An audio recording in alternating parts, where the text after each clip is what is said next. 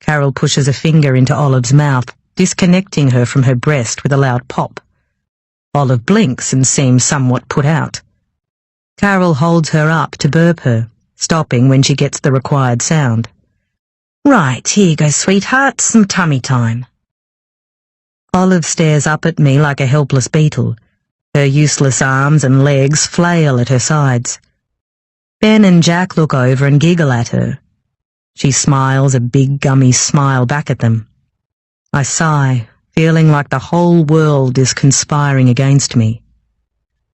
I mean, one child must be so nice sometimes. Carol smiles at me and then pushes herself back against the couch, closing her eyes briefly. The cake was good, wasn't it? I nod. Yes, I thought so too. Good, well, that's another keeper. It will be perfect for Seth's work picnic thing. She's lost momentarily in a bubble of domestic to-do lists. So, abruptly she leans forward, her eyes large. How is the case going? I saw you on the news this week. She casts a guilty look at the children as if they might be exposed to the darkness of my job if she talks about it. It's early days, really. We've covered a lot of ground, but there's still a lot to do. Do you think you'll find the guy? Carol is gripping the side of the couch now, wanting details. She has the same look that new officers get when they want bad things to happen so they can really feel like cops. I hope so, but it's a tricky one. What do you think, though? Random psycho, jealous boyfriend? Carol grabs a cushion and hugs it. I heard that she was seeing one of the teachers, maybe a married one. It all makes sense in a way. I mean, she was so beautiful. Carol is now looking dreamily at the floor as if romanticizing the beauty of dying in some torrid love triangle. My bones start to shift inside my skin. I have to move. I stand up and look around for my bag. I need to head off, I'm afraid. I have to drop Ben home and get a few things done. Oh, that's a shame. Work things? She straightens the plump aqua cushion and then smooths the lime one. She must put extra stuffing in them. Yeah, work things. I have to interview someone. I gesture to Ben. Come on, sweetheart, let's go. Wow, says Carol. Well, good luck. We'll just be here watching boring old Disney movies. Chapter 34. Saturday, the 19th of December, 12:05 p.m. I thought the memorial yesterday was wonderful, just lovely. Felicity Shooter gives an approving nod as she tips first one, then another teaspoon of sugar into her coffee. Didn't you think, darling? Just lovely. Troy Shooter nods. The past week has aged him a decade. He can feel the shock deep in his bones. He watches his wife sip at her latte. Some froth lingers on her mouth. He notices a hair shining on her upper lip and how her lipstick has bled beyond the curve of her mouth. She looks a little like Jackie did when she used to play dress-ups. Yes, yes.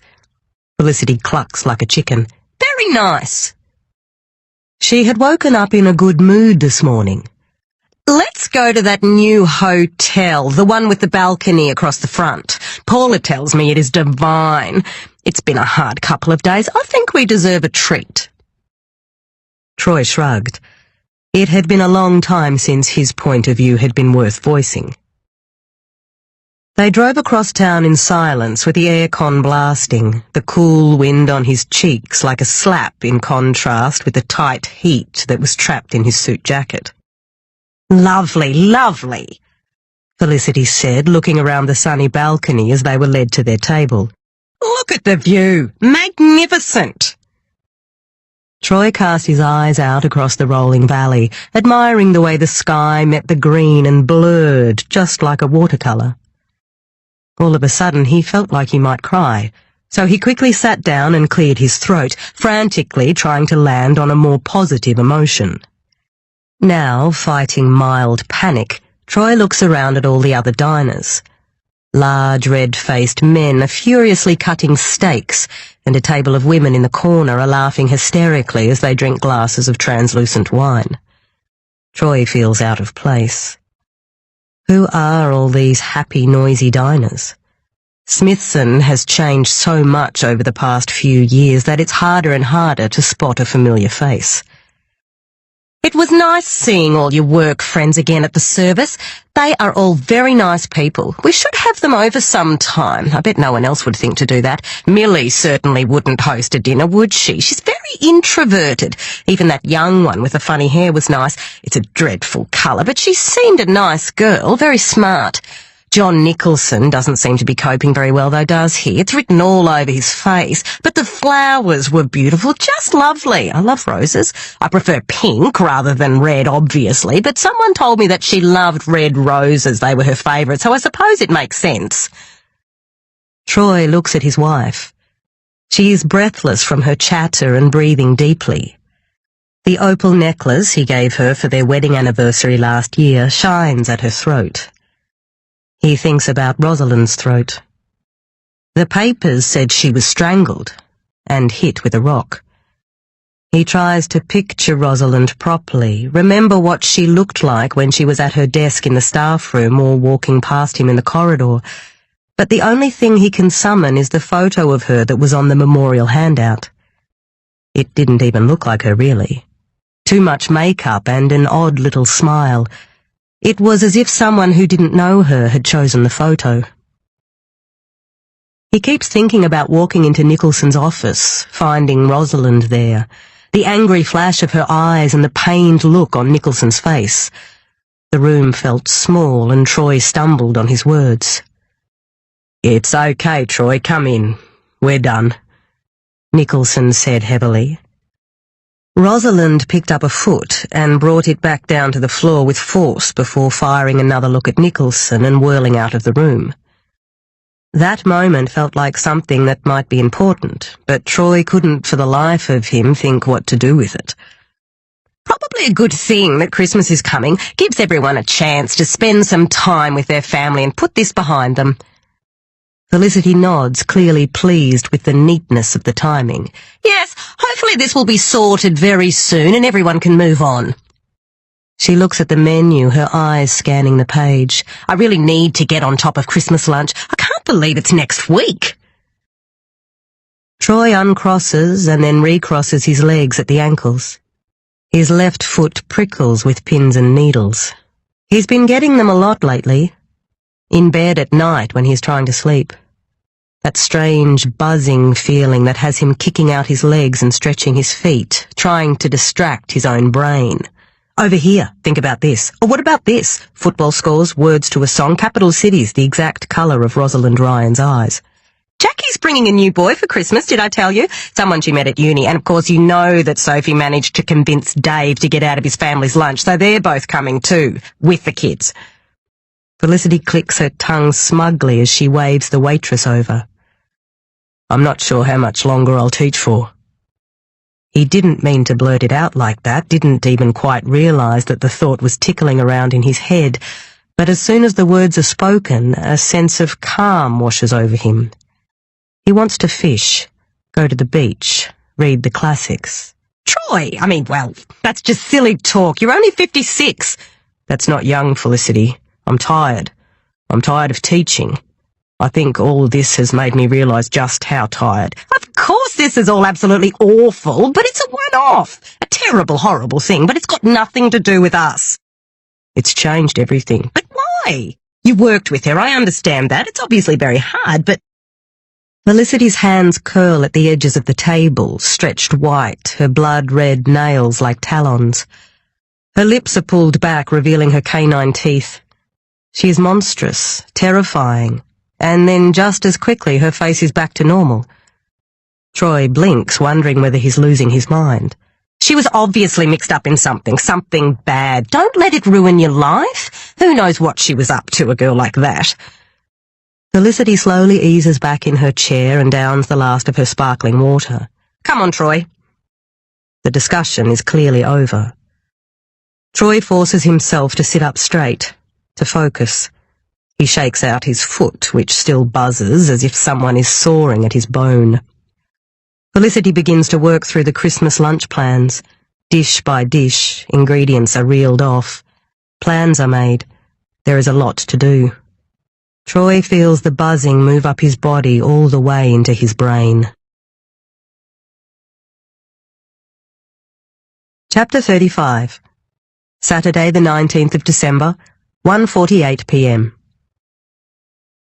I drop Ben back at home with Scott and then call Felix on my way to the shopping centre. He's with the forensic finance guys, following up several Ryan employees and associates to see how deep the anger goes and whether any threats have been made against the company or George himself. "We haven't turned up much," Felix tells me. "There've never been any serious threats made against the company. A bomb threat was made to George's house years ago, but it went nowhere. It was probably just kids." The sun skewers my eyes. I focus on the line on the road. "Okay, well, I guess I'll speak to you later." Wait, says Felix. "I'm warming up to my big discovery." "What is it?" "You know how we were waiting on her bank accounts?" "Yeah." "Well, aside from the standard stuff you'd expect, she has a term deposit account with a credit union, and it has over $100,000 in it." I think about my own measly savings account, which constantly hovers at around $2,000. Wow, what for? No idea. She puts about half her pay in every month and has been doing that since she started working. It just stacks up, I guess. She's never touched it. Not one withdrawal. She must have been saving up for something. Maybe, I say, thinking. Or maybe she just doesn't know what to do with it. I mean, she owns that place and her expenses must be pretty basic. Apart from the wine, Felix reminds me, and the makeup. Yeah, I sigh. Well, like we said, maybe they were her splurge things. Who knows? I think she was just really weird, but we're going to dig further and see what else we can find. Maybe she was planning to leave. An escape fund. I wonder, trying to make sense of it. "Are you going to speak to Maggie today?" asks Felix. "Yep, I'm heading to the shopping centre now." We agreed that I will try to speak to Maggie outside of an arranged interview this time. I'm convinced she knows more than she is telling us, and I want to catch her by surprise. "Great, I'll be with these guys all day, I suspect, so I guess I'll chat to you later." I think he's already hung up when he says quietly, "Love you." "Same," I say, my body stirring as I pull into the pre-Christmas chaos of the Ronson Shopping Centre car park. "Hi, Maggie." Maggie Archer blinks large mascara-coated eyes at me. Her smile is practiced polite. "Oh, yes, hello." She is placing fresh packets of earrings onto little silver display hooks. Loud music pulses in my ears. Her name tag reads Emily. "Detective Woodstock," I say firmly. Her face shows a flutter of frustration as she hangs the last few sets of jewellery. She pulls herself up tall. "What do you want to talk to me about?" she says prissily. Up close, her hair is almost white. 2 sections are pulled back from either side of her face, and the rest spills down either side of her chest. She's like a breath of summer. She looks just like Rosalind did in school, except that her eyes are a glass blue rather than velvet brown. I dive straight in, ignoring her tone. "It's nice of you guys to continue with the play. I'm sure Ms. Ryan would have wanted that." She taps her foot lightly on the floor. Her eyes dart around the shop as if she's expecting someone to approach at any moment. Her toenails are painted neon pink and keep catching my attention out of the corner of my eye. I didn't get my first pedicure until I was in my 20s, but these kids grew up on Sex and the City. I'm endlessly surprised at how early beauty routines start these days. An abuse victim I interviewed last month had some minor burns on her legs from waxing. She was 9. Maggie keeps her eyes on the ground. She's working at a clothing store, Everyday Runway, which is in the middle of the shopping centre. Her sister works in the complex too.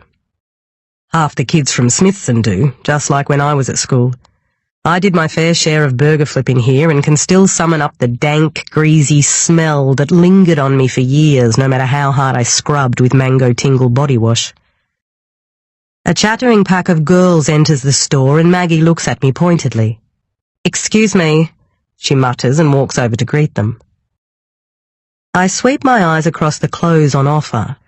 Piles of pale denim shorts with threads deliberately loose remind me of plants that have had their roots tickled just before being placed into the ground. Maggie sells one of the girls a belt and shows another one into the change rooms. So, look. She struts back to me with newfound confidence. I'm working. Can we talk another time? No, not really. Her stare wavers slightly, and she juts her tiny hip and gives me a slightly exasperated stare, as if our roles are reversed. I'm working too, and finding out who killed your teacher is obviously a priority. Okay, well, what do you want to know? Let's start with going over some of the basics again. No rehearsing this time. You were Juliet in the play, correct? Yeah, but it doesn't strictly follow the original. There's a fair bit of creative license. I play the Juliet character, but she's called Jasmine. Did you audition? Of course, we all did. Rodney Mason auditioned. A cloud flashes over her face. Yes, like I said, we all did. So you must have been very happy to get the lead. Of course, but I worked very hard. Drama is my favourite subject. I'm hoping to get into NIDA next year. I have a small part in a play in Sydney in February, and I was in a few commercials as a child. She shrugs. It's my thing. Congratulations. She scowls at me and gestures to a girl who is waiting at the till to purchase a skirt. Hang on a tick. She slinks off and I watch her, all honey and light, as she jokes with the customer, placing a free lipstick sample in the bag and commenting on her rings. She saunters back. Right, sorry, you were getting to a point? Before I can speak, her phone beeps and she pulls it out of her pocket, smiling slowly as she flicks her finger over the screen. Excuse me? Just a sec, she says. My teeth grind against each other as I look at her perfect face. This girl is something else. Was Kybrax in love with Ms. Ryan? Maggie snorts. I don't know. He probably wanted to screw her. I don't think it was love. What about Rodney? Did he love her? Same as above. Are you seeing Rodney? You two seemed close at the memorial. Seeing him? No. We went out last summer, very briefly. He's good looking, but actually pretty boring. So you're not a couple? No. Slowly. That would be why I said we weren't seeing each other. Are you friends? Playing the leads like that must be strange if you used to be together. She stretches her neck from side to side like a cat. Her eyes remain fixed on mine. We're friends, sure, and professionals, but that's it. I like girls now anyway. You're a lesbian. Her phone buzzes again and she glances down at the screen. She yawns sweetly. Sure. You can call it that if you want. I prefer not to get specific. I'm so young. Anything might happen. I fight the urge to grab her by the throat and push her into the jewellery rack. You must be upset about what happened to Ms. Ryan. Your reading the other day was very moving. She seems to think about this for a moment. I was very sad to hear what had happened, obviously. Murder is so full on. It's pretty crazy, really. And I did like her, even though she was a bit flaky. Nicholson asked me to say a few words at the thing, and Rodney really wanted to, so I agreed. I liked the opportunity to get up in front of a large crowd. It was an interesting event to speak at. My mouth drops open, and I quickly close it again. It was hardly an event. She blinks at me. Well, what would you call it? I shake my head, suddenly lost for words. Anyway, she says, I've told you all this already. Her lips purse and she shakes her head in a way that makes me feel old. Sometimes people remember things that they forgot to tell us the first time round. I snap. A soft smile plays on her lips. I don't remember anything new. Like I said, the play was great. So amazing. We were all on such a high. Ms. Ryan, too. She was so excited about how it went. I saw her afterwards holding bunches of flowers. She even had a champagne at the interval. She was smiling heaps and seemed really happy. I try to calm my breathing. You said you didn't speak to her after. Is that true? Uh-huh. Just saw her in the crowd. There were heaps of people around, like outside the school hall and in the main room, but all of us from the play just wanted to get to the party. At Jamie Klein's. Yep. Jamie has a great party house and her parents were away, so it was a big deal. Most of you went, right? From the play. Maggie waves two girls towards the change rooms and glances at her phone again. Yeah, most of us. And some of the younger grades too, even some kids that finished school last year. There's always a couple who don't come, like their kids really into sport or whatever. Miles didn't come, he'd had some fight with Sal or something, and Rodney wasn't going to come because he had basketball the next day, but then it was cancelled, so he ended up coming. But it was massive. Maybe 100 kids? When did Rodney turn up? I press. I don't know. I don't, keep track of him. I saw him around 12:30 maybe, but I'd been outside, so he was probably there for ages before I saw him. What about Kai? She twirls the ends of her hair. I think I saw him when I got there. 11 maybe? I sigh inwardly. Timelines are a nightmare to map out at the best of times without having to rely on the memories of drunk teenagers. Neither of them did anything to her, if that's what you're getting at. Really? I'm struggling to stay calm around the tilt of her chin. And you would know, would you? Sure. They're just not real men, know what I mean? There's just no way. They're kids. I take in her waxed, tan, buxom stance, the jut of her hip, the world weariness in her stare, and feel an unexpected tug of sadness. Okay, well, where were you when you found out about what happened to Ms. Ryan? She shrugs. Mum told me. I stayed at Jamie's, heaps of us did, and she called me around lunchtime and told me. I was so hungover, it totally didn't seem real. We were all really freaked out. Jamie's house is only maybe 500 metres from the lake, so that seemed weird too. We weren't sure if the play would still happen that night or whatever. It was just really weird. She wipes her fingers under her eyes, pushing away some dark smudges. We stayed there talking about it for ages. Who else stayed there? She looks at me wearily. Heaps of us. I don't know. Amy, Jess, Jamie, obviously. Kai. Yep, Kai, Jono, Joel. A few guys were in tents out the back, so I'm not sure exactly. Rodney? Nah, I think he went home.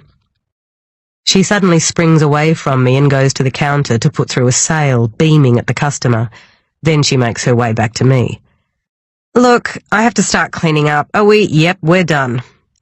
I turn to go and then spin around again. Actually, just one more thing. Was anyone upset about what happened to Ms. Ryan? More upset than you thought was normal? She taps her fingers against her jaw. That's kind of hard to say, isn't it? Everyone is so different. Joel Perkins cried, which was a bit weird, but his grandma had died the day before, so it was probably more about that. All the girls were upset, of course, and Rodney. When I saw him at school, he was upset. He's very emotional, though, super sensitive, probably because of his brother. She smiles at me prettily, and I yank my eyes away from hers and talk to the small patch of skin in between them instead. Aren't you emotional, Maggie, being an actress? I thought you would be all about feelings. She leans towards me conspiratorially. I am. I feel things really hard, but I have to be honest. This thing with Ms. Ryan, it's super sad, of course, but it's also the most exciting thing that's happened around here in, forever. Chapter 36. Saturday, the 19th of December, 8:45 p.m.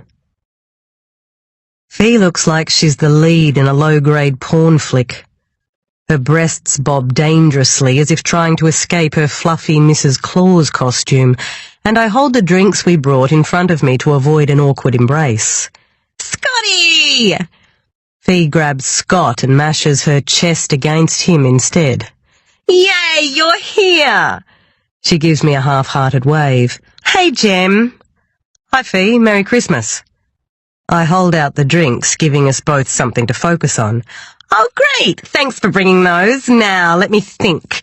There's an esky out the back. It's probably best to put them in there. The fridge inside is chockers.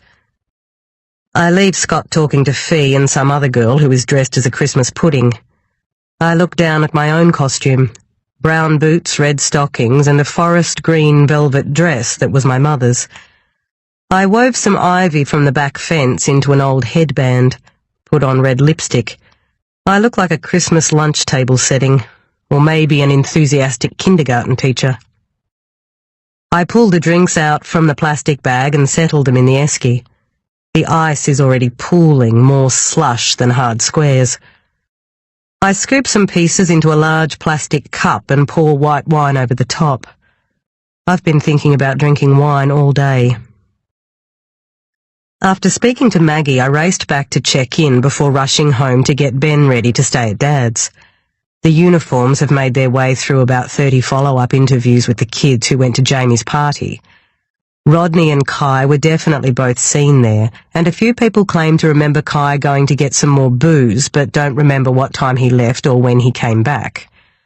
Like Maggie, a few of the girls can remember seeing Kai at around 11:30 p.m. One guy swears he saw Rodney when he got there at 11. Several others say they spoke to him just before midnight, but half of the kids were wasted by the time they turned up, and the stories changed with their attempts to remember. It doesn't leave us with much to be sure about. Another headache is rearing, and a small but mighty blister is making itself known on my foot. I drink more wine and survey the yard. There are maybe 20 people here already.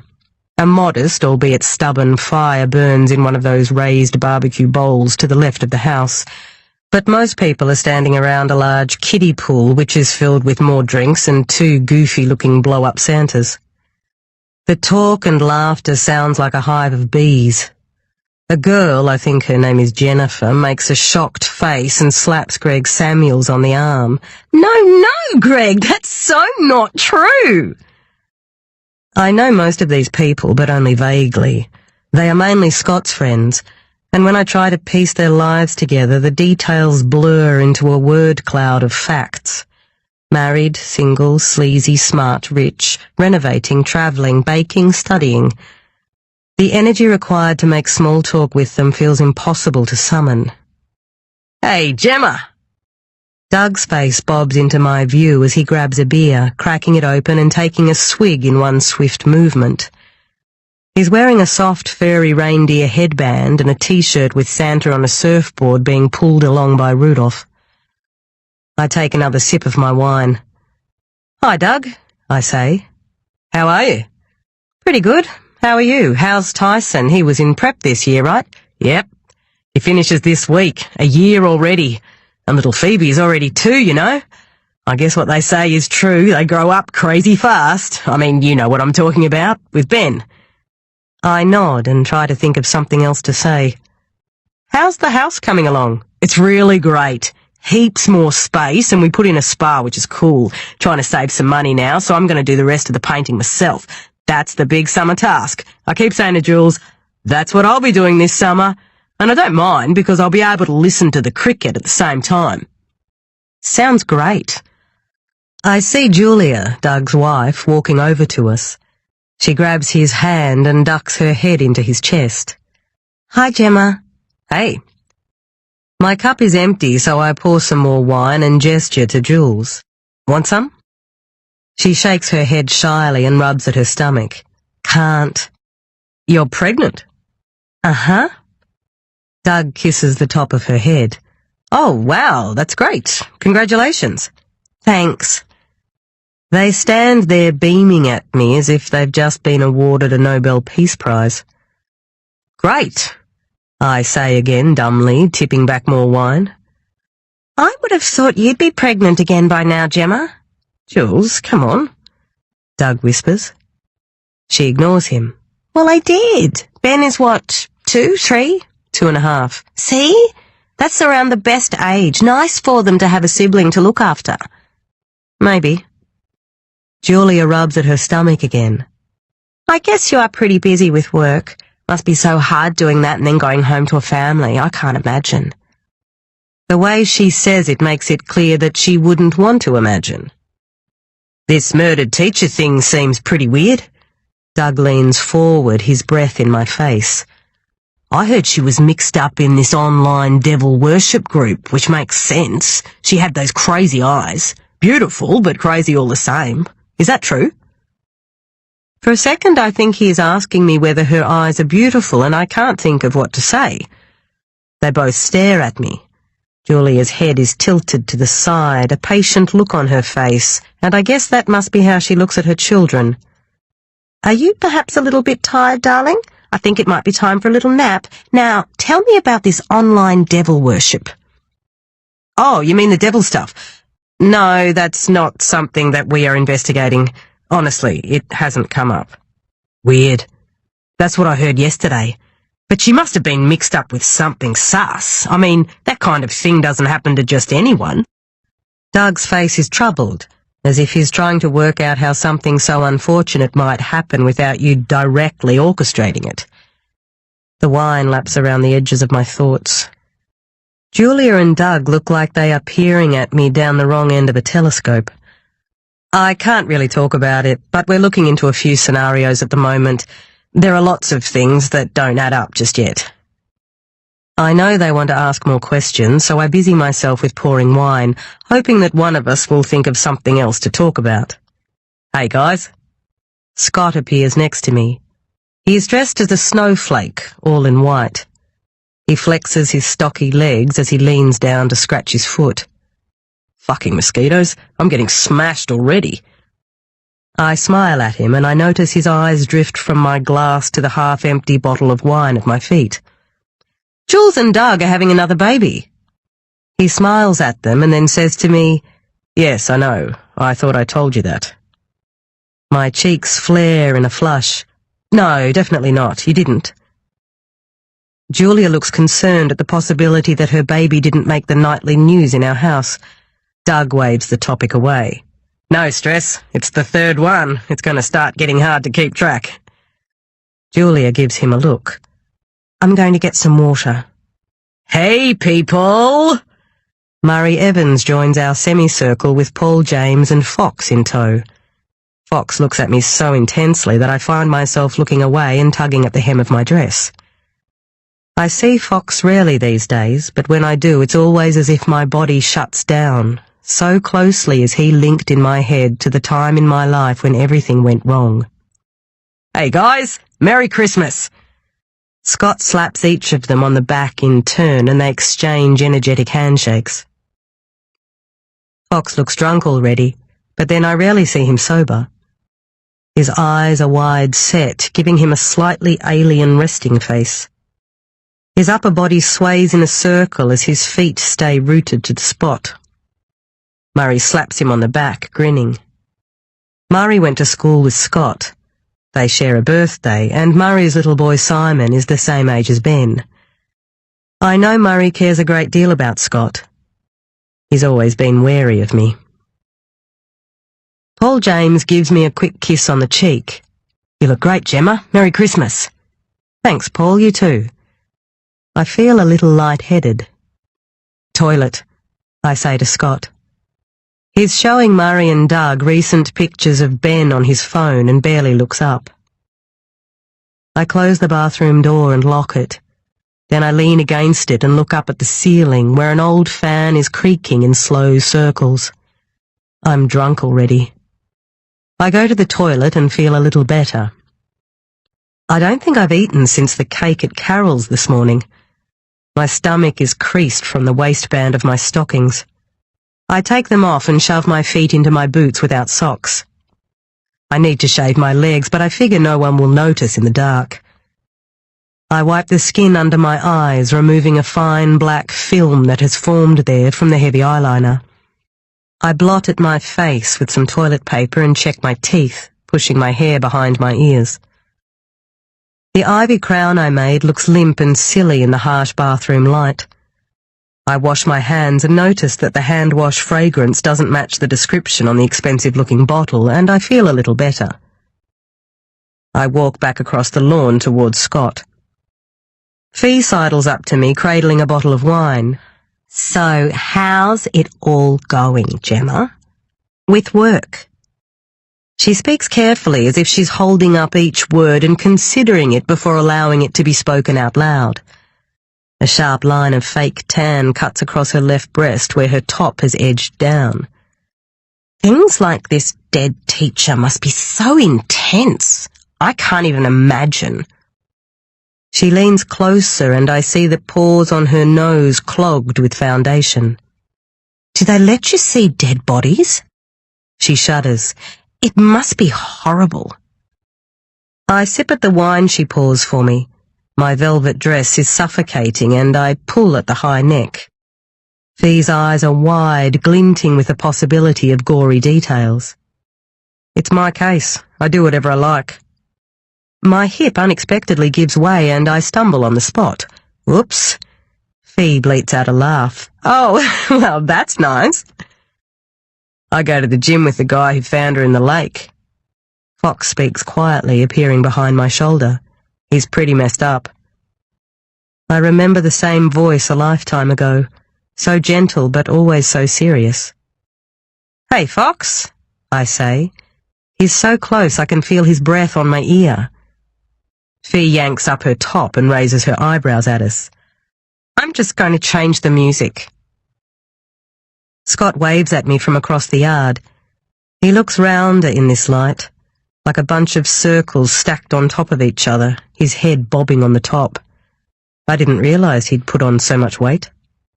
We've all put on weight, I think, as I look around. My thighs are sweaty and rub against each other. My underwear is damp and my skin crawls. I wonder if Fox can see the dark rings under my arms. Fox laughs. What? I breathe out through my lips, making them vibrate. I don't know. What's up? I'm drunk, I say. Fox lights a cigarette. I can see that. It was an accident. Whoops. Yeah. So tell me, is it weird? He narrows his eyes at me. Is what weird? Trying to work out who killed her. I look sharply at him, and for a moment in the half-light it seems as though the left side of his face is missing. I look back to the party. That's a stupid thing to say. Maybe. Sorry. He waves his hands as if trying to erase his words. I guess I just remember a time when you wanted to kill her yourself. Ergo, this must be a little odd. That's not true. I hiss. Don't say that. Fox shrugs. It was a long time ago. He offers me a drag of his cigarette. I shake my head and he shrugs again. I want my own one, I say, and I see his lips curl in a smirk. Sure. He lights one and holds it out to me, his fingers brushing against mine as I take it from him. I remember him coming around to my house after Jacob died, holding my hand as we sat on the couch. I almost told him everything, but my throat froze and I couldn't think how to explain it all, the weirdness that had taken me over, what I'd done. So instead we sat there in uncomfortable silence until I told him I just wanted to go to sleep. He held me too tight, kissed me on the forehead, then on my shoulder, then on my face, but I pulled away and he left. It's never been the same between us since. I feel uneasy around him, stressed. I look up at him now, the same softly curling sandy hair, light tan, dark eyes.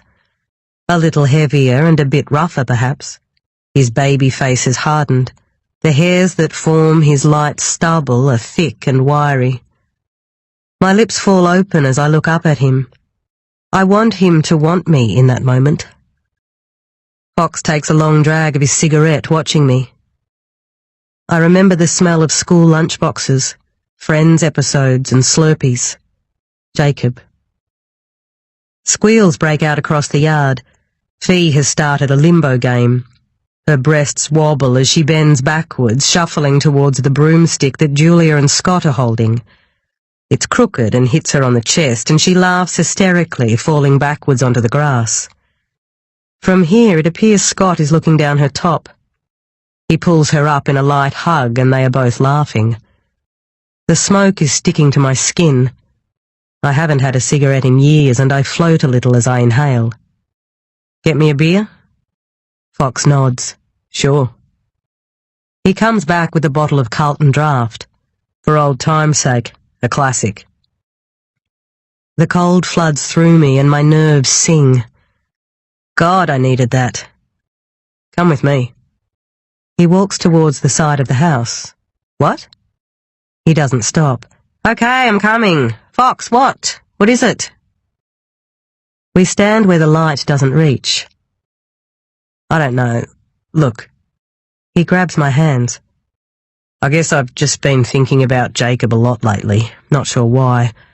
Maybe because of this Rose Ryan stuff, or maybe because it's been 10 years, don't know. He's stepping from foot to foot. I look back to the yard. Shadows from the limbo game dance across the fence. Someone has turned the music up and people are singing off-key to Mariah's Christmas anthem. I even went to his grave last week, says Fox. You did? You've never been, have you? I swig at my beer and the bubbles fizz up into my nose. I don't really see the point. He laughs. Oh, Jim, you're so tough. Tougher than all of us. I cared about you so much, did you know that? I cared about Jacob too, but you more. I still don't think what happened makes sense. That's what I've been thinking about. It never made sense, did it? Why would he do that? And then when I heard she'd died, I just felt like, I don't know, like maybe it had something to do with her all along. It's like she was a witch. A fist grips my heart. It's squeezing tighter and tighter, any more and I might explode. Don't be stupid, Fox. She wasn't magic. He lights another cigarette and the smoke finds its way into my lungs. The longing I have for the past swells in my chest and I force it away. Fox, look, that was then and this is now. I don't like to focus on stuff that happened back then. It never helps.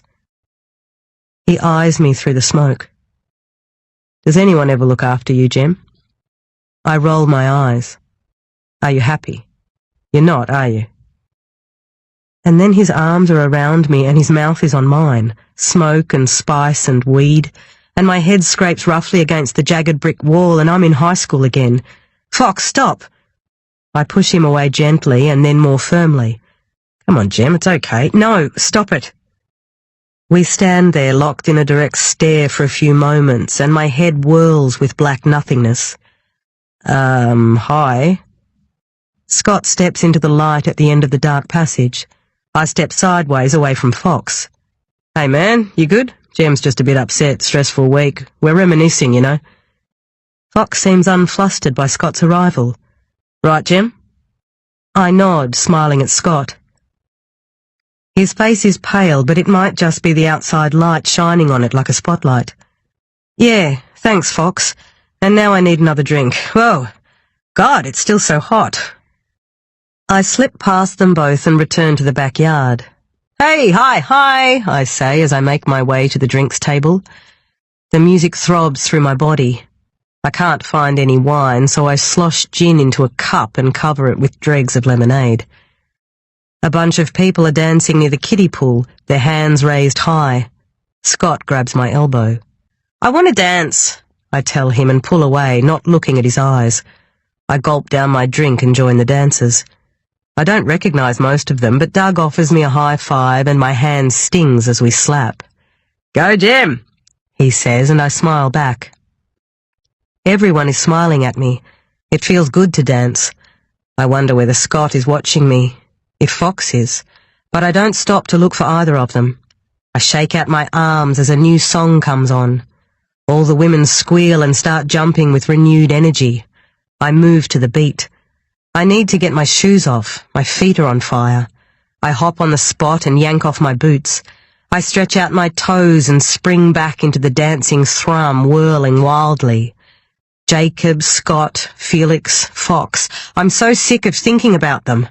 New songs come on and I keep moving. It's so hot. All the other women love that I'm dancing with them.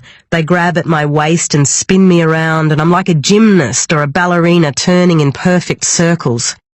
I'm too hot. I need to sit down. I peer at my watch. Is that 1 a.m. or 2 a.m.? fuck, I have to work in the morning.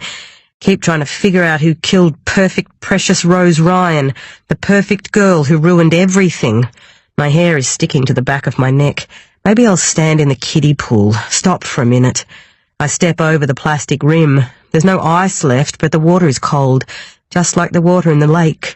Rosalind is dead. Jacob is dead, dead, dead, dead, but not me. I'm still here, all alone. I almost laugh because it is so insane. My chest is heaving and I can't catch my breath from the dancing. I have to sit down. I take a few steps backwards and squat on the edge of the kiddie pool, which immediately gives way, and I sink back into the icy water, laughter and screams washing over me as I fall. Chapter 37. Sunday, the 20th of December, 7:57 a.m. I open my eyes and the first thing I see is a bucket on the floor next to the bed. From this angle I can't tell if it's empty, but either way I definitely recall heaving into it after Scott brought me home. I hear his breathing behind me, ruffled by a slight snore. My head throbs, forcing my eyes shut again. I need to get up and get ready to go to work. I had planned to pick up Ben from Dad so Scott doesn't have to do it later, but I won't have time now. I slowly shift my body over and watch Scott sleeping. His face is relaxed and he looks peaceful, his eyelids as smooth as a child's. His lips are parted slightly and turn up at the edges. He has become a stranger. I get up. I wash out the already rinsed bucket and quietly place it back in the laundry. Without Ben, the house seems like an empty shell, like my ears are underwater. The silence roars around me. I flick on the radio, but the voices and the laughter echo through the kitchen maniacally, and I am hit by a wave of sickness. I run to the toilet and vomit repeatedly, my face exploding with sweat, the stale smell of wine making me retch even more. When I think it's over, I flush the toilet and drop into a sitting position on the bathroom floor. I rest my head on the cool bowl and cry, tears running down my face. After the tears stop, I wash my face and my neck, brush my teeth and twist my hair into a low, messy bun. Grabbing my mobile, I step out onto the deck to call Dad. I talk in a low voice to Ben, who chatters excitedly about the cereal Dad has just given him for breakfast, then ask him to give the phone back to Grandad. I need to get into work, Dad. Scott will come and get Ben a little later. Is that okay? Of course, of course. I love having him, you know that. Thanks, Dad. How was last night? Did you guys have fun? Yep, it was great.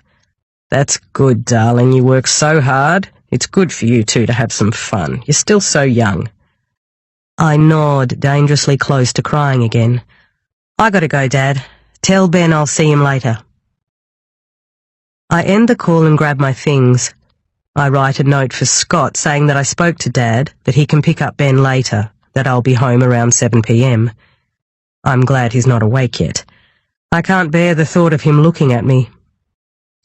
Felix keeps springing into my head. All I want is to tumble into bed with him and stay there for hours, his hands all over my body. As my frustration bubbles over, I slam both hands hard onto the steering wheel. I start to cry again, a messy, red-eyed affair, as I think about Fox, my dancing, and all the moments from last night that I can't remember. Felix, Scott, Ben, Jacob, Rose. My mouth clenches and I try to take calming breaths. I feel weightless, but it's not freeing or empowering. It's as if I have no anchor. The chain has snapped and I have drifted too far away. My reality feels like a permanent state of surreal. I think about my dad doting on Ben, making him breakfast and snuggling up with him on the couch, maybe doing a puzzle or reading him a book. Having Ben was the greatest gift I ever gave to my father. A new era of the Woodstock family, meaning that Mum dying was officially a generation ago. That chapter could be sealed off and relegated to the past. Towards the end of my pregnancy, Dad seemed almost scared to breathe around me. His eyes would fill with tears every time he looked at me. I was terrified something bad would happen. I had almost resigned myself to the idea that I would never hold my child, that happiness would loom close and then be briskly whisked away from me. In the end, Ben was early. I started labour hard and fast 3 weeks before my due date on a cold June morning. Asleep on the couch in the lounge, I woke with the jolt, the TV chattering softly in the darkness. Was it a noise outside I'd heard? And there it was again, a soft groan. It took me a moment to realise that it was coming from me. The baby was coming. My baby was coming. I didn't move. Instead, I lay as still as I had ever lain before. The room flickered with the light from the TV, and the large photo of Mum looked down on us from the worn wooden mantelpiece, and I clenched my throat against a wave of pain, then sat up in a crouch on the floor, letting it wash over me. The wetness came too, but I still didn't move. It was the last time that I would ever truly be alone again. Instinctively, I knew this. I was a cat heavy with kittens, a wild animal, almost a mother. The skin on my translucent belly moved, moulded by little arms, legs, my son. The pain came again and again. There was a break finally, and I got up and quickly cleaned the floor with a towel, soaking up the water that had kept my son safe all this time. I shuffled into the doorway of our bedroom, the floorboards ice beneath my feet. In the moonlight, Scott breathed in and out, his arms wrapped around my pillow. "Scott," I said, and I felt the pain rising again, pushing against my heart, making my voice swell. "Scott, we need to go to the hospital." He tumbled out of bed, a tangle of limbs and adrenaline, and looked at me, eyes shining. And in that moment, all I could think was, I'm having a baby and it isn't Jacob's, and nothing about this makes sense. Chapter 38. Sunday the 20th of December, 9:11 a.m. It's quiet as I walk into the station. Jonesy has been under pressure from above to stop everyone's leave from banking up and has ordered skeleton staff whenever possible, so there isn't the typical buzz of the admin crew filling the rooms. A couple of people mill about in reception, eager to report lost wallets and damaged letterboxes. It's so different from the past week of frenzied post-murder activity. The walls groan in the heat. My desk is scattered with papers and stray pens. I look over at Felix's neat desk, his pens standing like little soldiers in a homemade clay mug, a present from one of his daughters. I wonder briefly whether a child of ours would be more like him or me, a girl or a boy. My head is pounding with last night's wine and shame. I yearn for a day with no people, where I don't even need to open my mouth. I swallow thickly, still tasting the acid of the alcohol and vomit. Anna has left a chocolate heart on my desk. "Re-gifted to you from my latest NQR date. Enjoy," reads the post-it attached to it. I throw it in a drawer as I try to think past the nausea. My mobile phone jumps to life, vibrating across my desk. I jump too. "Woodstock," I say, and my throat burns with the effort. "Hi, I hope it's okay to call. You said to call if there was anything else that I thought about to do with Rosalind Ryan." I try to pull my thoughts together. "Absolutely, we're looking for any information that might help. Who is this?" A short, nervous laugh, followed by a sharp intake of breath. "Oh, sorry, it's Isabel Neal, or Izzy. I teach at Smithson. You gave me your card." I picture the bright red hair and dramatic eyeliner. "Yes, Izzy, of course, I'm listening." "Well, look, I'm not sure that this is related, but I suppose it's playing on my mind, and after the service on Friday, well, I don't know, it just feels like I'd rather say something than not, you know? Definitely. In situations like this, we want to know as much as we can. Things that seem irrelevant might absolutely be important. Yeah, I figured. So, look, I'm not sure about this, but a few weeks ago I left my wallet at work on my desk. I realized when I was out at dinner I didn't have it, and so I decided to go back and get it on my way home. Sometimes the cleaners are in early and I didn't want to risk it being stolen. When exactly was this? Thursday, 3 weeks ago. I just checked my diary to be sure. Okay, great. So you went back to the school. Around what time was that? Maybe 9? It was creepy being there when no one was around, so I just rushed in, grabbed my wallet and went back to my car. Then what happened? Well, I saw 2 people coming up from the hall down near the forest wing where the portable classrooms are. I sort of ducked behind my car so they couldn't see me. It was Rosalind, and, she was with a student. Do you know who it was? I'm not 100% sure, but it was definitely a student. Tall, but young. You know how you can just tell by the way they walk? My heart thumps uncomfortably. Okay, but you couldn't see who it was. No, it was dark and I didn't want to look like I was spying on them or anything, Izzy says. Did anything else happen? Well, it just seemed a bit odd. And then I remembered that she was doing all these rehearsals for the play after hours, so I figured that one of them had just finished and that's why they were there. I let out a breath that I didn't realize I was holding. So, do you think that's what they were doing? Probably. It makes sense, but... What else? Well, they got into her car, which I thought was a bit strange, but I guessed that she was giving him a lift home, which seemed fair enough. But then they just sat in the car for a while in the dark, talking, I suppose. There is a long pause during which Izzy breathes deeply into the phone. Finally, she says, Look, it was dark and I was wedged between 2 cars trying to look at them through another car window, but the thing is, their heads were close together and I'm pretty sure I saw them kiss.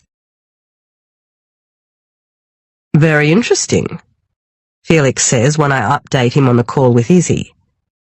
He took the morning off to go to Melissa's dance concert. When I asked him how it was, he shrugged and said, "It was a dance concert for 13-year-olds. He doesn't ask me about my night, doesn't seem to notice my red eyes and sallow complexion. I watch him fuss at his desk, opening drawers and closing them again, avoiding my stare. He's feeling guilty. I can tell by the way he looks to the left of my pupils when he talks.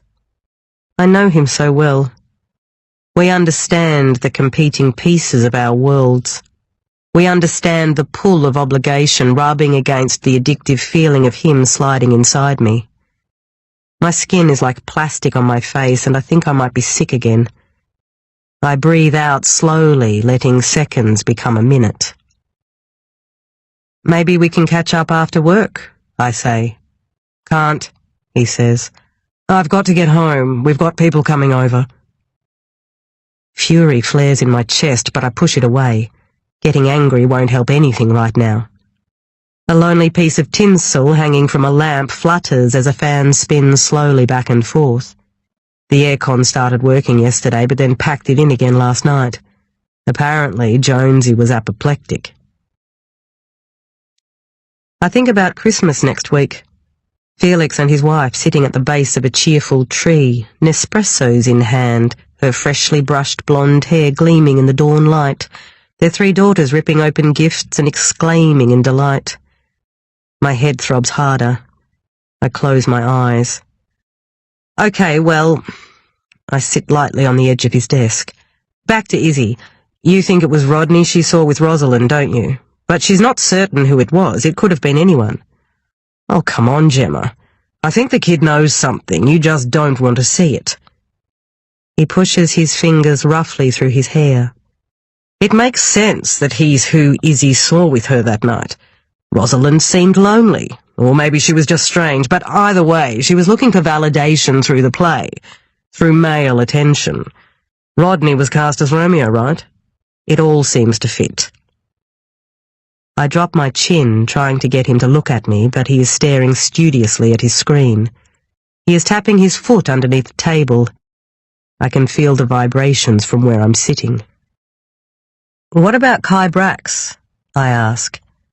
If he sent her those flowers on Valentine's Day, then that seems pretty telling, don't you think? Sure. I've got no doubt he had a crush on her, but we know he was at the party straight after the play and was with other people all night. He might be a creep or just an infatuated teenager, but I don't think he's our guy. What about Nicholson? We're still unclear on his relationship with Rosalind. He sighs, glances at me quickly, and then shifts his eyes away. I think Rodney just fits, that's all. It figures that an attractive young schoolboy would fall for his drop-dead gorgeous teacher. I thought we were the team that doesn't fight the obvious. I clear my throat, which is clenching painfully as I try to speak. Fine, but I don't think Nicholson's off the hook. It's equally likely that an older man would be lonely and pine after a beautiful young woman. That would be validating for her too. And we still haven't ruled out the possibility of a Ryan business associate. And there's still Timothy Ryan. Gemma, I'm not saying this is a done deal, but it's a pretty big lead. The biggest we've had so far. It would certainly explain Rosalind being cagey about her new relationship when she spoke to Lila. And we already needed to clear up the missing hour Rodney has between the play ending and his arriving at Jamie Klein's. Alleged missing hour. He says he went straight there. Felix rolls his eyes. Yeah, on his own, which is a bit convenient. Whatever. We need to check this out. John Nicholson could just have easily got out of bed and waited for the play to finish, I say. You have to agree your theory on Rosalind is no more conclusive than any theory we currently have on Nicholson, or Timothy for that matter. I look at Felix, but his eyes are still fixed to the screen.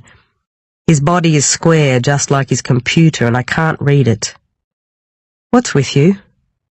Nothing, he says, giving me a surprised look. You're hurting me, I say quickly, looking at the floor. Immediately I feel guilty. We avoid laying our feelings on each other, knowing that there is enough of that heavy responsibility in our worlds already. The room tips as he stands, his face blocking out the harsh fluorescent light. For a moment I can't see him. He is just a dark, featureless blur. I'm sorry. I don't mean to hurt you. This is hard, Gem, really hard, and then there's bloody Christmas on top of it all. I know, I'm the same. So it's just hard, harder than normal. My parents are coming to stay with us next week for a while. It will be even harder to see you. All the happy family time I'm going to have to do feels impossible. He looks up at me and then around the room as if people are listening even though no one is there. He puts his lips together and I think he's going to cry. His voice is so soft I can barely hear him. I get so sick of our situation sometimes, Gem. I talk quickly, desperate to say the right words. I know it's hard, so hard, but we both know that. We both understand, we get it. This time of year is always difficult. I'm finding it hard too, but it will be okay. He opens his mouth and then closes it again. Come on, let's go and talk to young Mr. Mason. Chapter 39. Sunday the 20th of December, 9:55 a.m. Jacob's house is almost exactly as I remember it. Squat and dark, with thick ferns licking at the windows. The garage door is closed, but an old Ford Falcon sporting learner plates is parked out the front. Rodney's birthday's in January, I find myself remembering suddenly, the fact surfacing in my mind. I remember a hot, blustery night in the downstairs den, the artificial smell of hot dogs and a bunch of young boys watching ghost movies on the old TV. Jacob holding my hand as we sat on the couch in the corner, supervising Rodney's birthday sleepover, laughing at how scared they were. A tall gum still stands to the left of the house, its branches disappearing over the roof. We're not out of the car when Donna Mason appears on the front veranda holding a broom. She reminds me of a tightly coiled spring. She walks as if she's being controlled like a puppet on strings, her movements jerky. Felix winds down his window. She comes to the edge of the veranda. Hello? she says softly to Felix, a tiny nod for me. "Hello, Mrs. Mason. Sorry to intrude like this, but we'd like to speak to Rodney, if he's home, about Miss Ryan." "He's already been interviewed," she says. "Yes, but we have further questions," replies Felix. A flash of defiance lights her eyes, and then, just as quickly, she drops her shoulders and it's gone. Another blunt little nod. "He's out the back playing basketball." We get out of the car to a chorus of cicadas. The dull thud of a basketball forms a bass beat. Jacob played too, his long limbs perfectly suited to the ducking, weaving and shooting for goals. I loved watching him play. "This way." Donna props the broom against a wall and leads us through the dark house. The blinds are drawn and the hot air is thick with the smell of pine, a Christmas tree. We step out through the wire door and back into the soupy air, following Donna down the creaking wooden stairs. "Rodney!" He spins around. The slope of his cheekbones is so familiar I could draw them with my eyes closed. I look quickly at Donna and wonder how she manages living with a ghost. Her arms are crossed on her sunken chest and her right foot taps up and down, and in that movement I sense the long nights, the broken dreams and the hopeless crying that I am sure have been her life for the past decade. The basketball rolls off the side of the concrete court, coming to rest near the base of a tree. Rodney's chest heaves and perspiration shines on his face. He walks towards us and his eyes are level with Felix's. He is taller than Jacob was, broader. He wipes the sweat from his forehead up into his hair, giving it height. He is stunning. A cloud passes over the sun and we are thrown into shadow. "Hi," he shrugs. "What's up?" He sounds relaxed, but his eyes dart between the two of us and he scratches at his neck. "These people want to talk to you about the teacher, Rodney. It won't take long." She looks at Felix pointedly, ignoring me completely. I must remind her of Jacob, of that terrible time.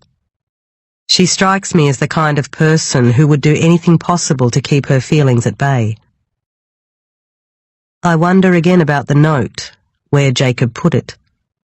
I look up at his old bedroom window and wonder whether the room is a shrine to him, whether there are still photos of me in there, or whether she's stripped it bare, disinfected it, destroyed it, in an attempt to clear her house of her broken, dead son. "Okay, here?" Rodney gestures to where we are standing. "How about over there?"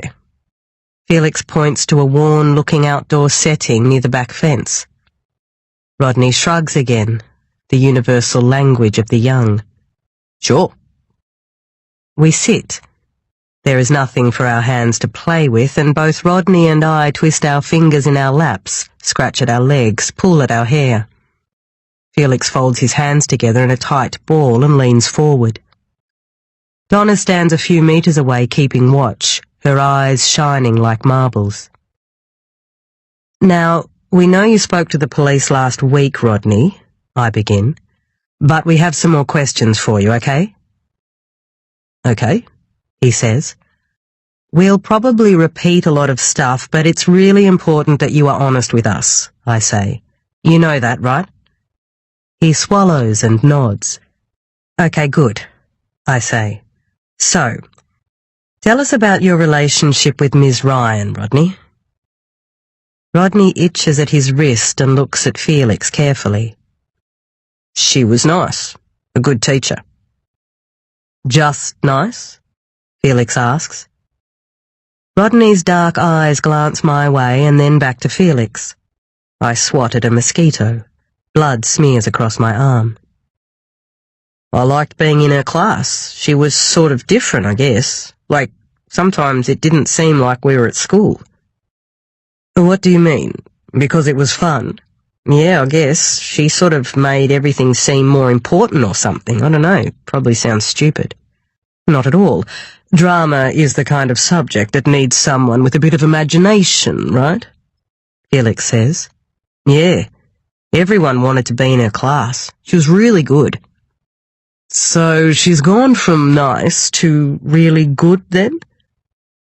Rodney leans back heavily in the chair. Whatever. Did you ever see her outside of school? My voice, higher than Felix's, is almost lost in the sticky heat. He blows air through his lips, reminding me of Ben. Sometimes, because of the play. What, like rehearsals and stuff? I ask. Yeah. Sometimes we stayed back late after school. Even went in on weekends if we needed to. Everyone was really committed. We still are. We have a rehearsal later tonight for the extra show we're doing in the new year. We're doing it in her honour. Yes, we were at the memorial. We saw you speak. It's a very nice gesture, says Felix. Are you close to Maggie? She seems like a nice girl. I feel an odd prickle of envy as I imagine Rodney, so like Jacob, touching Maggie's face, her tight young body, running his long fingers through her silky white hair. We've been in school together forever. We're friends. Ever been anything more? He rolls his eyes gently. We sort of went out for a while last summer. It was only a short thing. We decided we're better as friends. Who decided? I ask. Donna walks over to the basketball and picks it up, dropping it noisily in a large plastic tub. Thunder rolls ominously in the distance. Rodney's very serious about his schoolwork and his basketball, says Donna. He doesn't have time for anything else. Rodney continues as if she didn't speak. Mainly I decided, but it really wasn't a big deal. We just went out a bunch of times. Movies, a few house parties. Like I said, it wasn't for very long. Was she upset when you guys broke up? I keep my voice light. I want to ask whether he told her the same way Jacob had told me. I wonder whether his decision had shattered her world into a million little pieces. I don't think so. She hooked up with this guy Matt a week later. Love moves fast, huh? Felix laughs and sends a soft glance my way. Maybe she was trying to make you jealous. Maybe she felt like you'd moved on to bigger and better things, that maybe you wanted someone more mature. Rodney scowls childishly. You'd have to ask her, but I don't think so. She kind of has a girlfriend now. I sense Donna's eyebrows lift. Okay, Felix says. Tell us about the play. You're Romeo, right? That's a pretty big role. Yeah. Another shrug. I like acting. I love basketball too, but I want to do drama after school, like an arts college or something, so it was good to get the lead. The play is different from the original. It's set in Australia in the 70s, like in the city. Sydney, I guess. Jasmine is a Juliet character from a really rich family, and she has really strict parents that she doesn't relate to. I play Ricky, who's the Romeo character. He's poor and heaps younger. Younger man with an older woman.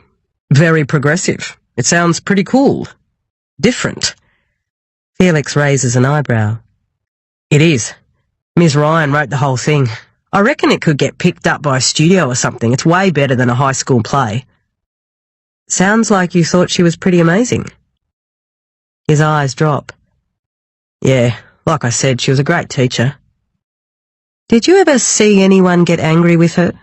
Did she ever tell you about being scared of anyone? No. I mean, we didn't talk that much, really. He pushes his fingers through his hair again. I mean, I know that there were issues with the school. Our principal, Mr. Nicholson, he supported the play, I think, but there were problems making it happen. Funding stuff. I saw them talking about it sometimes, kind of arguing. Rose was really upset about it. Rose? He reddens deeply as if he's been caught stealing. In drama class we all called her that. She said that everyone is an equal on the stage. She was still your teacher though, right? So you weren't really equals, and you're not an adult yet. Presses Felix. Almost. January 15th. I checked. Felix squares his shoulders and tips his head to look Rodney in the eye. Rodney's mouth opens as if he is about to say something, but then he quickly snaps it shut. "Rodney," I say, "you are still technically a child, so if Ms. Ryan was making you do anything or spending time with you outside of school, that would be wrong. She had a responsibility to you. You understand that, right? You're not in trouble, but we still need to know." He looks down again, then says, "I already told the other cops. We didn't do anything." "What happened to your basketball game?" says Felix. "Huh? You were going to play basketball on the Saturday morning after the opening night. Did it get cancelled?" No, it wasn't a game. I was just going to meet some guys to train, but it was so hot I decided not to go." "So you went to Jamie's party instead?" I say, realizing perhaps for the first time just how much I don't want Rodney to have anything to do with this. "Yeah." "Have fun?" "It was okay. I was tired, from the play, but yeah, it was okay." "And you walked there on your own?" I say. "Yeah, I got separated from everyone after the play. Mum had already left and I had, some beer in my bag, so I took the back streets and drank one on the way." He looks at Donna, but she doesn't flinch.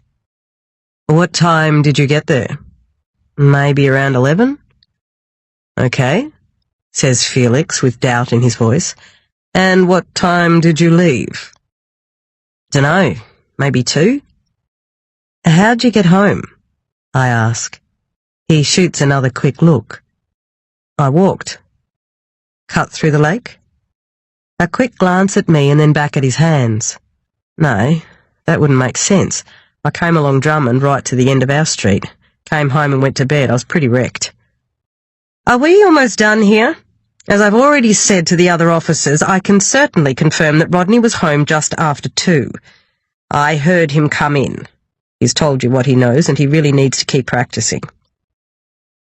The 3 of us ignore Donna as a light smatter of rain sprinkles across my bare arm. I suspect it's unlikely that Rodney will practice basketball in the rain anyway. "Did you ever fight with Ms. Ryan, Rodney?" I ask. "Maybe you wanted her to do something and she wouldn't, or maybe you disagreed about the play." "No." He looks at me almost pleading. "Nothing like that." The droplets fall more heavily, splashing onto the table and joining together, forming small pools. "I don't know who killed her." His eyes are bloodshot, the exhausted stare of someone with a broken heart, of someone who isn't sure if the future is worth striving for anymore. "Really, I have no idea. The play was great that night. It went so well. I think she was really happy." He clears his throat, which I suspect is a tactic to avoid crying. I can see the telltale shake of his lips. He's upset, that much is clear, but I can't tell if guilt is mixed with his pain or if it's just pure simple grief, or fear from being caught. I look at him and hope again that he really didn't have anything to do with it. A gum nut falls from the sky and lands on his clenched hand. He yanks it back from the table and rubs at his knuckle. We get up. "Okay, well, thank you for your time," Felix says. "We may need to speak to you again, but we'll give you a call if we do. Good luck with the rehearsals. We're looking forward to seeing it, aren't we, Woodstock?" I nod. I want to hold out my hand to Rodney, to pull him close and tell him that I understand. "I'll walk you out," says Donna briskly, wiping her hands on her thighs as if she is wearing an apron. We make our way back up the wooden stairs as the rain pours down. Donna's thin hair is curling already, small ringlets forming at the base of her pathetic ponytail. I pull mine back, thick and frizzy, bunching it together in my hands. Behind us, Rodney is playing basketball again. The sound of the ball hitting the wet concrete is like a hand smacking against bare skin. Chapter 40. Monday, the 21st of December, 6:06 p.m. I'm late to pick up Ben. I had sort of known that this would happen, but Scott needed to work back because the rain had messed around his building schedule, and he asked me if I'd be able to get Ben tonight, and, thanks to my performance at the party on Saturday, I hardly felt like I could say no. I slunk out of a meeting and raced to my car, threw it into drive, then wove impatiently through the end-of-day traffic up to Martha, the small suburb in the hills where Ben's daycare is. Cloud Hill for children is a standard plastic fortress on a half-acre block around the back of Martha's primary school. It balances the garish, worn plastic with a small chicken coop and a vegetable garden, both of which look rather half-hearted, though I'm sure the children don't notice. Ben has been going there since he was 3 months old and seems to like it well enough. I park sloppily and jump out of the car. It's after 6 p.m. and the centre is incredibly strict about the pick-up cut-off time, but there haven't been any calls to my mobile, so I figure they can't be too concerned yet. I burst into the main entrance. An older woman I don't recognise is doing paperwork at the desk and looks up at me, surprised. She calmly takes her glasses off, but is wary. "Hello?" "Hi, sorry I'm late. I'm here to pick up Ben. Ben Harper?" There is a slight furrow in her brow. Okay. Just wait here, please. I'll be back in a moment." The centre is absolutely silent. It feels exactly like our house does when Ben isn't there. Hollow. Gentle panic stirs in my gut. Maybe Ben is outside. Madeline Phillips, the centre director, walks into the room with a warm but worried smile. "Hi, Gemma. Haven't seen you for ages. How are you?" "Where's Ben?" I say, my voice wavering. "Here, why don't you take a seat?" I let her guide me to a chair and I sit, but my muscles are on alert and my eyes bore into hers. "Where is he?" "Now, Gemma, I'm sure everything is fine, but I just checked the logbook and it seems that Ben's grandma picked him up today. Maybe you had crossed wires about who was doing what." "Ben's grandma?" "Yes, that's what the sheet says. Now, I've called Grace, who was on shift when he left. She's new, so maybe well, anyway, she was here when Ben was picked up. I'm sure she'll call me back in a minute. But Ben doesn't have a grandma." The words linger in the room, and I know that Madeline and the other woman are looking at each other, trying to work out what to do. No one knows what to do when something like this happens. I have a strange urge to call the police and then think, that's me. I just want to talk to Felix. No, Scott. I have to tell Scott. Dad. I need Dad. My thoughts race around my head. Well, that does seem strange. I'll try Grace again. I'm sure there is a reasonable explanation. Madeline shuffles some papers, finding safety in doing something with her hands. "Maybe it says grandfather," I blurt out hopefully. Maybe Dad came to pick up Ben. Maybe I had been mixed up after all. I've been so tired, and Scott and I had spoken about it late last night. Maybe I dreamed it. "Well, that does make sense. I'll just try Grace again." She is about to get up when the phone rings and we all jump. My skin is prickling and I feel feverish. "Grace, sweetheart, thank goodness." The way Madeline speaks makes me realise how worried she is too, and I surf another wave of panic as I try to breathe. "Yes, Ben Harper. You wrote Grandma in the logbook today. Who collected him?" The second hand on the cheap-looking clock on the far wall seems to move at an otherworldly pace. There is a hissing sound in my ears, and I look blankly at Madeline's lips as they move. The phone is now in her limp hand. Suddenly Rosalind's pale, dead body flashes across the scene, and it takes me a second to focus on what Madeline is saying. "A woman who said she was Ben's grandma came to pick him up at about 4:30, said it was all arranged, knew all about you." Madeline's eyes are huge. "She told Grace she was visiting for Christmas. Grace said Ben seemed pleased to see her. He was fine to go with her. Obviously, we're supposed to have something like this in writing from you, but with Grace being new and the woman being so certain—" I jump to my feet and then stand there, my eyes darting every which way, my chest heaving as I try to think what to do. 4:30 was almost 2 hours ago. The thought of all those minutes, all that time with Ben God knows where, is not registering, despite it causing worse pain than I thought was possible. I think I will disintegrate into nothing. Madeline starts to cry, her hand cupped over her mouth. "Oh my God! Who is she? And why would she take Ben?" I don't answer, but instead run outside and jump into my car. There is only one thought in my head, and it slams across my brain over and over. I need to find my son. I shove my phone onto the hands-free and stab at the screen until I can hear the ringtone through the speakers. My hands are steady on the wheel as I turn out of Cloud Hill's driveway, but the minute I hear Felix's voice, my throat cracks and I can't talk. Gemma? I nod, trying to breathe, but the air catches in my mouth and I'm stuttering nothing into the phone. Trees and sky whip past. I need to slow down. Gemma? Hello? Are you all right? It's Ben, I managed to whisper. Ben? What about Ben? What's happened? I turned sharply into Neil Road and brushed tears from my eyes. Someone's taken him. Shit, what? Where from? Where are you? My throat is raw as if I've been screaming. I clutch my neck, trying to keep my eyes on the road. Ben, I think. My baby boy. My arms begin to shudder uncontrollably. Gemma, where are you? In the car, near home. Someone took him from daycare, some woman. I don't know who she is. She said she was Ben's grandma. Okay, I don't know, fuck. I'll send out an alert now. I gasp. A shuddering sob rattles through the car. White noise pierces my ears. Ben's face is everywhere as I grip the wheel and turn into my street. We'll find him, Gem. I'm coming, okay? I'll come to you. I love you.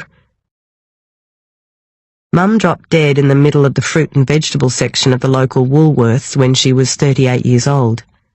A brain aneurysm. Nothing that anyone could have seen coming. I remember one of the many doctors that Dad made me see afterwards saying that she was basically a human time bomb. At her funeral, the man who had been next to her at the supermarket when she collapsed, a nice-looking man in his late 20s who had been fondling avocados, sought me out. He told me that as he held my mother, him squashed against the wooden base of the avocado display with people screaming for help around them, he was certain she looked at him in a way that meant she wanted him to tell me that she loved me. That was unlikely, I knew even then, but I could tell it was important to him, so I squeezed his arm and thanked him for passing on the message. Told him that I was glad that she had someone like him with her when she died. He started sobbing and I patted his arm awkwardly as they loaded Mum into the hearse. It is a very strange thing not having a mother. It's rudderless. My mother was neither overly affectionate nor particularly maternal, but she was mine, and I had her all to myself for 13 years. I would never know love like that again, of being a daughter to a mother, and therefore her everything, and that fact alone was a crushing physical blow. Her death left a great miserable hole in my world and, try as he did, Dad just could not fill it. We existed in the house for the months after she was gone. Two lost souls rolling in and out of the rooms, polite and considerate of each other's grief, but not able to connect meaningfully. Not able to crack through the bleak layer that had crept over our lives the instant she left us. His sadness made me uncomfortable. It was somehow worse than my own. I had lost the person who would love me more than life itself, which was a terrible, impossible thing, but that seemed unimportant, selfish even, when compared with losing the person you had chosen above everyone else in the world to spend your life with. The fact that he could even consider replacing her was complicated. I had no such complexity. My love and grief for Mum was tragically simple. I thought about all this the moment I first held Ben. I missed Mum in those first few days, and one thought kept pulsing through my mind, clear above the fog, that at least she had never had to go through the pain of losing me. Holding Ben, I suddenly realized that as bad as it was for me to lose her, it would have been so much worse for her to lose me. Chapter 41. Monday the 21st of December, 6:37 p.m. What do you mean, Jim? I don't understand. Scott's voice carries the same tone of frustration that it's had since Saturday night. I can tell his forehead is creasing between his eyes and that his mouth is set. I know that look so well. Scott doesn't tend to stay angry, but when he does, his rage simmers quietly for days. I seem to have a particular skill for igniting this in him. Someone took Ben from daycare. Gem, you were supposed to get him. We spoke about it last night. A gentle wave of cheering rolls down the phone line. He's at the pub. I slam my hand on the steering wheel. Scott, fuck, listen to me. Listen to what I'm saying. Someone's taken Ben. Some woman. I got there just now to Cloud Hill and someone had already picked him up. The girl on today is new and she didn't know. The woman said she was his grandma. I start to cry. I don't know where he is. What? Are you serious? He is moving. The sound changes. He must be outside. Where are you? I'm at home. I just came straight here. I don't know what to do. A strange sound snakes down the phone line. Scott, I don't know what to do. I'm coming, Gem. I'm coming. Oh, my God. I drop the phone into my lap. Tears feel slimy on my face, mixing with makeup and sweat. The engine hums, but the aircon isn't on and the car is stale and empty. My phone rings and I jerk sideways. The noise is like a bullet. Gemma? Miss Woodstock, we're so sorry, stammers Madeline from the daycare centre. This is just horrendous, unbelievable. I don't know what to do. You need to tell us everything. We need to know what the woman looked like. We need to know everything you and the other girl can remember. We need details, CCTV, anything you have. We need to be able to track her down. Find Ben. I feel the familiar kick of routine course through me. I know how to do this. Know how to deal with emergencies. I know how to catch the bad guys and make things okay again. But then Ben's face looms before me and the panic is back. I don't know how to do this. Madeline is sobbing into the phone. Yes, of course. I've called the police. Someone will be there to talk to you soon. Don't go anywhere. Start writing down everything you can remember. I hang up on her. I turn the engine off and get out of the car. The house looks different. Everything has frozen in the thick heat except the relentless thrum of cicadas. The sound drives like a drill into my brain. The sky is too blue, the grass is too green. I can hear the heat. Where is Ben? Screams my head over the buzzing. I grab at my throat again. It is throbbing so hard I want to rip it out of my neck. I circle my fingers under my eyes, pushing away tears of liquid fear. Just get inside, then work out what to do.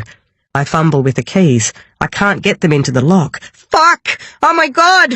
I kick the door and then crumple onto the doormat and sob. After a few moments, I draw a long, shuddery breath and contemplate a life without Ben.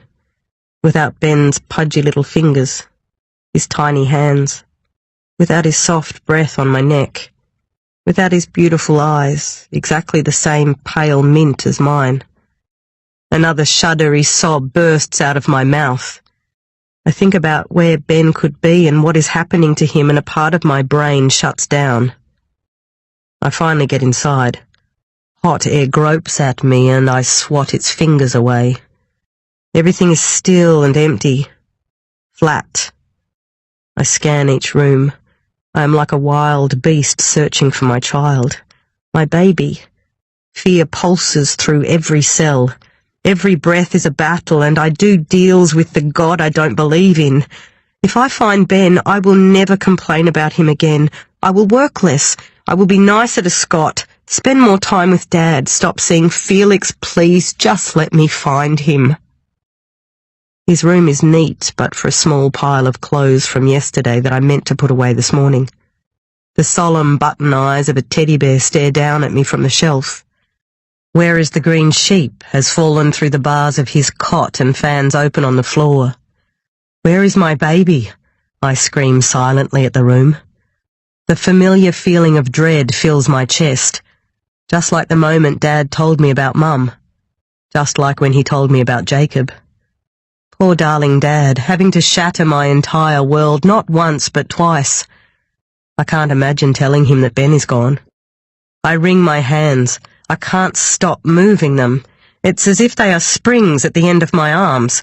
I want to punch them through the walls. I want to have a different life. I want Ben back here asleep in his cot. I hear the door and my nerves jangle. Gemma? I run into his arms. The tears flow out of me like blood from a wound. I can't talk. Shh, shh. I can't believe this. You must be— Come on, Gem. Tell me what happened. Felix half carries me down the hallway and into the lounge. He pulls me onto the couch, his arms around me. His presence here is jarring. I feel ferociously nauseated. Over his shoulder I see our shadowy reflection in the TV screen. It could be Scott and me about to have dinner. I've never let Felix come here before. He's dropped me off a few times, walked me to the door once, and now here he is sitting in my lounge room because Ben is missing. He pushes me gently backwards and strokes my face, extracting tear-soaked hair from my eyes. He looks older, faded. His loose white t-shirt ripples with grey patches that cling to his skin. Another sob leaks from my mouth. I don't know where he is. I went to get him, and when I arrived no kids were there. I was running late, but only by 5 minutes, so I thought they might have him out the back, but then they were so surprised to see me I knew straight away something was wrong. Okay, and you said some woman picked him up? My eyes are stinging. Yes, over 2 hours ago. Said she was his grandma. I start to cry again. But Ben doesn't have a grandma. Where the fuck is he, Felix? I've called Jonesy. He and Matthews are on their way to the centre. Do you want me to drive you back there now too? I want my son back, now! Felix, I need him! We'll find him. We will. Fuck, Gemma. I just know the roses you got meant something bad. It's all linked. Someone is fucking with you. He pushes me away slightly and holds out his arms, ducking down to force me to look at him. Do you know something about the Ryan girl? What do you know? I am stunned. Rage rips through my body, propelling me onto my feet. I turn on him, rabid. I don't know anything. How dare you? You think this is my fault? Okay, shh. Sorry. I'm sorry. I just don't get this, Gem. Why you? Why Ben? I don't know. My vision cracks again. I don't know why this is happening. I think about my drunken dancing at Fee's on Saturday night. Fox's kiss. All the times I've been with Felix. I think about what I did all those years ago. Ben doesn't deserve this. Doesn't deserve any of it. Felix takes my hand and pulls me down to him again. I am buried in the crook of his elbow. I feel upside down, inside out, as solid as cotton wool. Footsteps sound in the hall. It's Scott. I lift my head just as he bursts into the room. Chapter 41. Monday the 21st of December, 6:37 p.m. What do you mean, Jim? I don't understand. Scott's voice carries the same tone of frustration that it's had since Saturday night. I can tell his forehead is creasing between his eyes and that his mouth is set. I know that look so well. Scott doesn't tend to stay angry, but when he does, his rage simmers quietly for days. I seem to have a particular skill for igniting this in him. Someone took Ben from daycare. Jem, you were supposed to get him. We spoke about it last night. A gentle wave of cheering rolls down the phone line. He's at the pub. I slam my hand on the steering wheel. Scott, fuck, listen to me. Listen to what I'm saying. Someone's taken Ben. Some woman. I got there just now to Cloud Hill and someone had already picked him up. The girl on today is new and she didn't know. The woman said she was his grandma. I start to cry. I don't know where he is. What? Are you serious? He is moving. The sound changes. He must be outside. Where are you? I'm at home. I just came straight here. I don't know what to do. A strange sound snakes down the phone line. Scott, I don't know what to do. I'm coming, Jem, I'm coming. Oh my God. I drop the phone into my lap. Tears feel slimy on my face, mixing with makeup and sweat. The engine hums, but the aircon isn't on and the car is stale and empty. My phone rings and I jerk sideways. The noise is like a bullet. Gemma? Miss Woodstock, we're so sorry, stammers Madeline from the daycare centre. This is just horrendous, unbelievable. I don't know what to do. You need to tell us everything. We need to know what the woman looked like. We need to know everything you and the other girl can remember. We need details, CCTV, anything you have. We need to be able to track her down. Find Ben. I feel the familiar kick of routine course through me. I know how to do this, know how to deal with emergencies. I know how to catch the bad guys and make things okay again. But then Ben's face looms before me and the panic is back. I don't know how to do this. Madeline is sobbing into the phone. Yes, of course. I've called the police. Someone will be there to talk to you soon. Don't go anywhere. Start writing down everything you can remember. I hang up on her. I turn the engine off and get out of the car. The house looks different. Everything has frozen in the thick heat except the relentless thrum of cicadas. The sound drives like a drill into my brain. The sky is too blue, the grass is too green. I can hear the heat. Where is Ben? Screams my head over the buzzing. I grab at my throat again. It is throbbing so hard I want to rip it out of my neck. I circle my fingers under my eyes, pushing away tears of liquid fear. Just get inside, then work out what to do. I fumble with the keys. I can't get them into the lock. Fuck! Oh my God! I kick the door and then crumple onto the doormat and sob. After a few moments, I draw a long, shuddery breath and contemplate a life without Ben. Without Ben's pudgy little fingers, his tiny hands, without his soft breath on my neck, without his beautiful eyes, exactly the same pale mint as mine. Another shuddery sob bursts out of my mouth. I think about where Ben could be and what is happening to him, and a part of my brain shuts down. I finally get inside. Hot air gropes at me and I swat its fingers away. Everything is still and empty. Flat. I scan each room. I am like a wild beast searching for my child. My baby. Fear pulses through every cell. Every breath is a battle, and I do deals with the God I don't believe in. If I find Ben, I will never complain about him again. I will work less. I will be nicer to Scott. Spend more time with Dad. Stop seeing Felix, please. Just let me find him. His room is neat, but for a small pile of clothes from yesterday that I meant to put away this morning. The solemn button eyes of a teddy bear stare down at me from the shelf. Where is the green sheep has fallen through the bars of his cot and fans open on the floor. Where is my baby? I scream silently at the room.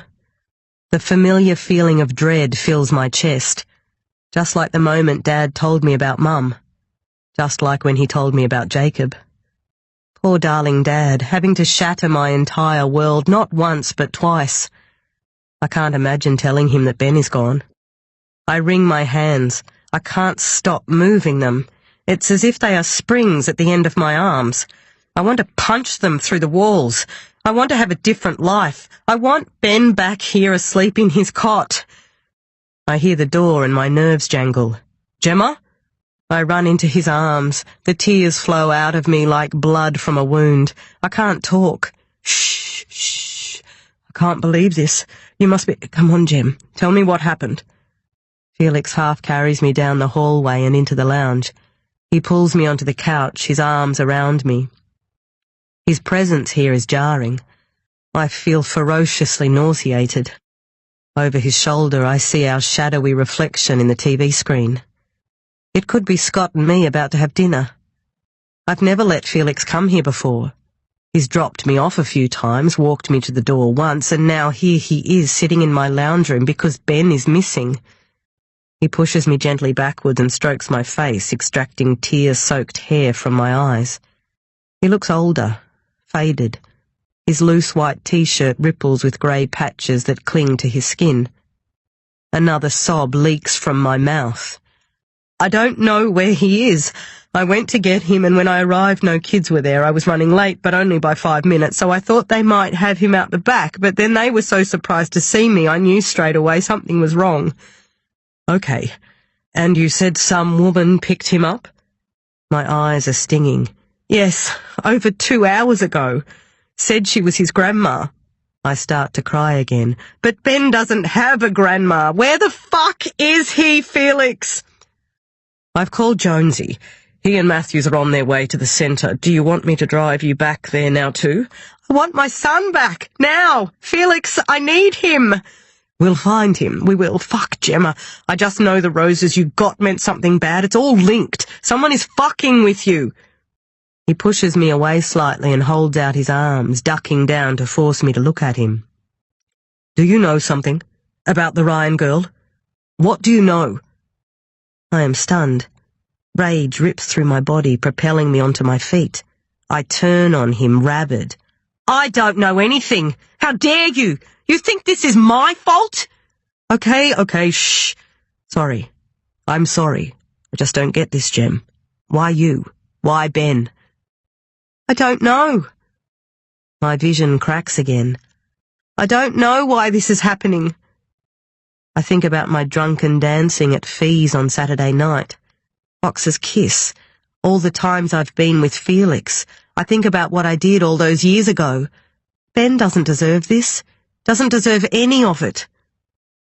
Felix takes my hand and pulls me down to him again. I am buried in the crook of his elbow. I feel upside down, inside out, as solid as cotton wool. Footsteps sound in the hall. It's Scott. I lift my head just as he bursts into the room. Chapter 42. March, 3 years earlier. You're so selfish! I rolled my eyes. Seriously, Gemma, I want to help you, to be here for you. I freaking love you, but you do my head in, you really do, Scott said. The baby was pressing awkwardly on my pelvis. Large and unbalanced, I'd climbed onto the bench to get the wok from the top shelf. As I'd inched it forward, there was a moment where its weight had unexpectedly been more on my hands than the shelf, and I'd overcorrected and slipped, pulling my hands down to hold onto the cupboard handles, and the wok had fallen sharply on my forehead before clattering loudly onto the floor. Scott had rushed in from outside and found me crouched and dazed on the bench, sporting a dark red welt. I was outside, Gemma. Outside. Not at work, not at the shops. Fucking outside. Ask for my help, for God's sake. What are you trying to prove? Scott's face was boiled red. I rolled my eyes again. The bruise on my head smarted, making me cringe. I'm not trying to prove anything. I'm already doing exactly what you wanted and having your baby. Scott slammed his fist down on the bench. It made a soft thud. Don't do that. Don't throw that at me. You want this too. I know you do. We agreed that if we weren't both all in, we wouldn't do this. Don't be so unfair. The anger faded from Scott's face. He shook his head, looking at me with sadness. I'd gone too far.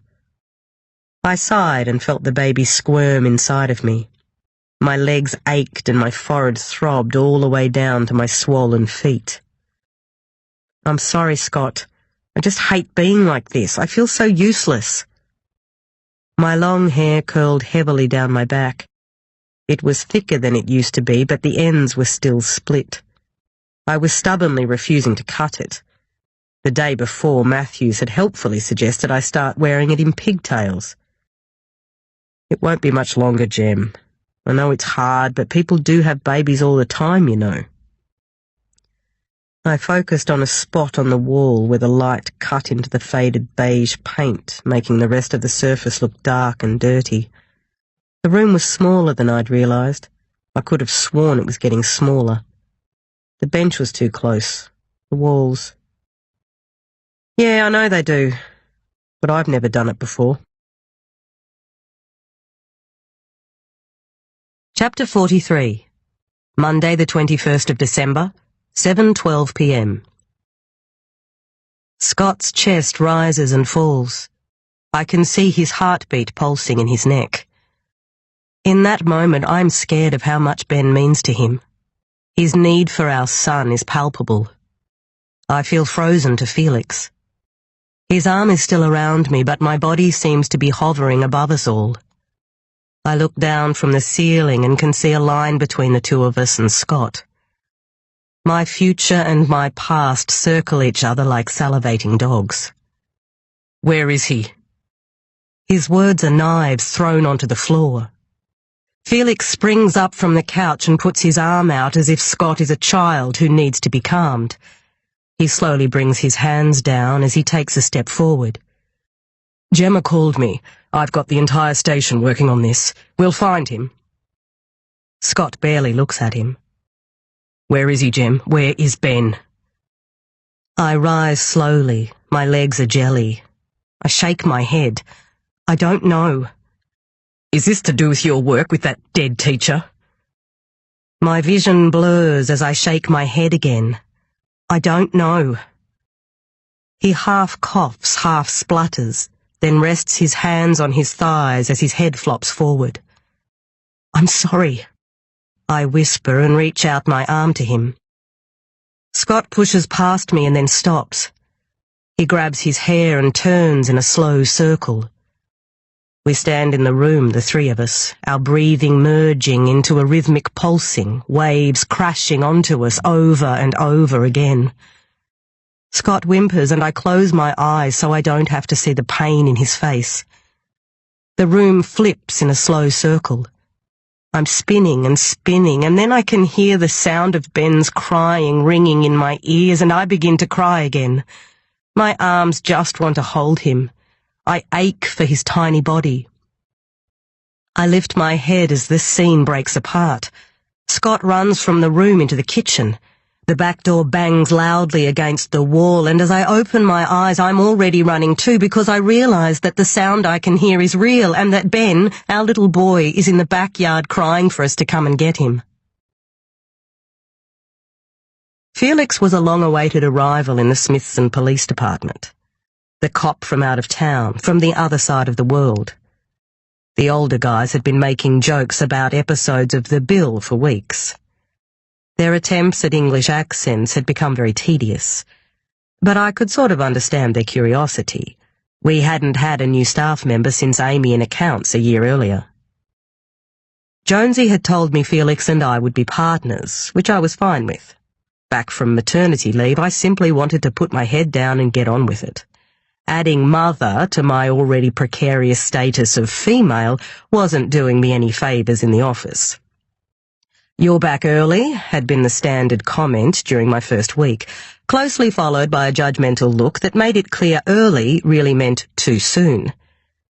"Aren't you even feeding the poor boy?" was another favourite, the subtext being that Ben was a child to be pitied, both from lack of proper rearing as well as his unfortunate genetic potluck. "The thing is," Jonesy told me, pulling me aside and showering my face with soft spittle, "you might find things different now." He clapped his hands awkwardly. "You know, you might not be as tough, and that's okay." He cleared his throat as if it had the ocean in it. "Kids can make it real for people, even the boys." He slapped me on the shoulder. "Now, I'm not much familiar with mothers on the job, but I'm guessing it's worse." "Thank you, sir."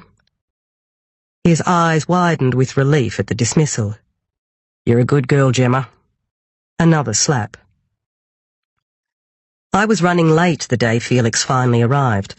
Something had gone wrong with his paperwork and his start date was pushed out, so the initial excitement of him turning up on the Monday had dissipated somewhat by the Thursday.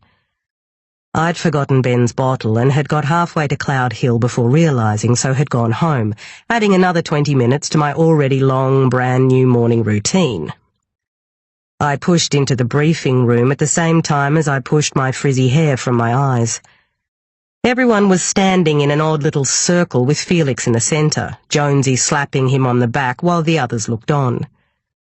Matthews and Kingston sniggered as I joined the circle. Jonesy saw me and beamed, seemingly deciding my arrival was a signal to end the huddle. "Ah, Gemma, excellent.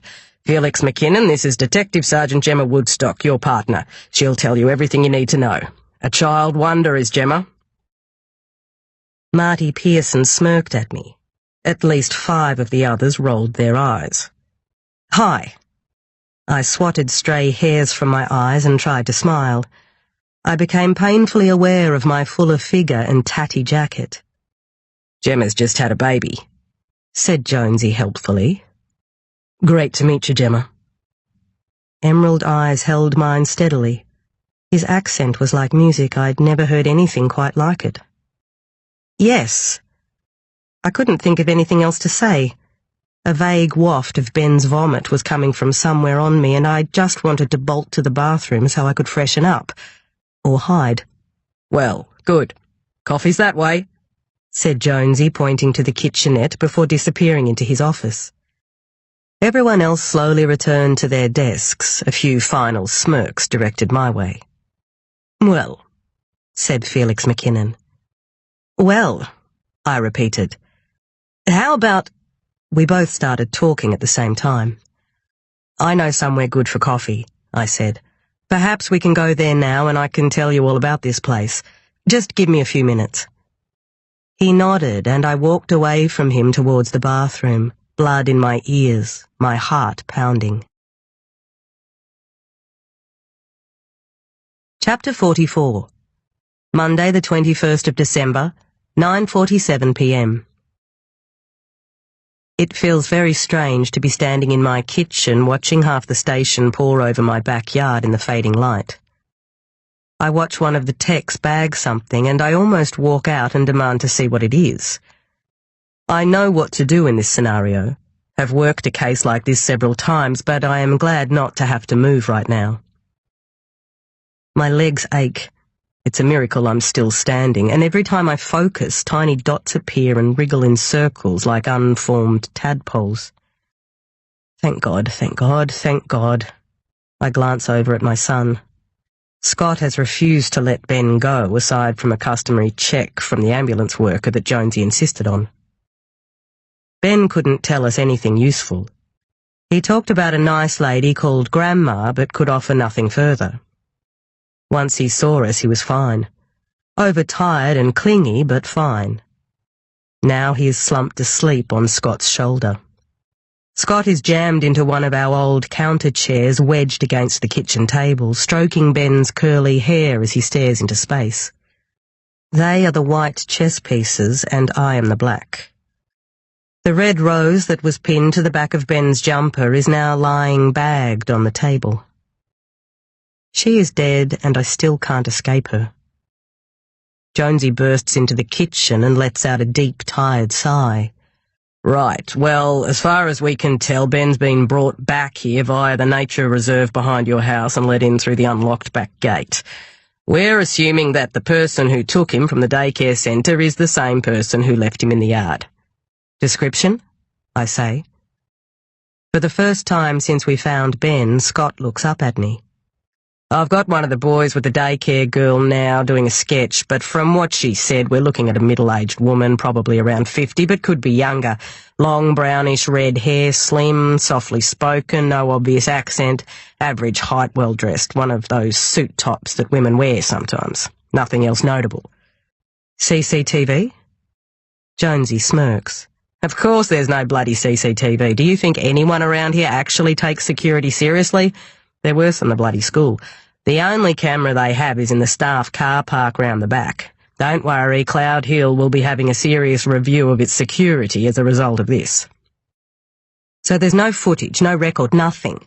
Did she sign something? Say anything else?" Jonesy clears his throat, and for some reason today I find the sound comforting. Ben lifts his head slightly, then drops it back onto Scott's chest. I notice a small ring of sweat forming on Scott's shirt under Ben's head. Ben is always so hot when he sleeps. "She signed the book, the standard role thing, but it's just a scrawl. The name written is Edith Bauer, but I assume that's just random. Mean anything to you?" I shake my head. Jonesy looks at Scott, but he shakes his head too. "No, I'm sure I don't know that name." Jonesy grimaces. "Well, something might turn up on the road cameras. We're pulling everything we can get from this afternoon. Unfortunately, once the driver hit the bottom of the hill, they could have gone anywhere." He gestures to our yard. "And there are no cameras in that bushland, we checked." Matthews comes in from outside. "I think we're done. We've searched the yard and a large stretch of the reserve, but we don't think we've found anything. We're dusting the gate and looking for footprints, but it's so dry we don't expect to find much. If the suspect was wearing gloves or wiped the surfaces down, there will be nothing on the gate. It's a tough one. Have you spoken to the neighbours yet? I say. Sure. Phil's over there now. The lady on the left saw nothing, but we're working our way up the street. I look at Ben again, his mouth slightly open as he breathes sweetly. I try not to break in half all over again. Thank you. Matthews nods at me with unfamiliar kindness. At least it all worked out. You won't be letting him out of your sight for a while, no doubt. I am painfully aware of our shabby carpet, the cheap decor and unmown lawn. I haven't even offered anyone a drink. Do you want water or— Jonesy cuts me off. Now listen, we'll leave you alone to be a family. He pulls his pants high around his gut. Woodstock, you let me know if you need some time off. We'll discuss what this means for the case tomorrow. We'll probably need to talk to both of you again. Tonight, get some sleep. Panic rises at the thought of being taken off the case. But sir— No, Woodstock, I'm not talking about this now. Rest. I mean it. We'll talk tomorrow. I nod and slump, exhausted. There is no more fight left in me. Outside, Felix is walking across the yard. He stops when he sees me, dips his head and then keeps walking. I turn back to Scott. I'm just glad Ben is safe and sound where he belongs, says Jonesy. You two look after yourselves now, all right? Yes, sir, I say. Scott nods and smiles weakly at Jonesy. The yard clears out.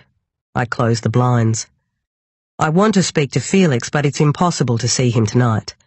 I have no idea what to write in a text message or an email. Scott hasn't moved. Do you want something to eat? I can cook some pasta. There is a flash in the corner of my eye as the microwave clock flips over. I think maybe Scott hasn't heard me. Are you hungry? I think Ben should sleep in our bed tonight, he says. Of course, that's a good idea.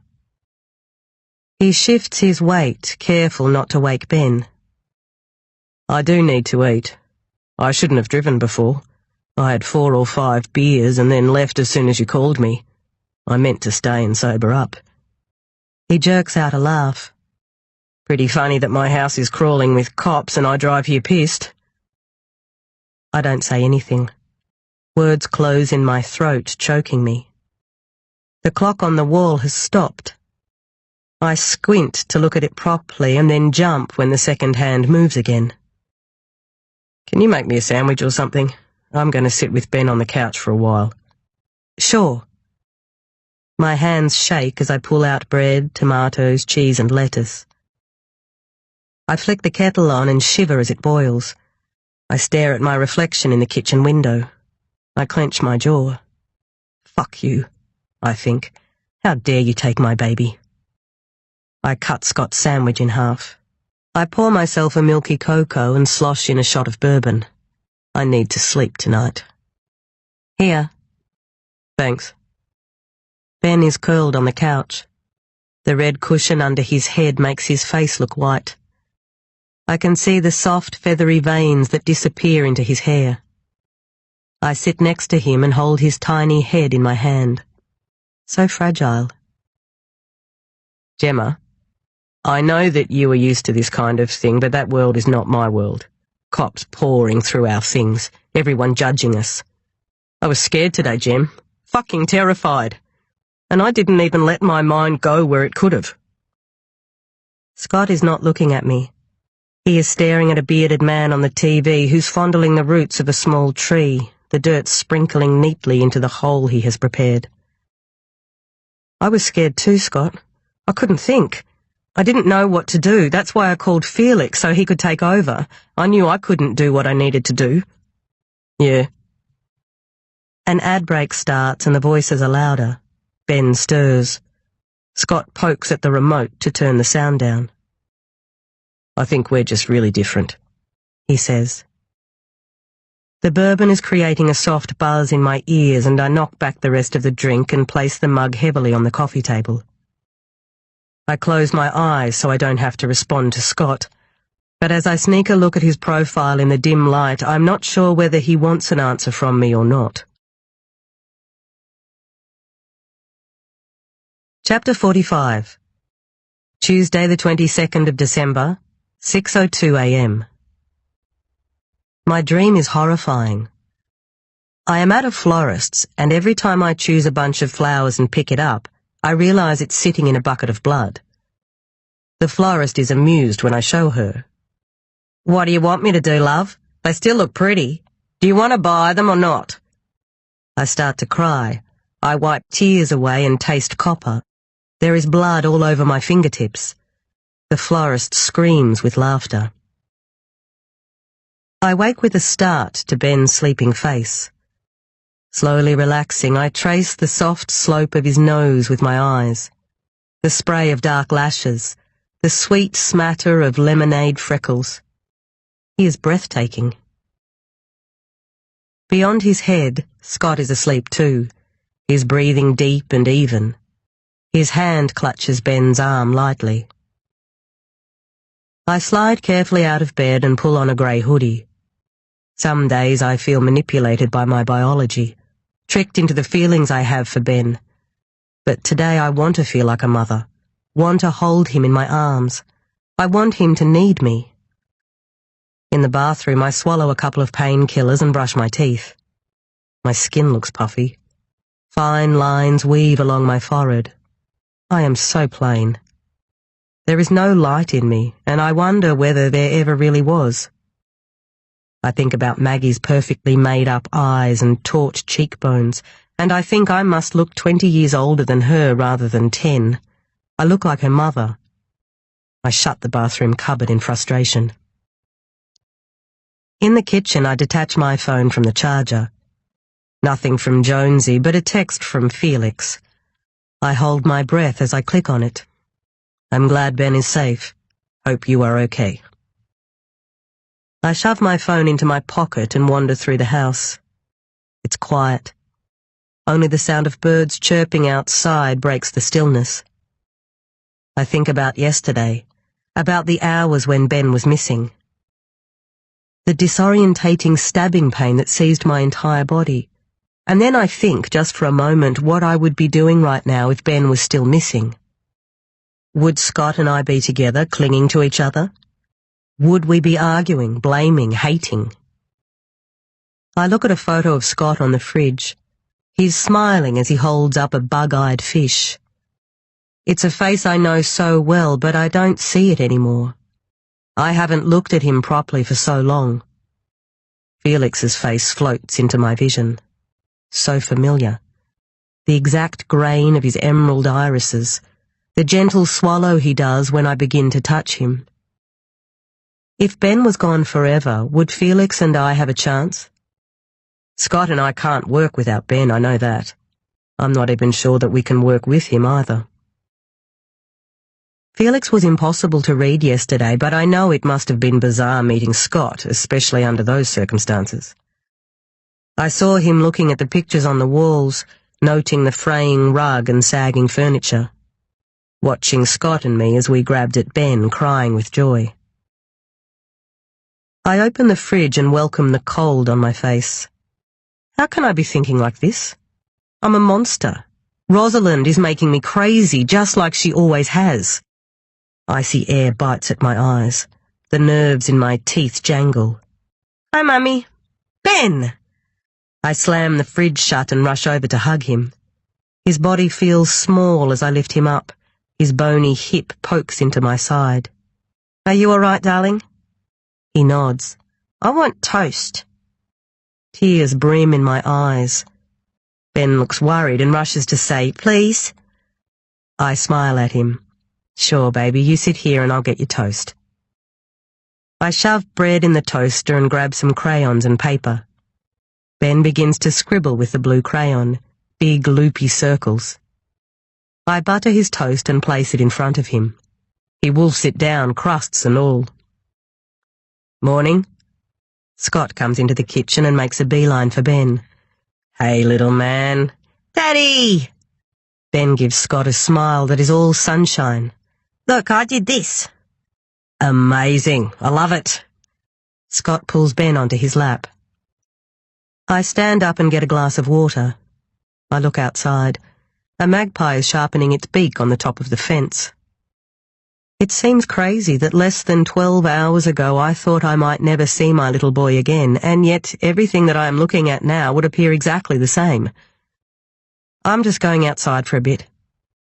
Scott shrugs at me. Okay. It's already warm out. I unzip my hoodie and walk across the lawn to the back gate. I'm careful. The dewy grass is slippery. The magpie eyes me before crouching and pushing off, flying to a nearby gum. I lift the hook on the gate and step into the clearing. Our house backs onto a stretch of land that is about 1 kilometre long and a few 100 metres wide. It is dotted with thick trees, squat shrubs and patchy grass. It's not a thoroughfare. Unless you live nearby, you wouldn't even know it was here. Unless you'd been watching the house, I think. Is the woman who took Ben the same person who killed Rosalind, trying to warn me off? Or are the roses just a decoy for something else? Is she working with someone?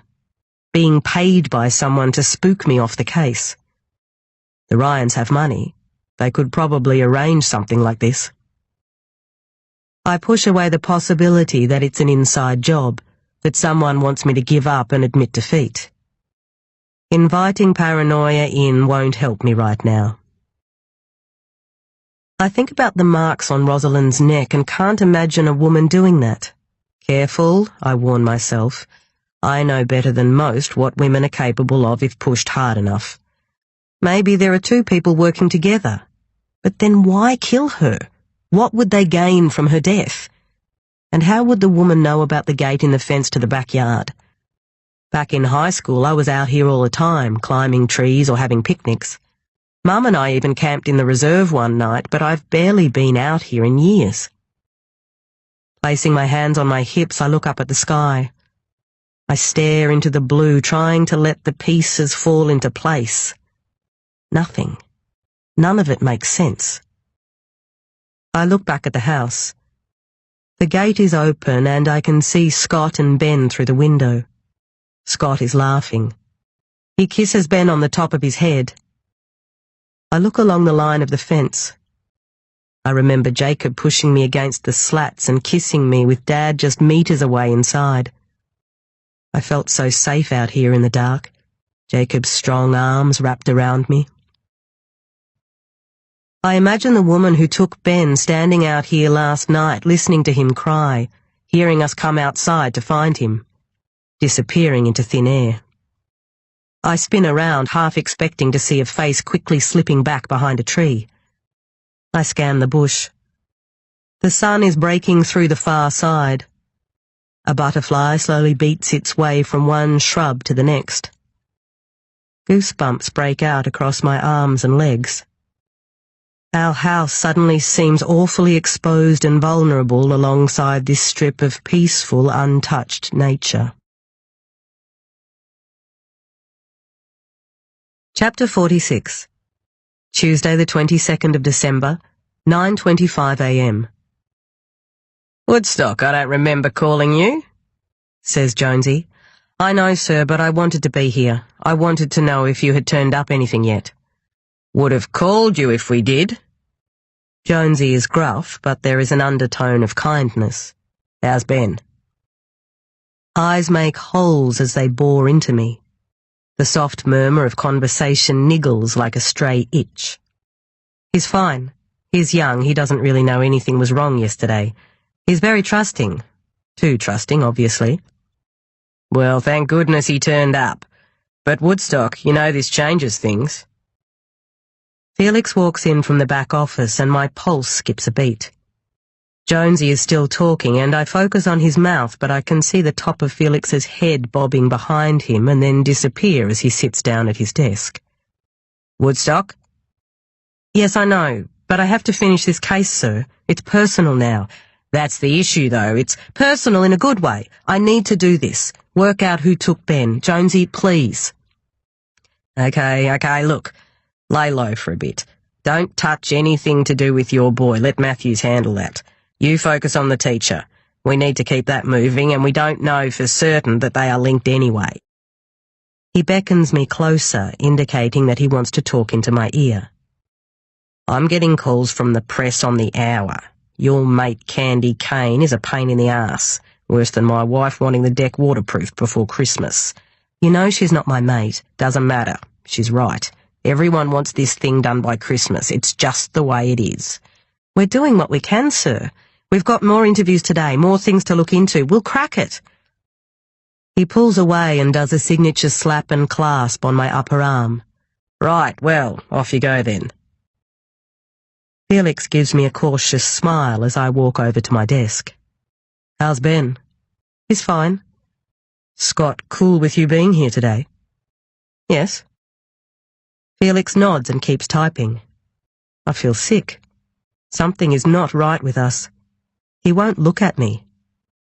Scott is going to stay with him today in the house. Good idea. He should be with you guys today. Feel safe. So you don't think I should be here either? Finally his eyes rest on me. I didn't say that, Gem. I'm sure he's absolutely fine. I just wasn't sure you would want to be here. Well, I do. That's cool. I get it. He finishes scribbling something in his notebook and then stretches his legs. I can see the toe of his boot peek out from under his desk. God, I'm tired. He rubs his eyes and the creases take a moment to settle. Okay, so we've got 20 minutes before check-in. I pushed it out because everyone was up so late last night. So if you like, I can catch you up on what I found out yesterday. My teeth grind together. No, I don't want to get caught up. I want to kiss the soft skin under his eyes, his eyelids. Sure, I tell him. Okay, so I've been tracking Rosalind's voice messages, and yesterday someone left a message about a rental inquiry that she made a couple of weeks ago. So I called them back. It was a Brisbane number. Anyway, she'd applied for a rental up there, starting the 25th of January. Offered them $20 a week, more than the asking price. She was planning to move to Brisbane. She was. I think about this for a minute. What about a job? I thought about that too, so I dug around a bit, and it seems that a Rosalind Ryan successfully applied to start teaching English and drama at Waterford High, in Brisbane. She used an old Hotmail account that I've got the guys looking into. Jesus, exactly. It turns out she had made inquiries about putting her house on the market. That was the fancy car her neighbours saw in the driveway a few weeks back. A real estate agent from Gowran drove over to evaluate the house. Rosalind wasn't planning to teach at Smithson next year. My heart begins to thump into gear. Had she resigned? Does Nicholson know? Her family? I can't believe that no one has mentioned it. Wouldn't the school in Brisbane have done reference checks? I don't know yet. I was about to call Nicholson last night when you called about Ben. Obviously, we need to pay the Ryans a visit too. Well, we should go see Nicholson straight after check-in. Felix flashes me a grin, and just like that, everything is normal again. Great minds, Gem. I just called the receptionist to tell her I'm coming. Chapter 47. Tuesday the 22nd of December, 11:37 a.m. It turns out that John Nicholson isn't at the school. The harried receptionist looks at us blankly and then taps her hand to her head as if to tell herself off. Oh dear. Yes, you rang, sorry. He was here when you called, but I forgot that he was taking a half day today. We break up tomorrow, you see, and there are hardly any classes today anyway. I think he's doing some work from home. It's all been rather strange, really, since I did mention you might come, but he's been quite vague lately. So he's at home then? Well, yes, I think so. Thanks. We'll have his address, please. It's all right, I tell them. I know it. Felix is all business as he strides back to the car. I trot along behind him, feeling like an annoying child. I can't read him. My head is fuzzy. Not one thought seems able to stick, and my heart aches for Ben. I flick Scott a quick message to check on him. Do you know the way? Felix asks. Yep, his house isn't too far from mine. We drive in silence for a few moments. I almost explode before I blurt out, I want to see you, spend time with you. I just want you to be with me. I sound like a little girl and I hate it. He doesn't take his eyes off the road, but I see him swallow heavily. He breathes out slowly, making a whistling noise with his teeth. I want that too, Gem. I don't know. Like I said, my head is such a mess. It's been different between us lately. You're not working with me properly on this Ryan case. And what happened with Ben, meeting Scott, it was so real. I think it just fucked with me even more. Panic returns hard and fast. I reach out my hand and place it on his leg. Please, Scott, please. You know I want you, especially after yesterday. I need you. He gives a short, mirthless laugh. Gem, you just called me Scott. He slams his fist lightly on the wheel. God, this whole thing is such a mess. No, I didn't, did I? I put my head in my hands, and for a moment I think I might cry, but I'm too tired, too empty. I just want it all to go away. All of it except for Felix. Houses flash by. An elderly man wearing a baseball cap is walking an overweight dog. They shuffle along in the heat, painfully slow, the man's legs like the pale trunks of saplings. Felix tugs at his collar as if it's choking him. Okay, look, I want to see you too, I do. I miss you, holding you. But won't you need to be home, with all that's happened with Ben? My heartbeat slows and my eyes sharpen. He still wants me. I unravel my bald hands, placing them calmly on my thighs as the colour returns to them. I doubt I'll be able to pry Scott off him anyway. I'll be able to see you, don't worry. Well, here we are. His fingers suddenly wrap around my hand. His voice is gruff, his accent thick. Maybe we can meet Thursday night. Yes, I whisper, squeezing his hand back. We are in front of Nicholson's neat brick veneer. The house looks like it is sitting down. Squat, my father would say. There are some flowers across the front and a large wattle tree to the side. The garden looks loved. The lawn is neatly mown and is an impressive lush green. A lazy sprinkler jerks one way before snapping back to its original position, jetting out a stream of droplets onto the grass. The front door is open and the screen door is propped open too. A narrow hallway becomes a dark square inside the house. I think I can see the corner of a picture frame on the wall. Felix removes his hand from mine and turns off the ignition just as John Nicholson steps out the door. He is so tall that his head, encased in a retro-looking terry-toweling hat, almost touches the archway. He squints into the sun, secateurs in hand, and then proceeds over to the far side of the garden. He starts to prune the overhanging strands of ivy, chopping at them stiffly. Come on, let's get this done. Nodding, I slide out of the car. The heat hits the back of my throat and my forehead instantly buds with perspiration. My feet are fire in my dark shoes.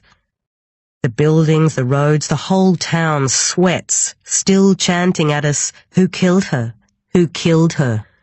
The question sits at eye level, demanding an answer as it hovers in the lank, sticky air. "Mr. Nicholson?" Felix calls out.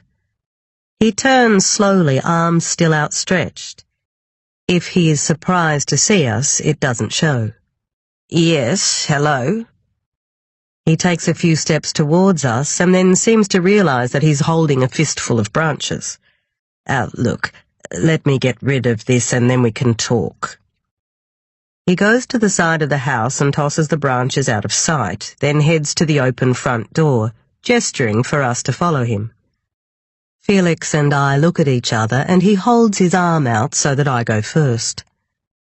The ceilings are low. It reminds me of our place. There are portrait-style photos along the length of the hall, most of them featuring a handsome-looking woman with rosy cheeks and cropped, no-nonsense blonde hair. Nicholson is in some of the shots too, smiling over her shoulder. The woman wears an endless rotation of pastel shirts. This way," he says. I follow him down the hallway into a bright white kitchen. It's surprisingly modern. Light bounces off the stainless steel appliances. Please, go outside. It's nicer out there. I'll just get us some water. It's still so hot, isn't it? I step out into a small square courtyard. A wrought-iron table setting is on the lawn. A large shade cloth casts an inviting-looking shadow across the yard. A row of standard roses follows the line of the fence and then merges into wilder, leafier vines that weave and dance across the palings, disappearing behind a tree heavy with lemons in the far corner. The roses look stunning in the spring. It's a wall of colour. Keeping them going through the summer is hard work, though, especially this summer. It's like being back at home. Felix is staring wide-eyed at the garden. My wife adored gardening. Her family was English and she fancied it was in her blood. She was out here all the time. In the end, it was the only thing that made her smile. He sets a jug of ice water on the table with some glasses. His arm shakes as he places them down. I take a seat on the chair. She was ill? He smiles at me. Oh yes, very ill. Cancer and heart problems. She was an amazing woman, my Jessica. Very solid. Dying annoyed her very much. She hated being weak and needy. I keep the garden alive for her. She'd be furious with me if I let it go, but I've come to quite enjoy it myself. I find it meditative. Mr. Nicholson, I know. You need to talk to me about Rosalind. I'm not stalling. I don't have guests too often, so I suppose I'm babbling a bit. How are you holding up? He sends me an appreciative glance. Oh, well, not too bad. It has been a pretty difficult time. I feel such a responsibility for the students and the teachers. It's very hard to know what to do and what to say to everyone. And I miss her. He holds his hands out with his palms up. He looks lost. It's a very difficult thing. Impossible, really. We nod and sit in silence for a moment. I can hear the hum of bees in the air. People are saying you were in a relationship with Ms. Ryan. Felix tips his head at me, surprised. I'm surprised too. I had intended to work up to the possibility that Nicholson was having an affair with Rosalind, but it suddenly seemed better to shoot the words out, to fire them like bullets and see what they hit. Nicholson takes a large gulp of water and a deep breath. He looks back and forth between the two of us with a pained expression. Yes, well, I suppose I was. I try to keep my face still, but feel my eyes bug open. An odd little trickle of relief courses through me as I wonder whether this means Rodney is off the hook. You were in a relationship with her? He stares past us towards the lemon tree. Of sorts. Felix inhales sharply. A butterfly veers close to my head, and I think I can hear the beat of its tiny wings. Felix says, Were you having a sexual relationship with Miss Ryan? I need you to answer. Nicholson looks at Felix with something between pity and sadness. No. The very opposite, I suppose you'd say. I lean forward, forcing his eyes to meet mine. Mr. Nicholson, you need to be more specific. This is a murder investigation, so it is very important for us to understand any relationship Ms. Ryan was in. He holds my gaze. She was my daughter. A strange sense of calm washes over me. Felix avoids my eyes. Your daughter? He says. I feel like I am in a tunnel. Wind kisses at my face, and as I look at Nicholson, suddenly I can see it. The same curve of the cheekbones, the similar slant of his eyes. Your daughter, I repeat dumbly. Yes. He sighs, clearly exhausted at birthing this revelation. His hand wobbles as he drinks some more water. I'm not sure exactly how it's relevant, but what do you need to know? Tell us everything. Birds twitter from behind their leafy curtain as John Nicholson tells us the story of how he came to be Rosalind Ryan's father. I was married to Jessica, you see, probably for almost 3 years when I met Olivia Ryan. Jessica and I were happy, but, and this is hard to explain, she didn't need me. She loved me, I knew that, but she was very self-sufficient, very strong. And then Olivia came along and all she did was need. She had 3 sons already, but she was miserable. She wasn't happy in her marriage. She had a tendency to intense melancholy. In hindsight, it's obvious that she was deeply troubled, but at the time I admit I was simply captivated. Where did you meet? He chuckles softly, remembering. At the library, actually. She was there with her boys, who were giving her a hard time. I noticed her struggling and offered to help her carry the books to the car. We put the children in the car, and then she started crying. I comforted her as best I could, and instantly I knew I wanted to see her again. He toyed with his watch, unclipping it and then snapping it gently back on.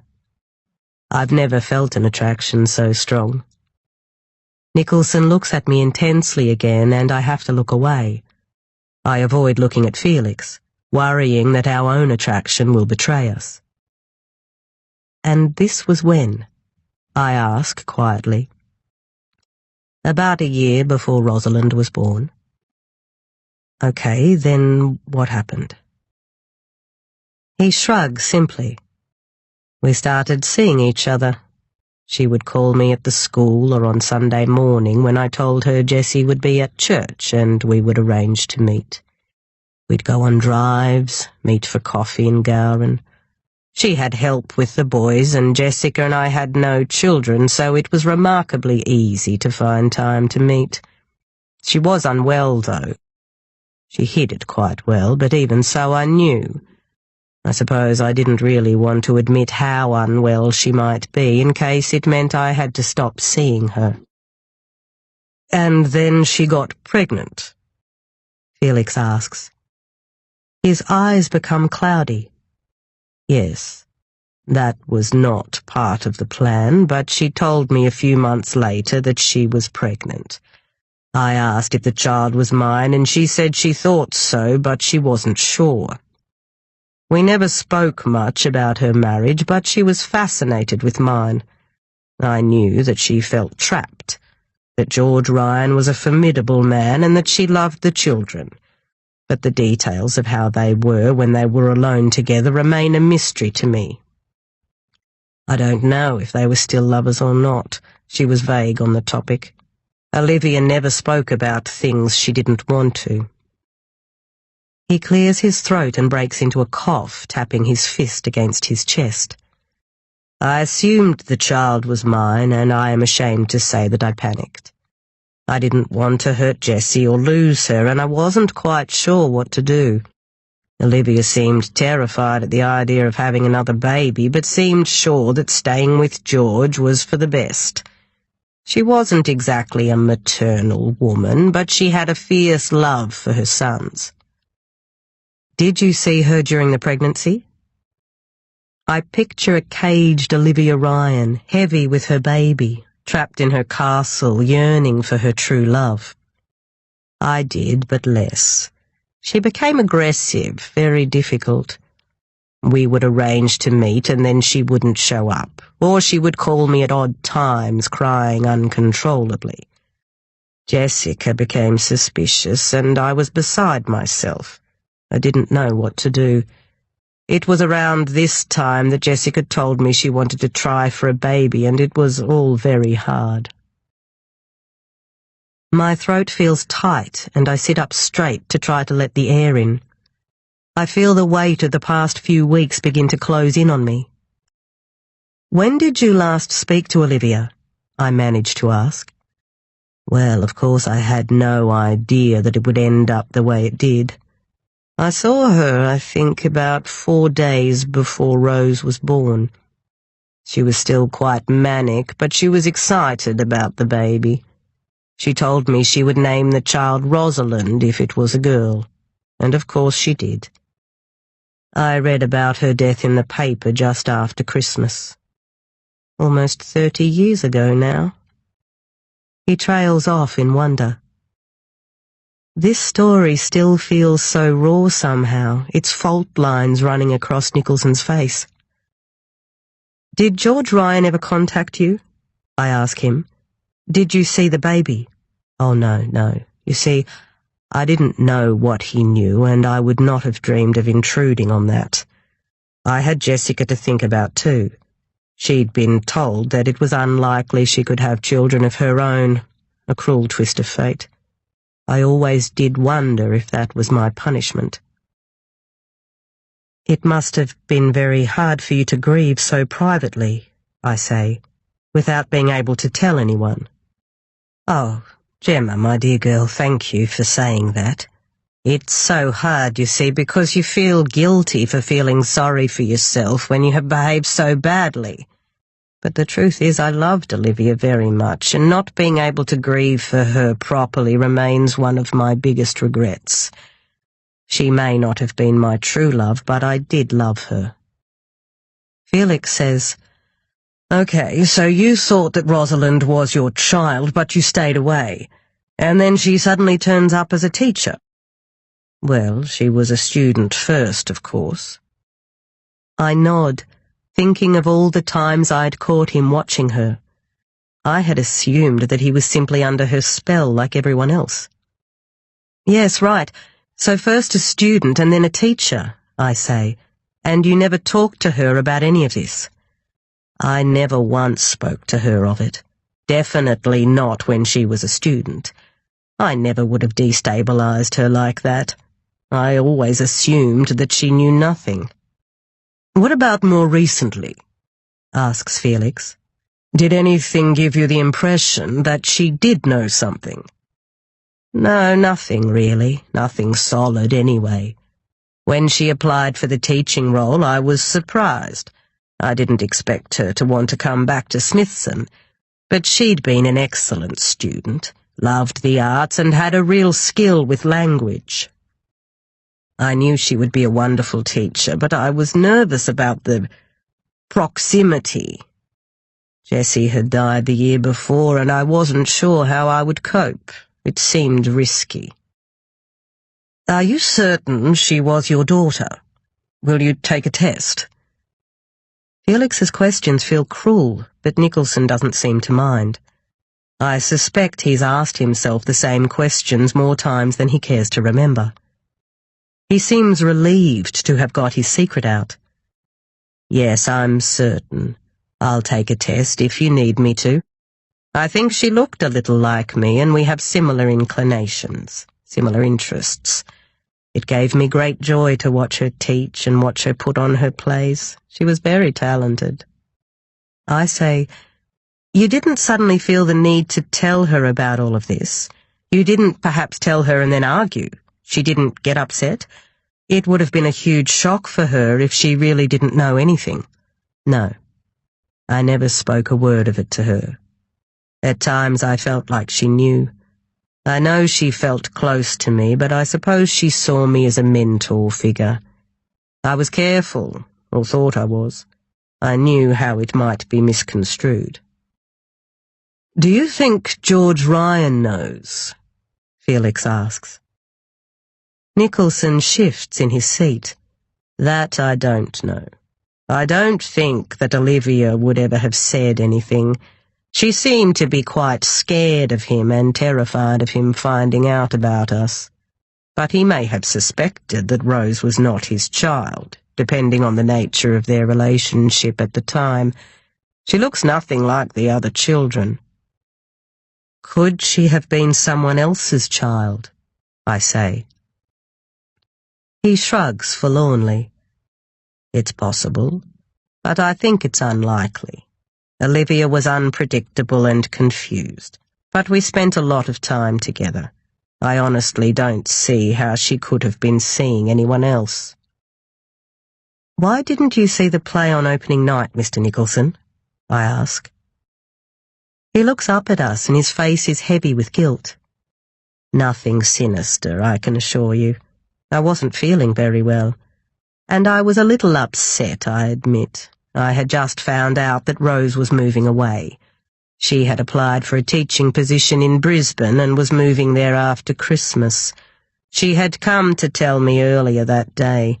She needed me to provide a reference, which obviously was not a problem. I was happy for her, but it hit me quite hard. I suppose I had got used to having her around. Of course, now she is gone anyway. He looks off into the wild tangle of his garden. I know I should have told you this before, but I didn't want to talk about her leaving, and there didn't seem any point in the end. Yes, you should have told us. You should have told us everything, I say, but softly. He nods, but his eyes remain on the garden. Did you fight about it, her leaving? Felix presses. No, not at all. I wanted to understand why she was moving away, but she said she just wanted a change. She'd done her time at Smithson, so I could hardly argue with her. She wanted to be in a more creative school. The battle for funding had rather worn her down, I think. We talked about the new school a little, and I was sure to give her my blessing.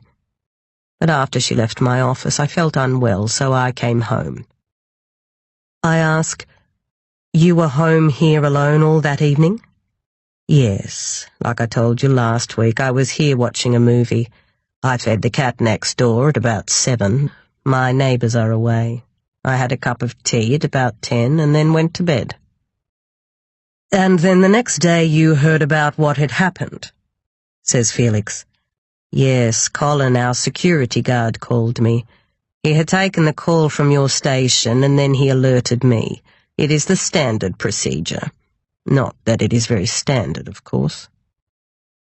Did you believe her explanation about the job? I ask.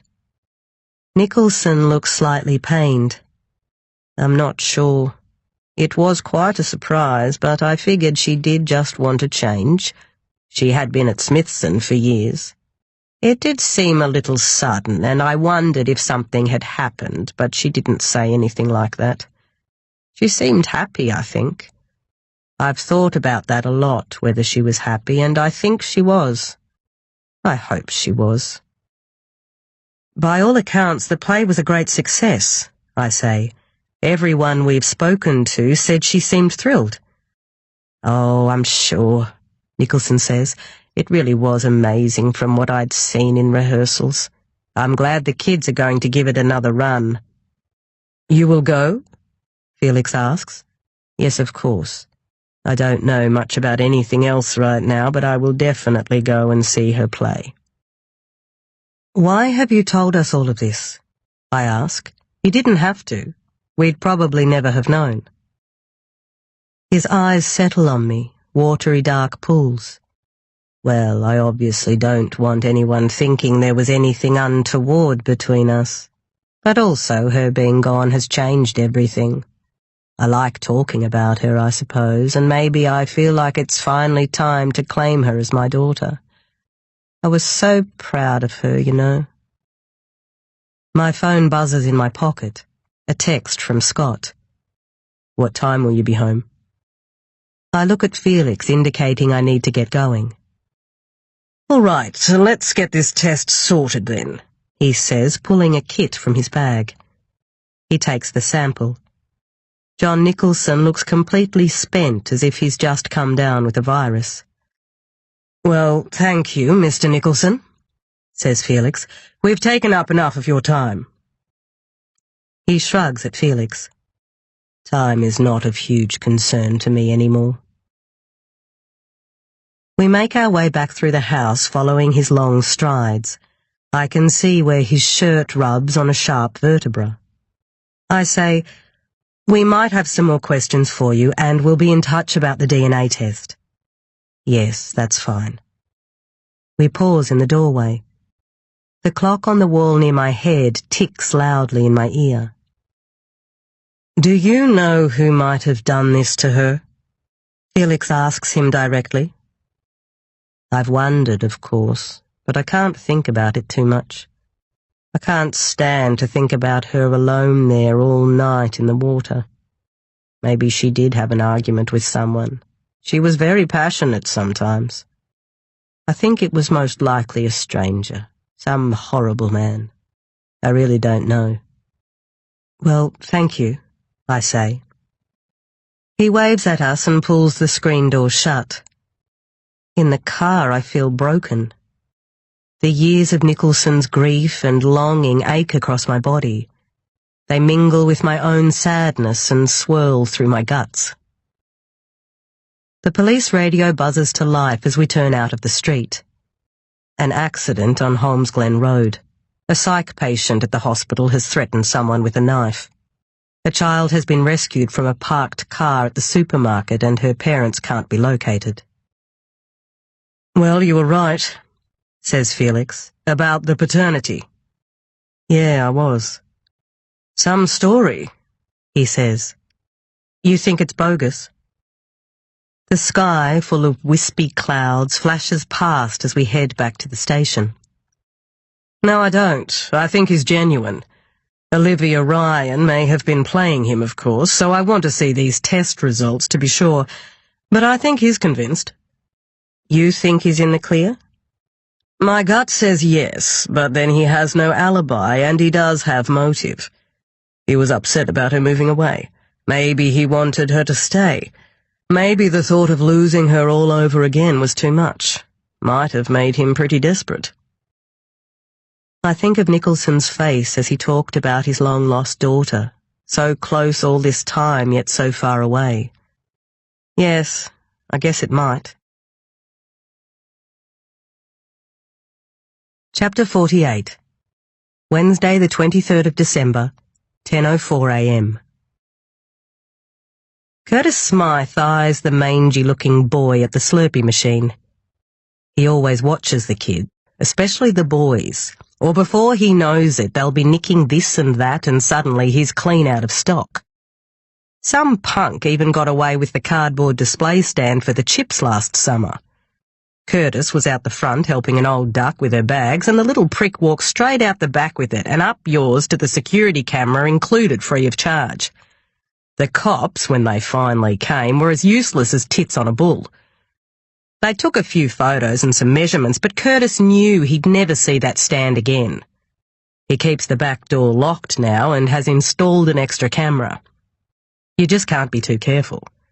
Still, Curtis is a businessman, has a shop to run, so he's learned to keep an open mind and try to assume the best in people.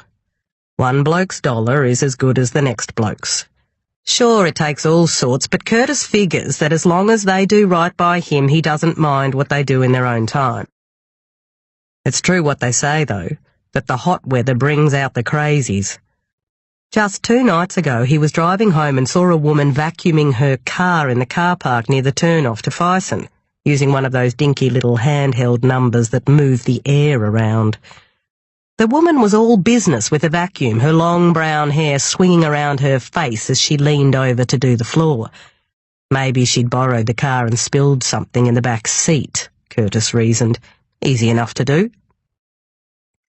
She should have come to his shop and had the car cleaned up properly. Only takes a few minutes. Curtis runs a better car mechanic service than the branded chains that are starting to pop up in the surrounding towns. He could have thrown in a cut and polish for a good price, spruced up the red paint really nice, given her a bonus tank of fuel and a takeaway coffee, and she'd have been all set. The plates on her car looked funny too. He could have sworn they were painted over. But Curtis kept driving. There was no need for him to get involved.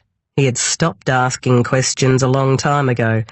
It's just like his granny used to say, the world is a better place when everyone minds their own goddamn business. Curtis notices a gap on the shelf where a packet of batteries used to be. He clenches his fists and looks furiously around the store. No point calling the shit-for-brains cops again. No doubt they're all caught up trying to sort out the mess with that poor lady teacher. From what the papers are saying, they don't seem to be getting anywhere at all. Curtis eyes a young bloke with a rose tattoo growing out of his singlet top. The bloke jerks his chin up at Curtis in greeting before disappearing down the back of the shop out of sight. Curtis straightens the newspapers on the front desk before following him. Rosalind Ryan smiles up at him from the front page. Curtis grimaces. Just clean bad luck, something like that happening to a nice girl like her. Chapter 49. Thursday, the 24th of December, 8:47 p.m. I've missed you. Felix gently cups my face with his hands, kissing me. I don't believe you. My skin cells scream under his touch. Stop it, I tell myself. Don't imagine problems. But his touch feels forced, and I'm trying too hard, and I can't seem to relax. Stop thinking, I think. I need to get drunk. I want us to get drunk together and lie in each other's arms until tomorrow. But it's impossible because it's Christmas Eve, and I need to be home to see Ben. As it is, we're missing the station Christmas party. It was easy to get out of. Barely anyone expects parents with little kids to attend, and me even less so, seeing as last year I had the unfortunate luck of walking into the tea room just as one of the junior officers was attempting to twist his cock into a knot. Plus, of course, everyone thinks that because of the kidnapping I'll need to be with Ben. Felix grabs my face again, and I think with a start just how easy it would be to blow everything up. To grab my phone and snap a photo of us and send it to Scott, to Felix's wife, to the entire station. I tuck my hands under the sheets just to make sure they can't suddenly break away and do it before I can stop myself. To make sure that I don't shatter our entire worlds with a few quick clicks and swipes. It feels like every minute of today has been wrung out and squeezed like a lemon, that every last second was laboured. It is often like this when I know I am seeing Felix. My body prickles. I become aware of millimetres of skin that I have neglected or never noticed at all. The first half of the day moved slowly, an unsatisfying check-in, then a tedious review of some security footage from a private residence near the school that ended up showing two kids snogging enthusiastically after the school play the night Rosalind died. Fortunately, there was some progress in the early afternoon when the hotline received a tip-off from 38-year-old Moira Foss, who lives in one of the houses that back onto Sunny Lake. Moira claims to have heard a couple arguing on the night that Rose was killed. She was up late with her 6-month-old daughter who was teething and stepped out onto the balcony to fetch some spit cloths that had been drying on the makeshift line when she heard angry voices. It was around 10:30 p.m, and she didn't think much of it because couples were always fighting in the parkland under her balcony. The only thing that seemed odd after the fact was that the voices didn't sound drunk, more like whispering or hissing, which was strange because the couples she and her husband usually hear are raging and loose, flowing with intoxicated abandon. From what Moira can recall, this was different, more mature, more controlled. It didn't sound like kids, so I didn't think much of it, she told us. I could only really hear a woman's voice, not what she was saying, just sort of low and angry words. Felix and I were perched on the edge of Moira's couch amid piles of washing. I'm sorry I only called today. I just didn't think it was anything, and I've been sleeping a lot during the day. She gestured to the obvious disarray, just as the shrill wail of a baby bored through the thin walls. I briefly stepped outside onto the small balcony. The drill of the cicadas thrummed into my thoughts. I could see the top of the tower through the waving gums. Something happened at the play that night, said Felix, coming up behind me. She pissed someone off or did something. I know. I can see her standing down there fighting with someone, but being careful not to call too much attention to what was happening. She had something to hide. She didn't want it yelled out for everyone to hear. But why come to the lake? He wondered. Why be alone with someone who's going to put you in danger? I don't think she was scared at first, I replied. Maybe it was someone she trusted. I don't think she knew she was in trouble until it was too late. It wasn't planned. The rock was an opportunistic weapon. The baby started to cry inside the house, and I remembered Ben's needy wails at that age and wondered whether I could look after such a tiny creature like that now. give myself up to its primal need. I looked at the tower again, the wailing baby gathering volume behind me, and pictured Jacob throwing himself from the top, crying as he fell. We finish our glasses of wine. Jazz crackles through the speakers. Felix peels off my clothes. He's inside me. Everything is suddenly clear. His hands are on my face, then my breasts, then pulling at my legs. He can't get enough of me, and I want to give him whatever he needs. For a few minutes, nothing matters except us, and then he shudders on top of me as he comes, and my breathing slows, and I realize that I'm cold. The aircon is set too low, and there's a dripping sound coming from somewhere. Drip, drip, drip, and suddenly I can't bear it anymore. My son was missing only a few days ago. Christ, what is wrong with me? This doesn't feel right. I'm like a toddler picking at a scab, a child pushing at a loose tooth. Felix half sits. His body blocks the lamplight, and the soft curling hairs on his chest look darker than normal in the shadow. I get up and wrap a towel around myself. Goosebumps have erupted all over me, and I can feel each one. Craig and Laura are at the farmhouse for Christmas, so Felix and I are at a hotel around the back of a pub that is popular with backpackers, about half an hour out of Smithson. It's risky, but being Christmas Eve, we assume that everyone we know will be home with their families. I thought it felt great. He laughs, and the lightness of his tone hits my wall and is swallowed up instantly. I'm sorry, Jim. He leans back against the plump pillows, his face serious. I don't know what you want me to say. I almost kissed someone the other night, I say, remembering Fox's lips on mine. I went to a party and I almost kissed someone I used to know. His right eyebrow lifts. Okay. He places his hands behind his head as if he might launch into sit-ups. Do you want to talk about it? My legs feel funny. I start to pace, trying to shake the itch away. No, I don't want to talk about it. But I wanted to tell you. I felt like I should tell you. My face starts to fall, and then I actually think the words, can see them being written down. No more crying over this, and manage to halt the tears mid-spill. Well, I'm kind of used to the idea of you being with other guys. You are basically married. Hang on. You're saying you wouldn't mind if I was with someone else? I sound middle-aged and worn out, like I'm yelling for my naughty children at the park. I lower my voice.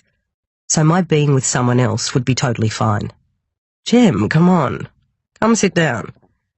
He glances at his watch. I have to go soon, and I already want you again. I want that too, but I also want him to answer the fucking question. Well? He sighs. Look, it's not fine, but I guess it's like how I know you're still with Scott sometimes, and I deal with it. So I guess I'd put it in the same place I put that stuff. I haven't slept with Scott since May. Felix is surprised, I can tell. It spreads quickly up his face, followed closely by a gentle guilt. Do you still sleep with Mary? I demand. Gemma, he says warily. Well, do you? Gemma, he says again, with a sharpness that pushes me back away from him. Then he shakes his head and speaks more softly.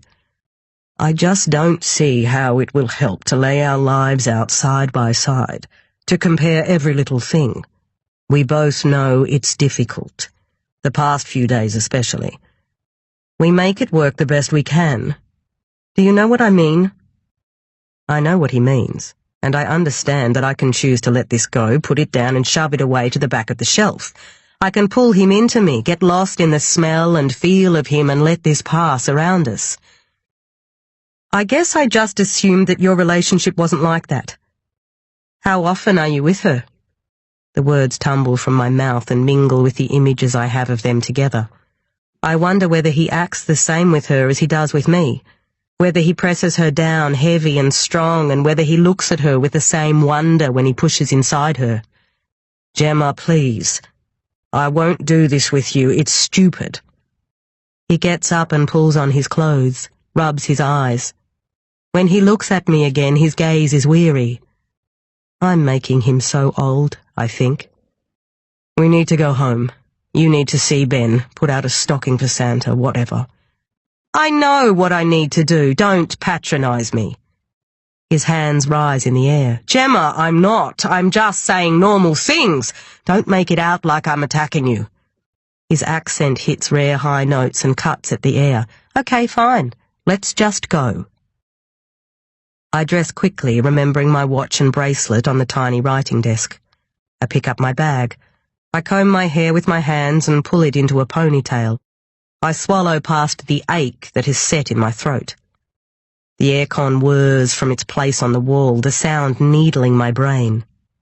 Hey. He takes my hand, holds it briefly to his heart, and looks at me with a pained expression. There's nothing left to say, and not enough time to say it anyway.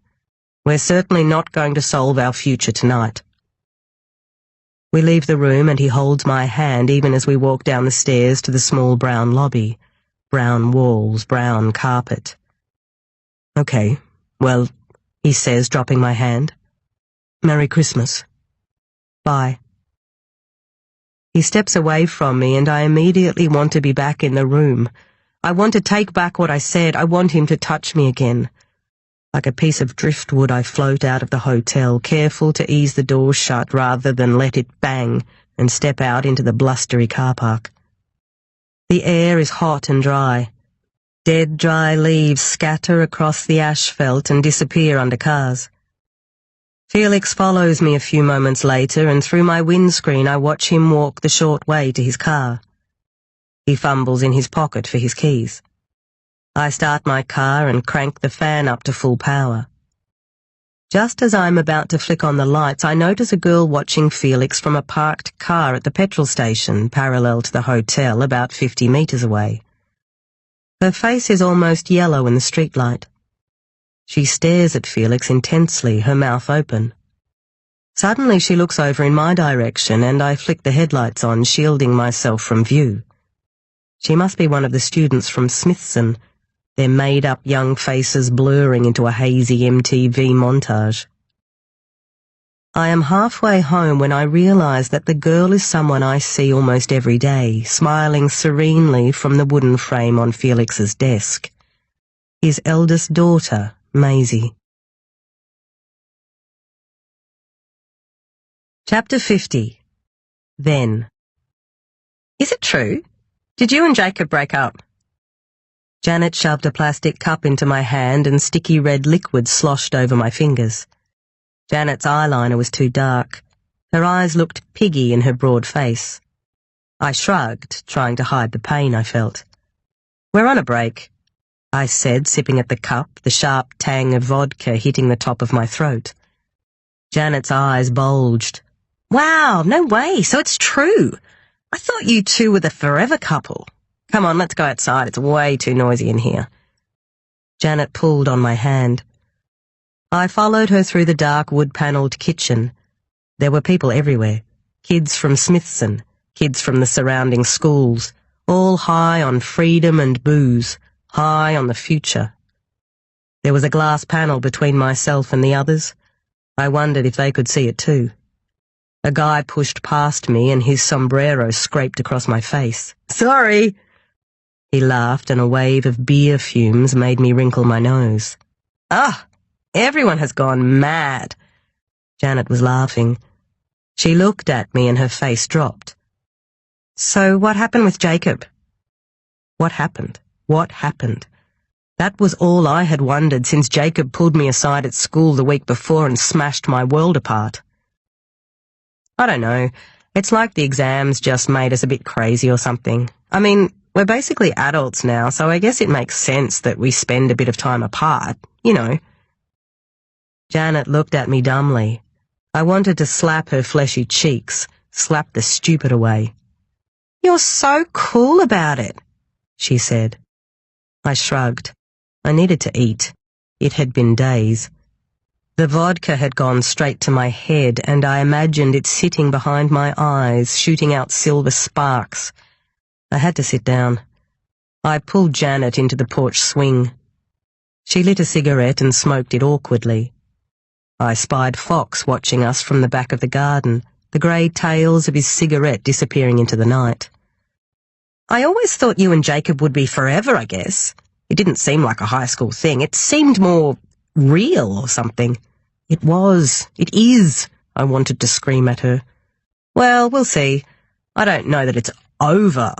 Like I said, we're on a break." Janet bit her lip. She sucked hard on her cigarette and then coughed out a burst of smoke. I pushed at the ground with my toe and rocked us forward gently. My heart sank into my gut and my voice sounded strange when I finally spoke. "What is it, Janet?" A glass smashed onto the floor inside, the noise tinkling down my spine. "Well," Janet swallowed. She stuck her foot out, pausing our swinging seat. "It's just that Lauren told me that Jacob hooked up with Rose Ryan at Mark's thing last night, but maybe it's not true, or maybe it's just like a dumb nothing thing." Squeals of laughter exploded from somewhere and a dance song started up in the house. The beat pulsed through the deck as the blood rushed through my body. Janet rested her head on my shoulder, and in that moment I missed my mother so intensely I thought I might faint. Jacob and Rosalind twisted into my thoughts. It didn't seem possible, but at the same time it made perfect sense. How dare he? How dare she? She was everything I'd ever wanted to be, and he was everything I wanted. I couldn't get the two of them touching out of my mind. "Do you want more?" asked Janet. Yeah," I said. "Sure." She got up and left me alone on the swing. Laughter poured out of the house again, and I looked at the dirty cigarette smudge on the ground, watching as a few tiny spots glowed fire for a few beats before fading to black. Chapter 51. Thursday, the 24th of December, 9:52 p.m. I don't know what to do about Maisie and have no idea whether she'll say something to Felix, but equally I'm feeling stressed about being home late. I promised Scott I'd be home by 9:30. Come on. I tap on the wheel as I drive. My heart races and my thoughts flit madly between Maisie, Felix, and Ben, and John Nicholson's confession. Did he fly into a rage at the thought of losing his daughter again? Did Rose confess something to him? Perhaps she told him she was pregnant, or who the father of her child was, a child that he thought was his grandkid. Or am I simply refusing to consider that Rodney might be guilty, just like Felix says? My hands clutch at the steering wheel as I turn into our street. I feel high, light-headed, as if someone else is driving the car. The weight of the disappointment I cause weighs heavily on me as I step inside. Ben, up unusually late, hears my footsteps and squeals, the sound growing louder as he races down the hallway. Scott appears behind him, a tall, dark shape. I keep my eyes on Ben. "Mummy! Darling, were you waiting for me? I'm sorry. Are you excited about Christmas tomorrow?" I bend down and Ben's tiny arms wrap around me and I close my eyes and hold on tight. "Santa, Santa, Santa!" I laugh. "Yes, Santa. We should put out some biscuits and milk for Santa." My voice sounds hollow, as if I'm on stage trying to remember my lines, trying to remember how to move around my family, what props to pick up, what furniture to navigate, how to feel about them. I remember back to Christmases from my childhood, hazy montages of helping Mum wrap gifts and Dad putting out red wine for Santa. Mum taking photos of me as I opened gifts, always so careful not to rip the paper. "Okay," I say brightly. "Well, come on then, let's see what we've got." Ben pads along happily after me into the kitchen. Scott doesn't follow us, but I can still feel his eyes on me. The smell of pine is everywhere, sickly sweet. It mixes with the heat. I flick on the light and see a plate of biscuits, a carrot, and a glass of milk already laid out on the bench. Chapter 52. Friday the 25th of December, 6:27 a.m. As we sleep, Smithson is surrounded by fire. The relentless heat has finally boiled over and sloshes across the landscape in a burning rage. It leaps across the thirsty bush, taking out houses and dancing gleefully around waterholes. The fires roll on through the darkness. A small town about 200 kilometres north is consumed just after 5 a.m. 3 people dead, many more injured. The fires breathe closer still. My dreams are red and navy. Blood and flames mix together and melt into blackness. I wake to the sound of Ben banging on the rails of his cot just as a text shudders onto my phone. I glance at Scott, who, already awake, looks first at me, then at my phone, before hauling himself out of bed.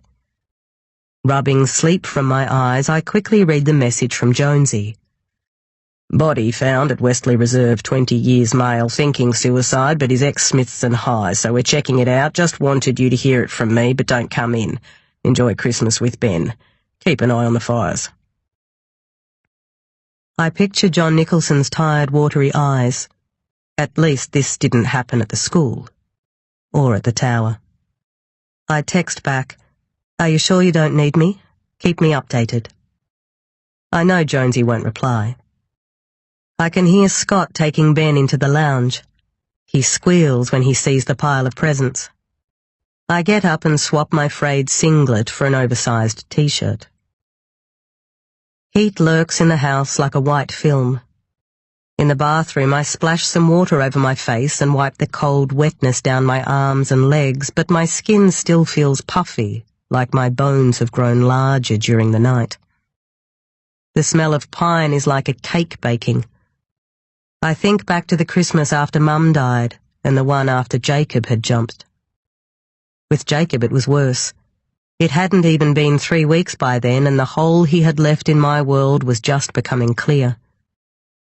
I recall Dad and me half-heartedly going through the familiar yet jarring motions of Christmas, with Aunt Megan fussing around, convinced that if I just ate a decent amount of turkey and ham, then things would be all right. I remember how even though she put carols on, all I could hear was the sound of rushing, like water crashing through a tunnel. "Mummy, look, presents!" I take Ben in my arms. "Merry Christmas, baby." "Merry Christmas." Scott's voice is gruff and he looks at the floor. "Do you want a coffee?" "Yes, thank you." Ben and I count his presents while we wait for Scott. He claps as I say each number. I wonder about Felix, what his Christmas morning is like. Has Maisie said something about seeing us? Does he even know she was there last night? He can probably explain pretty much anything away with work. "I was just investigating a case, darling, following up a lead." But the explanation falls flat even in my head. She would know if she saw us together. Our energy crackles around us like a thundercloud. Maybe Scott heard the buzz of our connection when he arrived at the house the other day, saw the sparks. I think about what might happen if Maisie tells her mother, and I realize how careless we've been. So sloppy. He makes me so needy, so thoughtless. My giddiness has led to snatched moments, me clawing at windows of light in the darkness. The foolish assumption that the universe will protect us. Ben's head looms into my vision. I've stopped counting and he's impatient, wanting to open his presents. "Here." Scott hands me a mug overfilled with milky coffee. "Thanks." "See about the fires?" I remember Jonesy's message. "No." "They're pretty bad, like the ones back in the 80s, they're saying in the paper." "Presents! Presents!" Ben looks like he might burst. "Was that work before?" Scott tips his head towards my phone. I nod. "Yep." "Do you have to go in?" "No." I take a slurp of the coffee. "There's a body, but they think it's a suicide. Jonesy's got it." Scott nods. "He's a good guy." "Yes." I watch Scott smile at Ben and want to avoid cracking the careful Christmas morning equilibrium we have created. We are alkaline levels in a pool, both trying to keep the water safe. Neutral enough that we can bob past each other without turning toxic. Okay. My voice is a bright fuchsia pink. Presents? Presents for the lucky little boy first, I think. Right, Ben, here you go. Scott hands him a gift and Ben tears into it with the wanton abandon that only a child on Christmas Day can exhibit. His face is pure joy, his red cheeks flushed. My heart is tender and pulpy. Mama, look! Trains! I nod and smile at the little imp that is my son. Here, this is for you. Scott looks past me as he holds out the gift. Thank you. My voice is a shadow. Here. I reach around to where I've wedged a small envelope between 2 bottles of wine under the tree. It's just a gift voucher. He waves my excuse away as he opens the envelope and gives me a curt nod. I slide my fingers underneath the folded flaps of the blood-red wrapping paper. A small set of wind chimes is folded inside the box. I remember how you liked the sound of them at the place we went to just after your birthday. I bought them ages ago. Show me, Mummy, show me! Ben yells into my face. I pull out the chimes and let them touch. They make a tinkling noise that lulls Ben into a long stare. Thank you, I say again. The chiming swirls around the room until Scott claps his hands and jumps up, grabbing one of Ben's new toy trains. Hey, Benny boy, show me how this one goes. Come on, come over here. Ben goes to Scott, still red-faced with excitement, and they begin playing a complicated game of trains. Their chatter fills the room, and I think I should get up and take a photo. A proper Christmas morning photo. But I just keep watching them instead. I wonder for a moment if I am even real. I look down at the perfectly round silver chimes in my hand, smooth and cool, and clutch my fingers tightly around them, squeezing for as long as I can until my skin turns white and I can't tell whether it hurts or not. Chapter 53. Then. Jacob loped along, sipping at a giant Slurpee and wearing a cap I'd never seen before. I grabbed my bag, leaving my half-eaten sandwich, and followed him, carefully keeping a solid distance between us. I watched his familiar walk and the way his dark hair poked out of his cap into the back of his collar. He seemed bigger, taller, as if he'd grown since we'd been apart. He passed the food court and pulled his hat off, zipping it into his backpack. I noticed an intricate design drawn in black ink starting on the back of his hand and sprawling up his arm. For a moment I wondered if he had got a tattoo. It was so good, but I guessed he had drawn it himself. He headed towards the cinema and I knew he was meeting her. He ran his fingers through his hair. It looked different, styled. I felt a low pulse in my heart. I missed touching him so much. Ducking into the music store opposite the cinema complex, I watched as he stood next to a large indoor fern, his fingers racing madly across his mobile phone. After a few minutes, he stepped away from the plant, looking up. Rose was above him, backlit, a dazzling smile on her face. Jacob made a cute little gesture, fluttering his hands on his chest, before beckoning her to come down. She shook her head, teasing, before eventually stepping back from the glass wall barrier and making her way down the stairs to where he waited for her. She was dressed oddly, in an old-fashioned peasant blouse that exposed her shoulders and a long skirt that wrapped around her legs.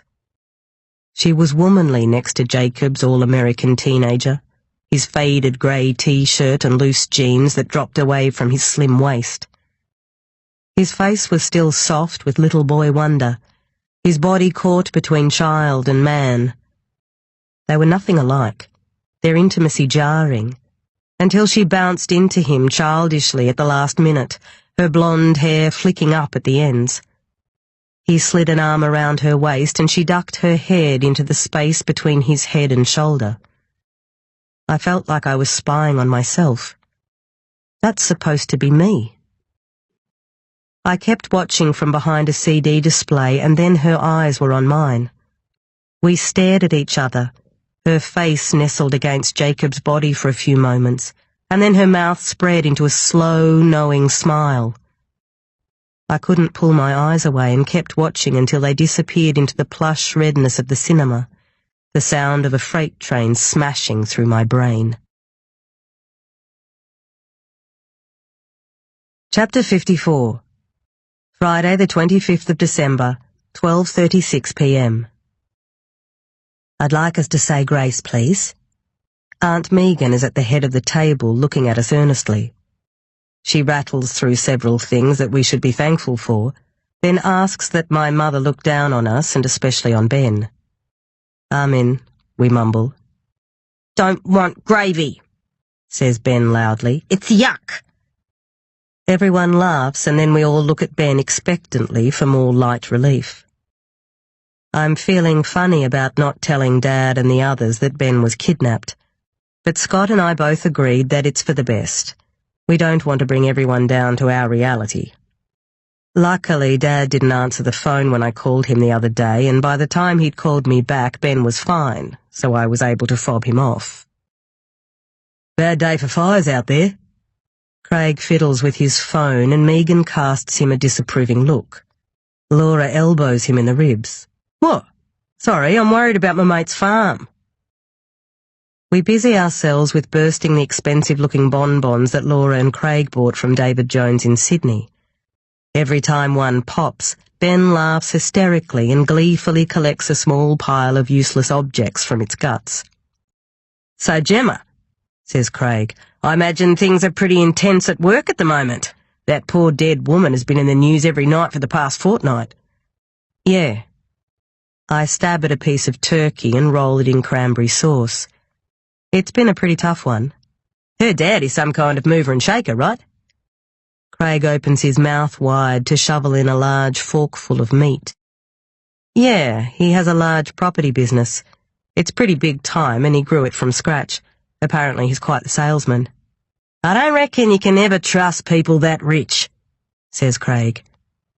Ben suddenly bites through his tongue and starts screaming, watery blood leaking onto his lip. I dab a serviette on his mouth and duck my head apologetically at Craig, hoping he'll take it as a sign to talk about something else. You must have known her in school, he continues. I was saying that to Laura the other day that you must have known her. Yes, well, it's very tragic. Dad's voice is unusually brisk, but Jem's got a day off from it today. Craig's eyebrows shoot up. Sure, of course. Ben's cries cease and he bounces back to his chair to resume eating. We chew in time to some jaunty carols that Megan has put on, but the volume is down low and the sound turns my stomach. More wine? I stand quickly and bump my knee hard on the table. Dad smiles at me. Yes, love, just a little, thanks. Laura nods. Do you think that's a good idea? Says Scott. I look at Scott. Everyone looks at Scott. Whatever, he says, breaking his eyes away from mine. His knife scrapes the plate as he cuts through turkey. Great, I say, picking up my glass. I'll open that fancy bottle of Chardonnay you got from the Jacksons. In the kitchen, I breathe past anger and pour wine into my glass. As I drink, I close my eyes and wish it was the evening. I look down at my dress, bought years ago for a wedding. The hem caught on something at some point, and it hangs unevenly just below my knees. It's tight across my middle. I check my phone. A Merry Christmas text from Anna, one from Carol with a photo of her kids in Santa hats, a missed call from Fox, and several safety alerts about the fires. Nothing from Felix. I toss it back onto the bench and look outside. The exhausted trees barely ruffle in the wind. I return to the dining room. Empty bonbons lie in a glittering heap at the end of the table. I pour wine for everyone. I want juice! Ben screams. Shh. Okay, buddy, calm down, says Scott. I'll get you some juice, just sit tight. Ben's face is red and he clenches his fists. Laura moves around the table and tries to pull him into her lap. When he wriggles away, she tries not to look hurt and starts clearing the plates. Fires are pretty bad, says Craig, looking at his phone again. Wiped out half of Felton, by the sounds of it. No one seems to think they'll reach Smithson, though. Lord have mercy on those poor people, mutters Megan. Scott reappears with Ben's juice. Ben takes one look at the juice and starts crying. Not that juice! Oh, come on, Ben, I'm sure it's yummy juice, Laura says. No, it's not! Ben throws himself on the floor. Laura laughs awkwardly. Well, I guess not. She returns to her chair and keeps her eyes on her food. Craig continues to commentate. Parts of Jackson have gone too, up near the river, full on. Dad clears his throat. I know it's hot, but perhaps we can put on the sprinkler and play some cricket. There's some shade in the yard. He looks so hopeful, so desperate for us to break the claustrophobia of the table that I find myself meeting Scott's eyes. We call a silent truce. Sure, Ned, he says. Great idea, Dad. He clutches me in a brief hug as I walk past. I'll grab the cricket set. After an hour of hot, sweaty, half-hearted cricket, we trundle back inside for more wine. Craig is itching to put on the TV. Might just flick on the news to see the fires. Megan mutters under her breath and disappears into the kitchen. I open another bottle of wine and busy myself with filling glasses. Angry flames light up the screen as a slightly panicked reporter describes the devastation. Bloody hell, says Craig. They're everywhere. Laura serves bowls of cold pudding with brandy cream. I check my phone again. Still nothing from Felix. I picture him reflected in a hazy Christmas bauble surrounded by his blonde daughters, their hair neatly braided as his wife serves a traditional Christmas dinner that she cooked entirely herself. Or maybe Maisie has tattled, and he and his wife are locked in a furious standoff, all the doubts that ever existed between them being dissected like a turkey, with jingle bells playing in the background. Scott interrupts my thoughts by depositing a squirming Ben onto my lap. I face him into my chest away from the raging fires and hum softly into his ear. His body is heavy with pre-sleep. Dad pats me on the shoulder and kisses Ben on the forehead before settling into the armchair. Laura and Craig sit side by side on the couch. Scott is shoving discarded wrapping paper into a large garbage bag. Aunt Megan sits primly in Mum's old armchair near the stereo, which is still doggedly playing Christmas tunes. Rosalind would have turned 29 today, I think, as my eyelids drop, and the flames on TV turn into a writhing mass of scarlet rose petals.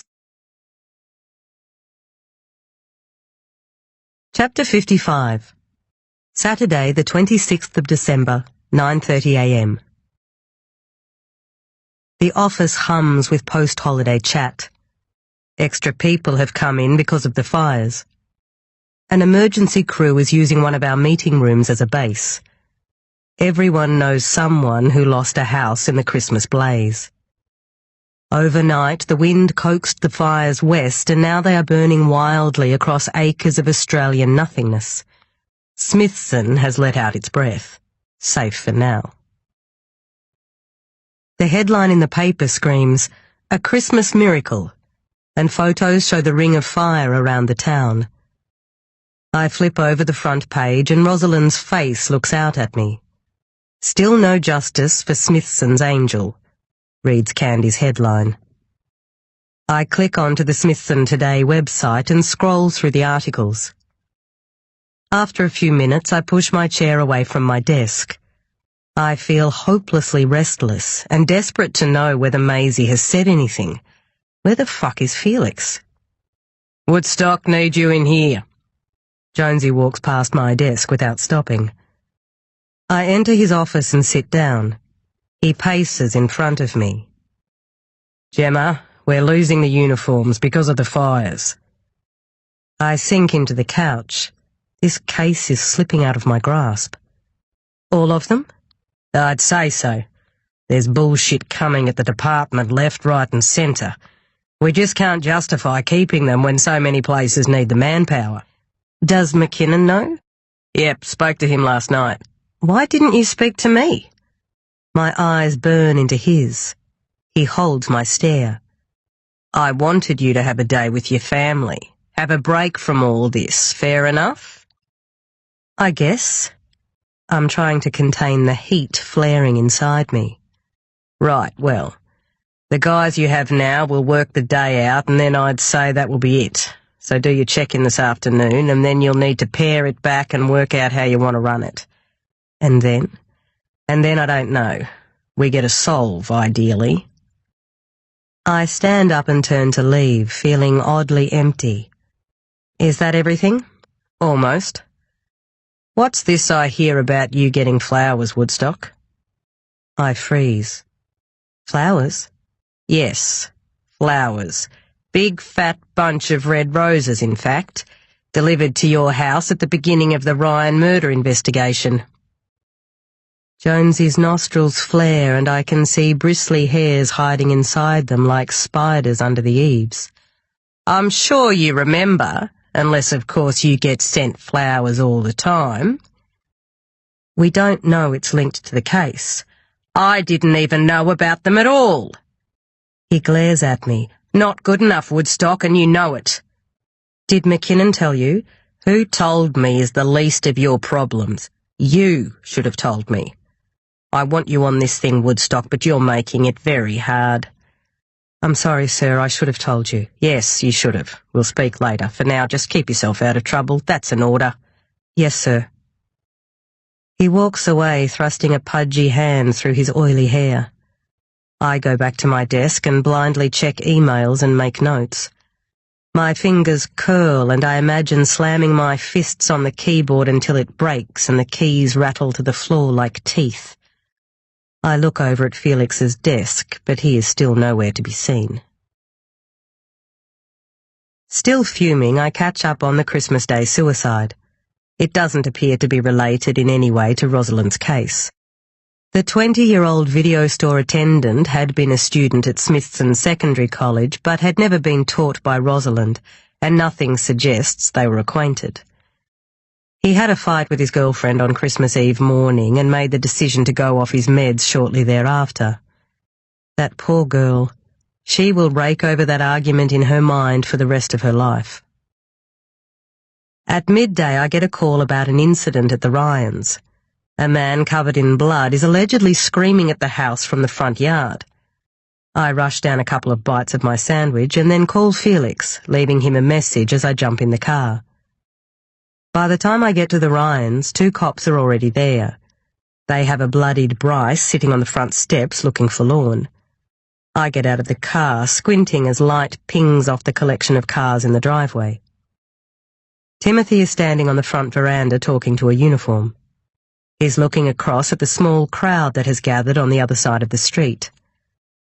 I spy the manager of the local bank and a property developer whose name I can't remember. He writes about investments in Candy's paper. Smithson's finest dragged out of their Christmas hangovers by this unexpected spectacle. I push my sunglasses on and amble up to the front of the house. "Hi, boys." They look at me petulantly. "What's going on?" "Nothing," says Timothy. "Just a misunderstanding." Bryce nods in agreement. "Looks like a bit more than that to me. You've created quite the scene." Timothy grimaces. "It was a stupid fight, no big deal." "What were you fighting about?" I ask. "Nothing. We were mucking around." "Well, why don't we take a little trip down to the station and unpack it all a bit?" says one of the older cops, and I try to hide a smile as Timothy scowls. "Where is your father?"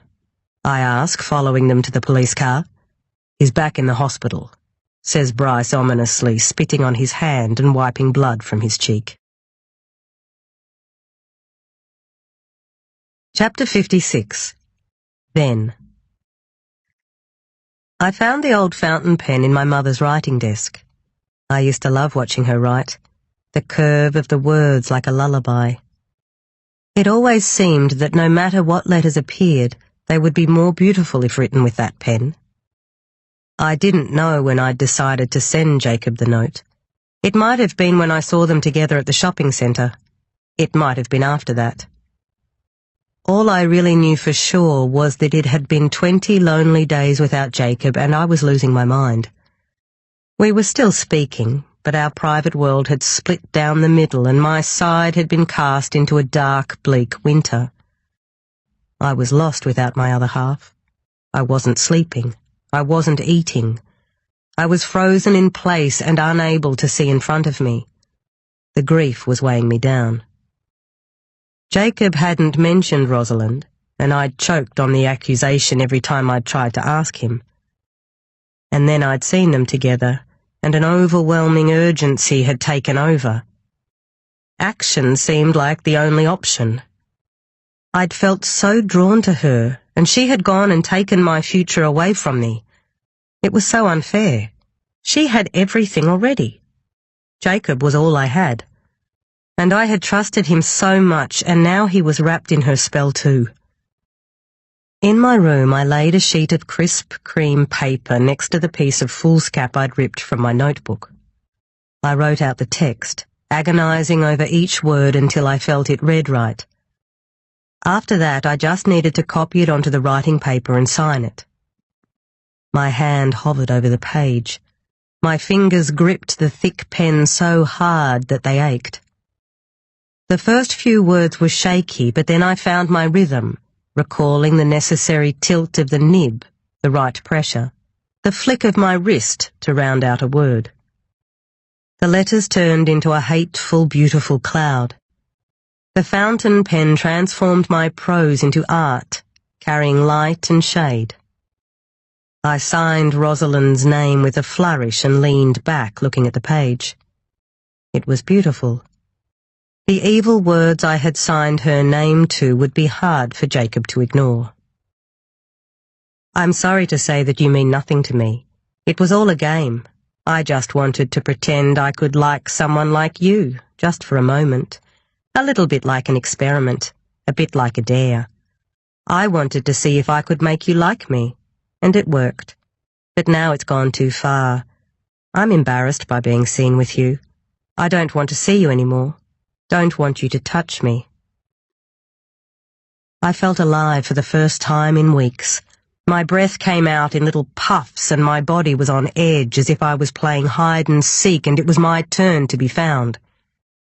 A noise in the other room fired a nerve ending all the way from the base of my neck to the tip of my spine. Probably just Dad waking up. I dabbed at Rosalind's signature, making sure it was dry before I folded the letter perfectly in half. In a few hours, Jacob would hold this letter and begin to doubt her, start to feel like he couldn't trust her, understand that she was not what she seemed. But I didn't want him to speak to her after he read it.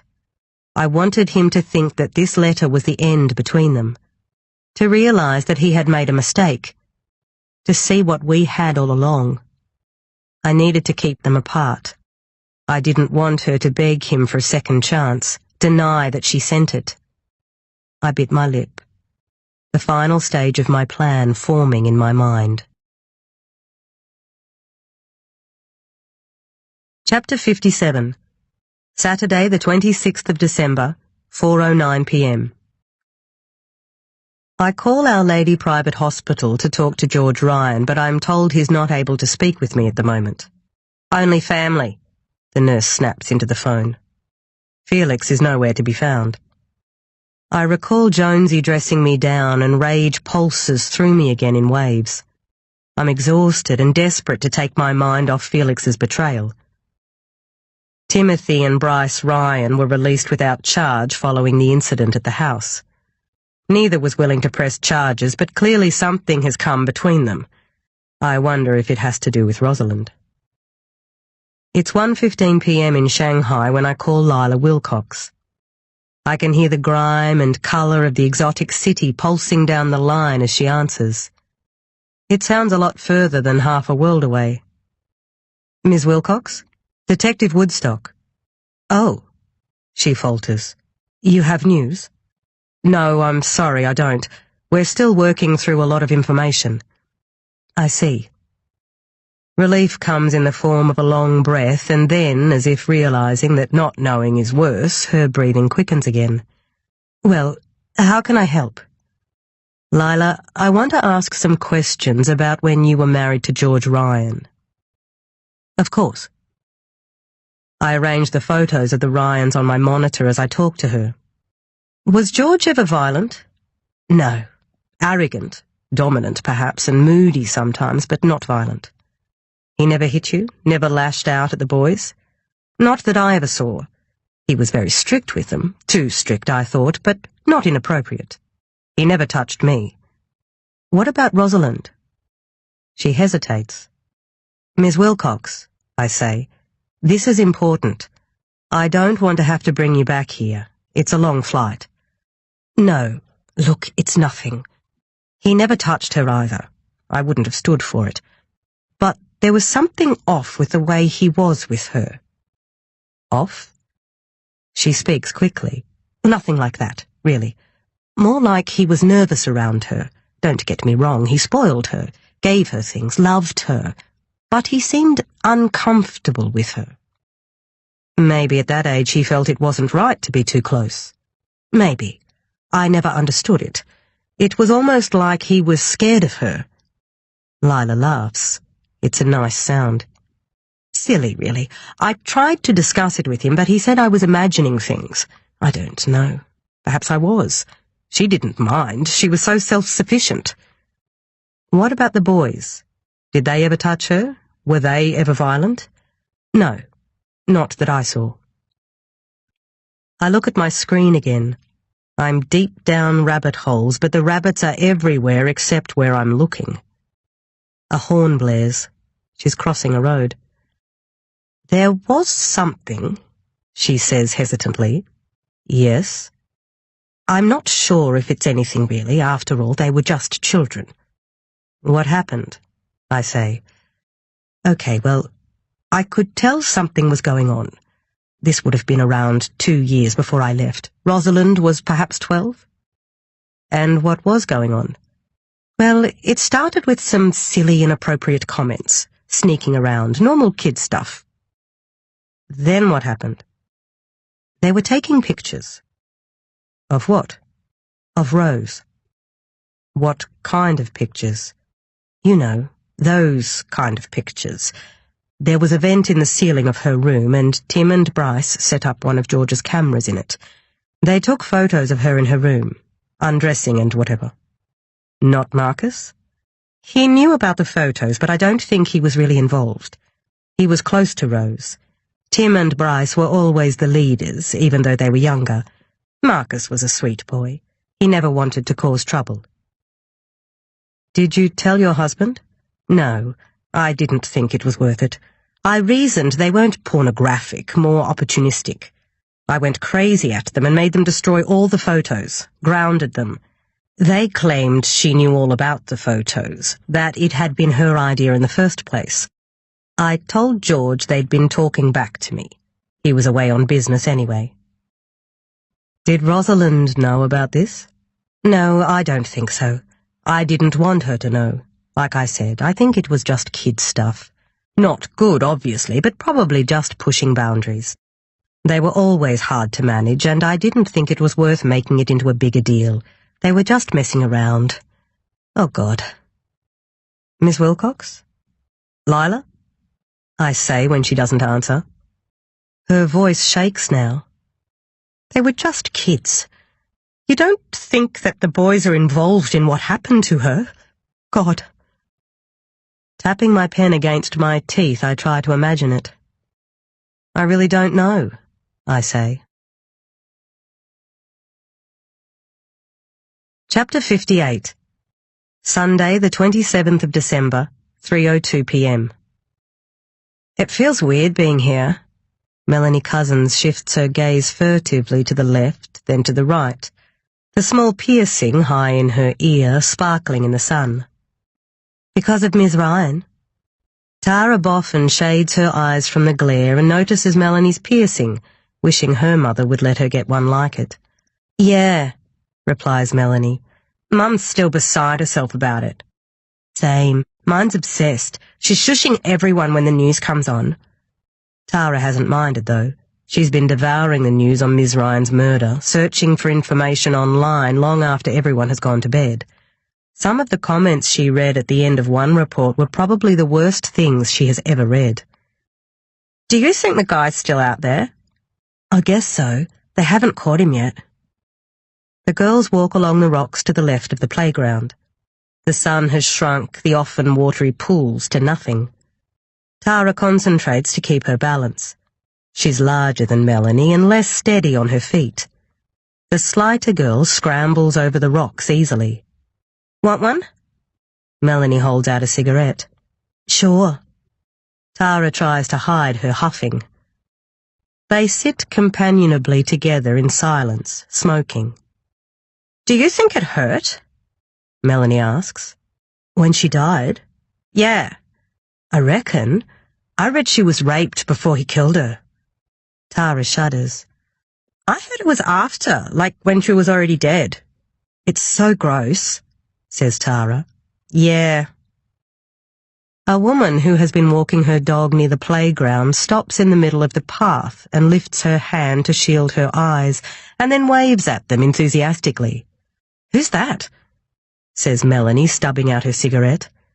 Don't know.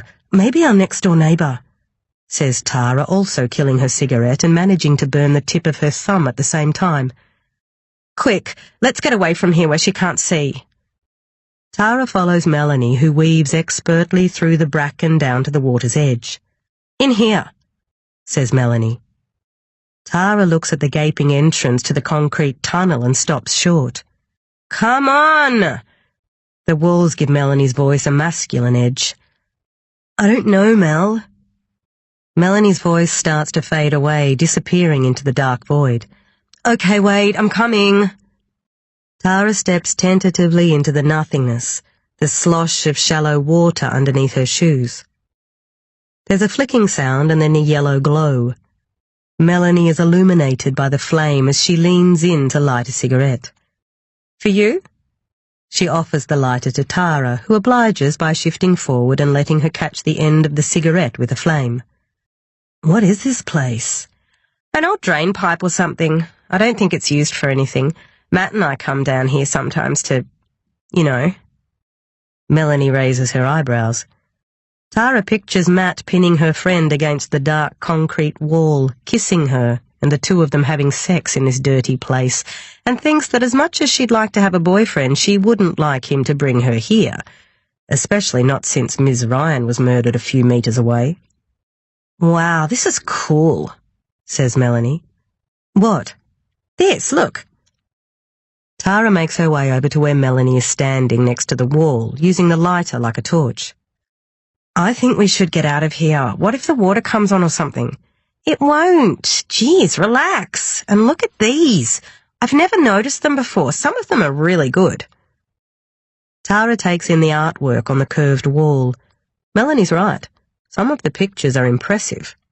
Complicated patterns, dramatic graffiti, and excellent likenesses to people. Brad and Angelina are wrapped around each other in an awkward embrace, their heads large on tiny bodies.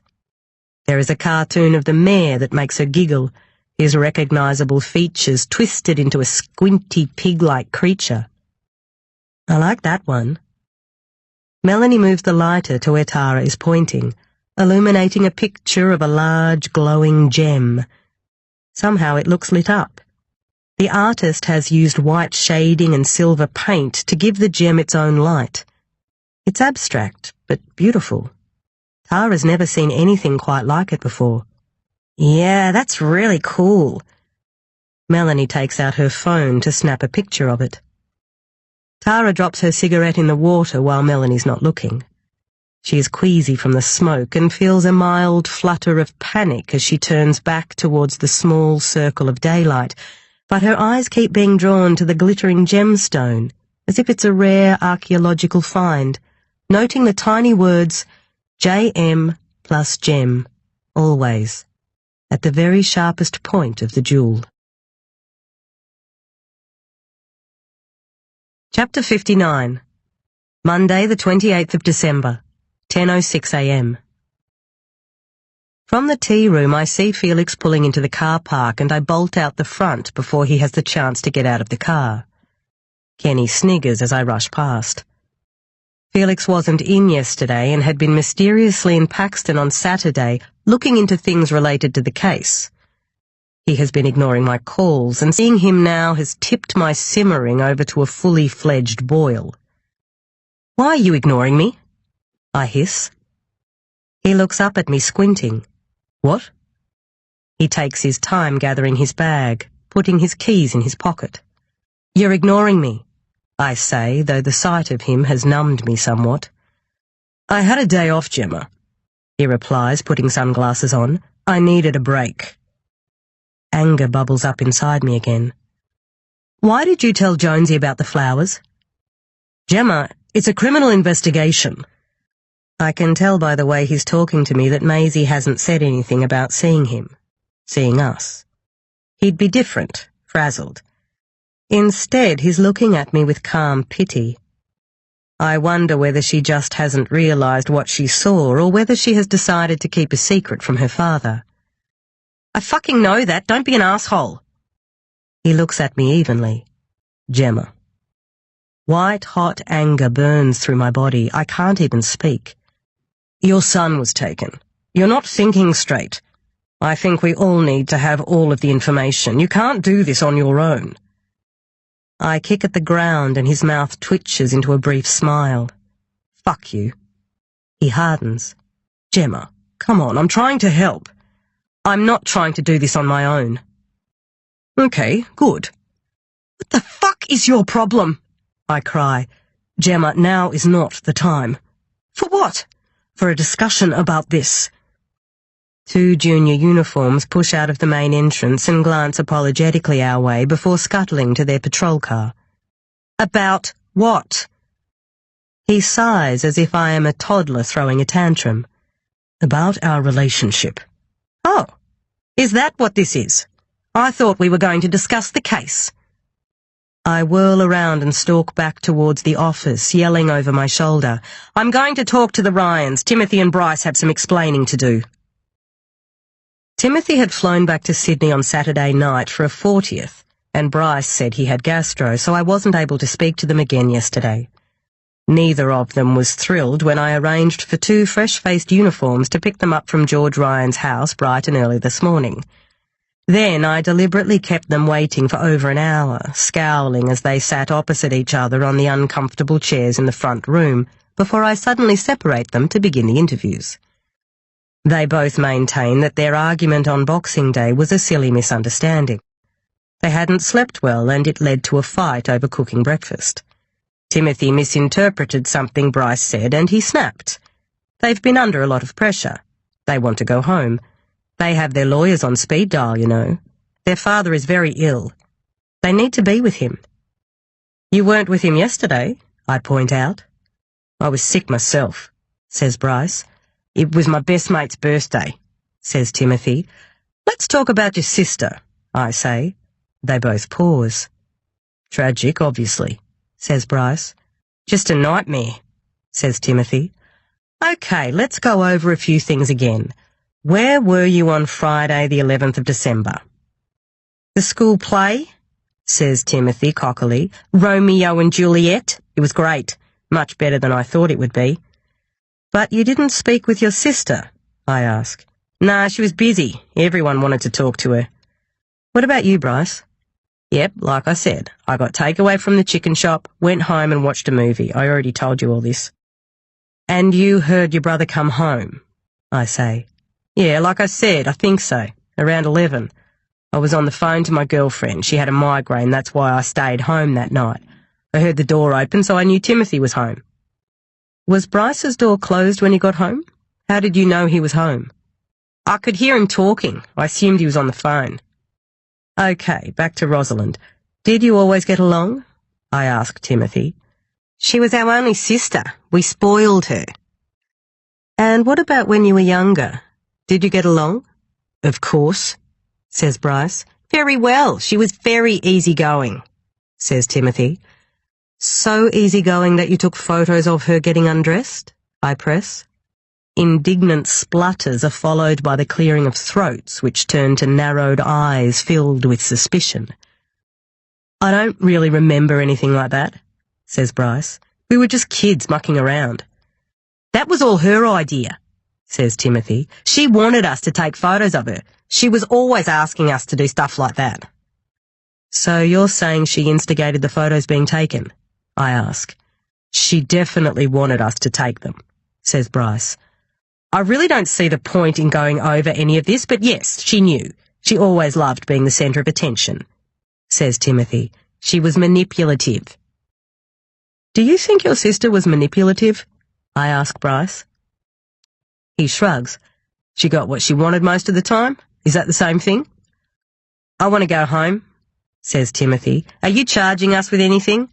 I'm leaving, announces Bryce. Dragging all this up isn't helping anyone.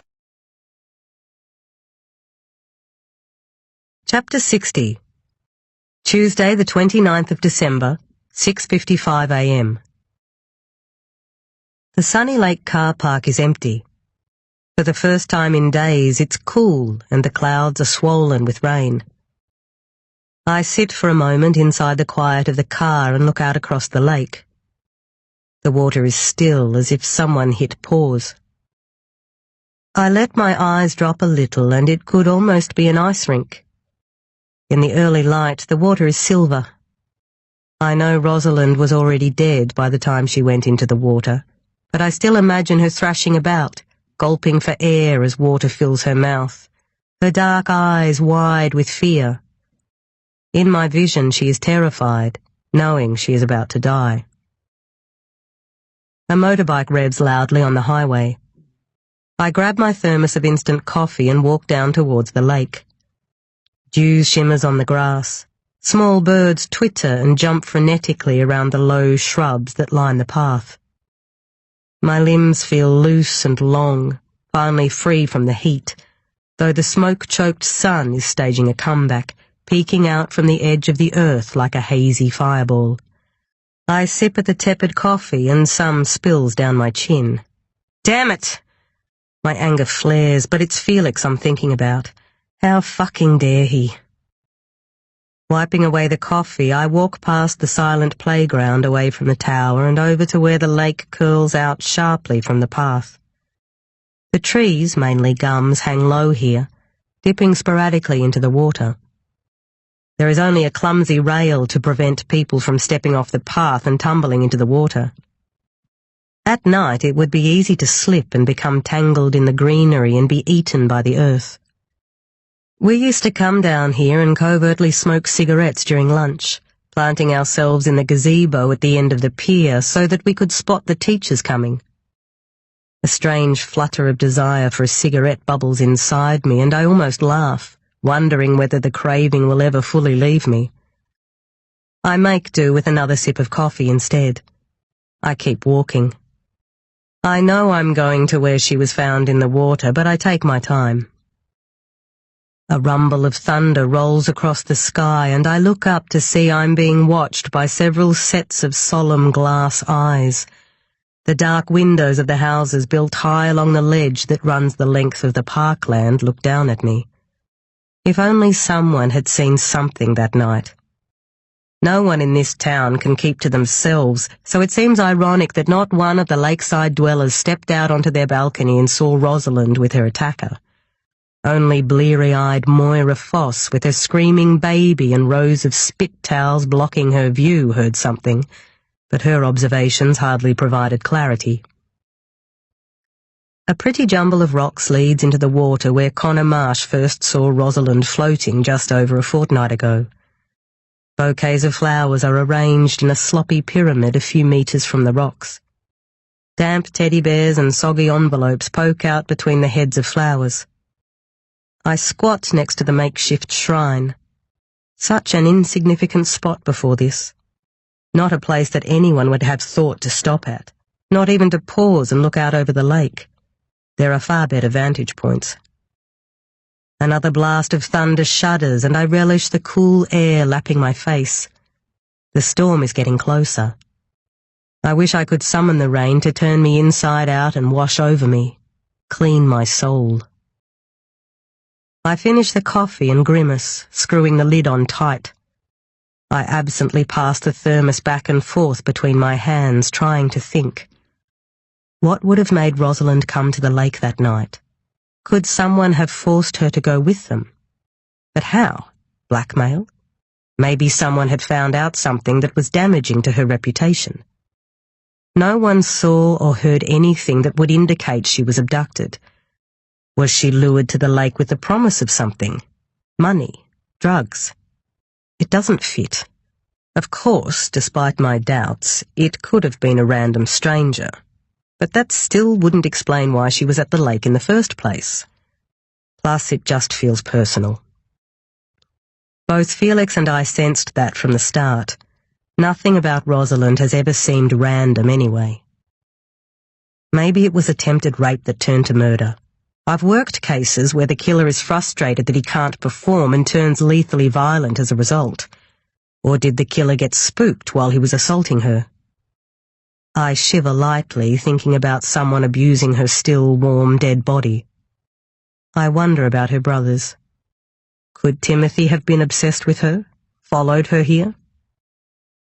I pull a card out from the pile of tributes, exposing a picture of a white dove inside a ring of flowers. Damp has curled its edges.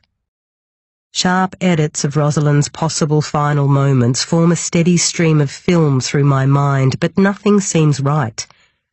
It's a random montage without a plot.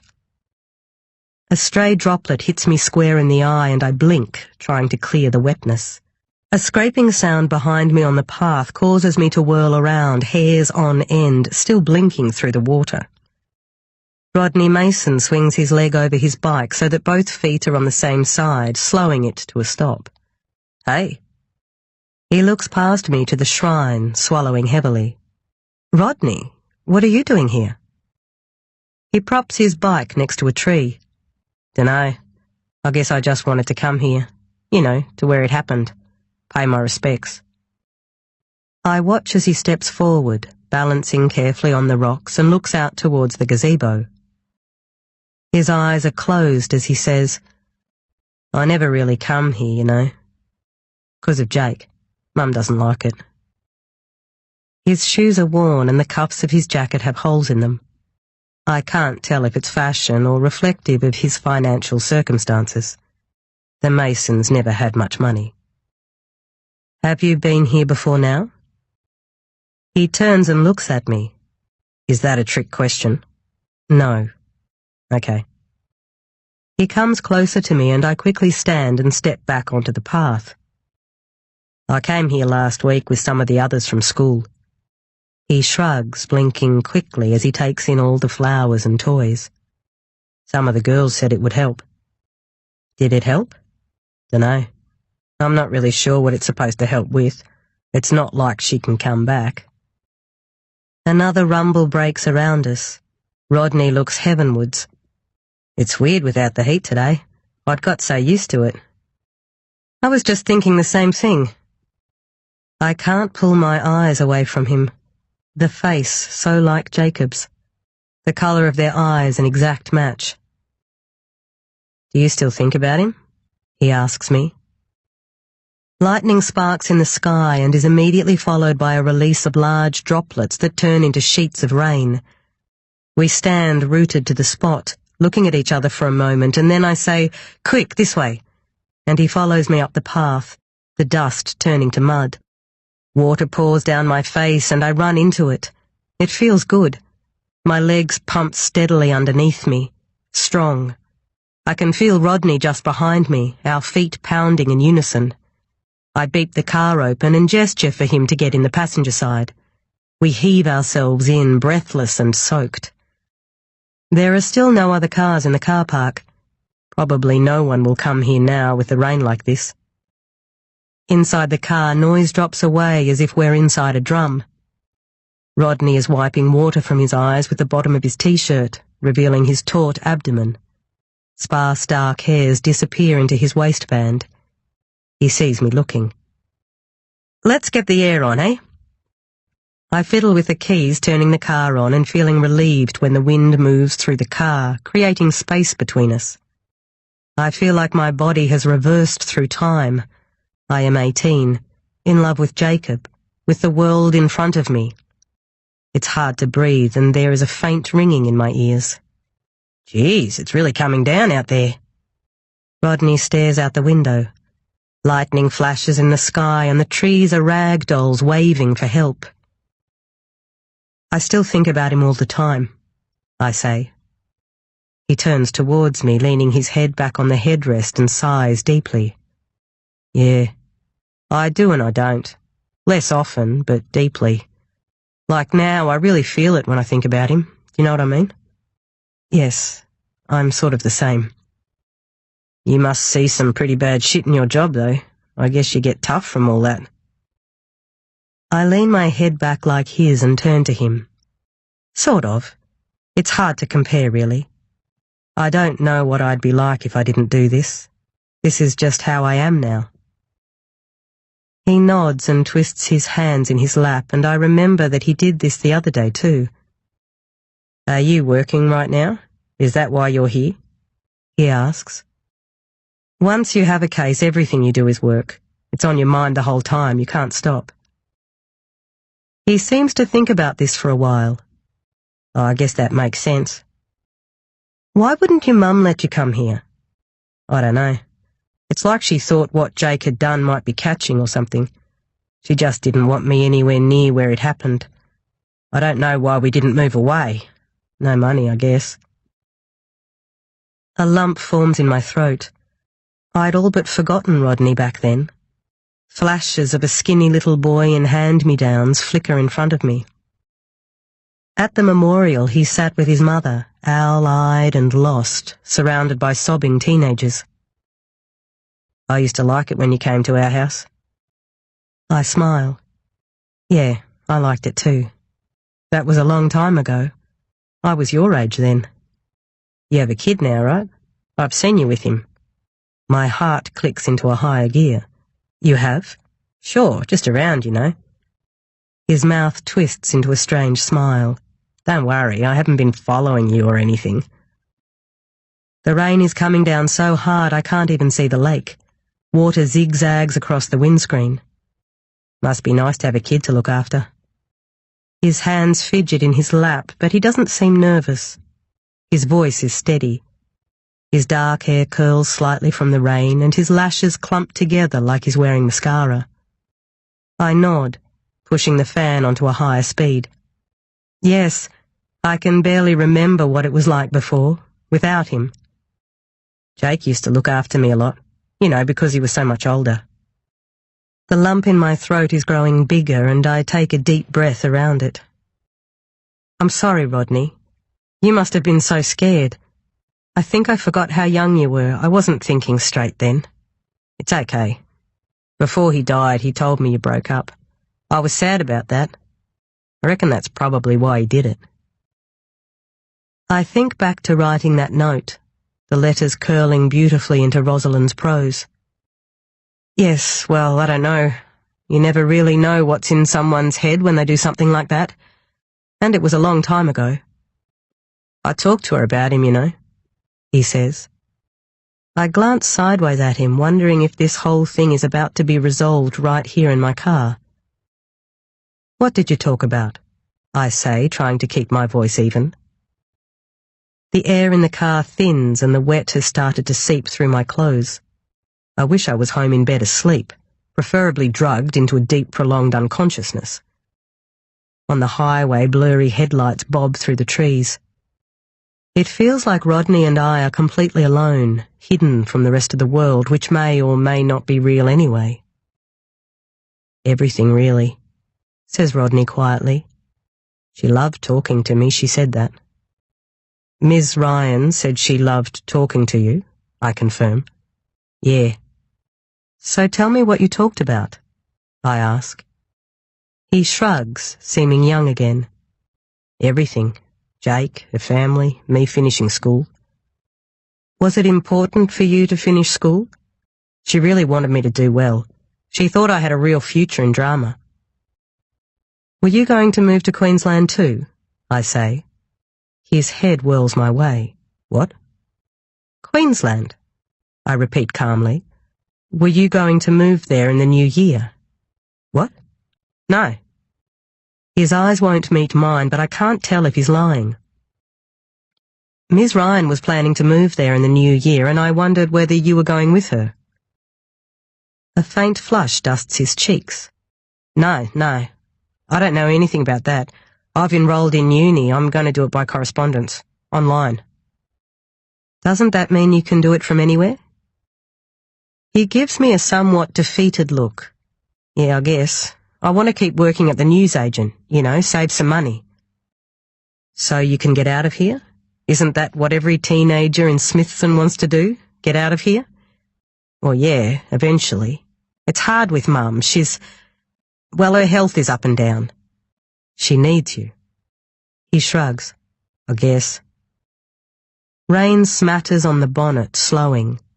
I feel like I'm running out of time. Rodney, were you here with her that night?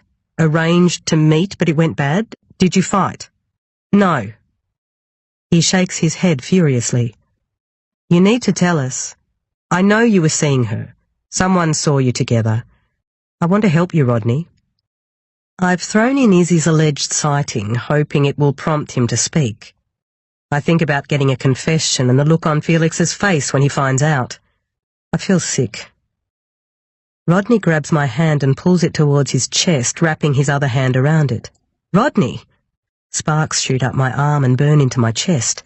He pulls my hand to his mouth, mumbling into it.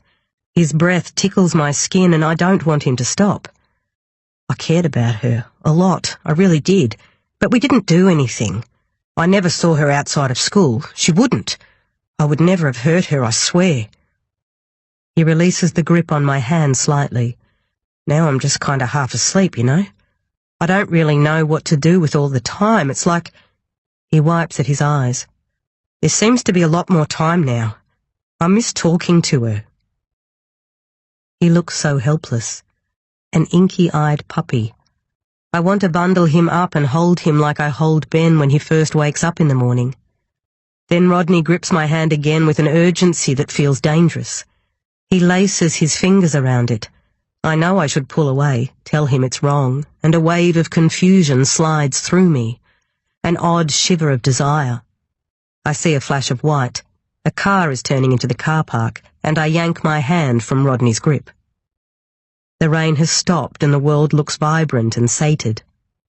Your bike, I say. He sees the other car and nods, opening the door and pulling his hood up over his head. Leaning into the door, he says, I didn't hurt her. I would never have done that. He runs off towards the lake, the flat echo of the slamming door pulsing through my thoughts. He disappears between the trees and I lean back in my seat, my hands in my hair, pulling the skin on my face to either side. I choke on a sob that rises in my throat as my face collapses. I bite my lip hard and pull air into my nose and then release it slowly through my mouth. From shaky to steady. My body aches for Felix. I want to hold Ben. I want to go back in time to talk to Jacob, to stop myself from sending that note.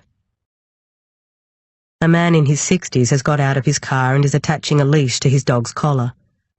The dog is a wriggling ball of fuzzy hair and is finding great joy in dancing through the brand new puddles. The man looks at me curiously, then gives me a polite nod. He walks off, his dog jumping in mad circles as he coaxes it along the path. He probably thinks Rodney is my boyfriend and we've fought. My car feels empty without Rodney. I want to be close to him again, together in our pain. I turn the engine on and sit there trying not to think until my heartbeat matches the thrum of the windscreen wipers and my mind is blank. Chapter 61. Tuesday the 29th of December, 3:34 p.m. I've felt like this before, like I'm in a dark room feeling for the edges of a door, but instead going round and round the dark square and forgetting where I've already checked. I am hollow. Without discussing it, Felix and I have divided Rosalind's case in half, divvying up suspects and dispensing the outstanding tasks like pieces of an apple. I've got the Ryans, he has the teachers. I have Nicholson, he has the students, with the exception of Rodney. I spoke to Rodney Mason this morning, I announced at the informal check-in Jonesy requested. It's just me, Felix, Matthews and Kingston now. He's admitted to having feelings for Miss Ryan. Feelings. Jonesy snorts as if it's the worst condition imaginable. Well, that sounds promising. What are you thinking, Woodstock? Were these feelings mutual? I recall Rodney's grip on my hand, the flatness in his stare. I think about Jacob picking me up and throwing me onto my bed, tickling me mercilessly and covering me with kisses, laughing until my face ached. I remember somewhere deep in my soul the contented peacefulness of love-struck teenage tiredness settling deep in my limbs. He says they never acted on it, but they were definitely close. I think I believe him. But then there's what Izzy said she saw. I guess we can try to get permission to secure DNA and see if it's a match to the fetus. And if it's his? Then we'll know, sir. We'll know he's lying about the relationship. That would be fairly telling. Then I quickly add, we're also still looking at Timothy Ryan. His alibi is flimsy, but there's no indication as to where else he was that night. And we can't write off John Nicholson either. We're at a bit of a dead end. Felix's eyes narrow on me briefly. Well, figure it out. Jonesy looks stressed. He clears his throat unnecessarily. Right, everyone, off you go. I make a coffee in the kitchen. The kettle hisses against the quiet of the station. Phones bleat sporadically from the front desk. I can hear Kenny asking someone to slow down so that he can understand them, his voice cracking like a teenager's. I walk back to my desk, the hint of a headache forming at my temples. Papers ruffle gently in response to the creaking ceiling fans. The aircon still isn't fixed. Discarded coffee cups dot across the tops of messy desks. Stale smoke mingles with the smell of men and days of heat. I stand still for a moment and look squarely at the pinboard. Rosalind's face is large, surrounded by smaller photos of the crime scene and the autopsy. The coffee mixes sharply with the freshness of the apple I've just eaten, but I drink past the taste. Slowly I take everything down from the board. Maps, photos, phone records, post-its. I look at the neat little pile on the chair. I grab some fresh post-its and map out a new timeline from scratch. I start with the Ryans arriving in Smithson in 1980. Olivia Ryan's affair with Nicholson in 1987. Rosalind's birth. Olivia's death a few days later. The Ryan business skyrocketing. George marrying Lila in 1997. Rosalind starting to see Jacob in November 2005. Maybe earlier, I admit to myself. Jacob dying in December. Rodney is just 7 years old. Rosalind moving away, studying, living in the city. Landing a job as a teacher in a large city school. The rumoured relationship with the student there. Returning to Smithson in late 2011 and into her modest cottage on the highway. In 2012, she starts teaching at Smithson, has a passion for drama and fights to produce the school play. Has a blowout with her brother at her dad's birthday in October 2015. She applies for a teaching job in Brisbane the same month. Izzy Mealaw claims to have seen Rosalind and Rodney Mason kissing at the school in November. Her play opens on Friday the 11th of December. Rosalind Ryan is dead sometime that same evening. I am warned off the case with the roses a few days after the investigation begins. Ben is taken, another warning, 1 week later. John Nicholson confesses to believing Rosalind was his daughter the entire time. I wriggle my toes, pulling each knee to my chest and stretching my stiff legs. I look up at my newly arranged board. Could Jacob really be relevant to Rosalind's death, or is that just a tempting thought because of the link between the two of them? I've told no one else about Rose dating him. It's not something that I've ever spoken about, and I don't really want to start now.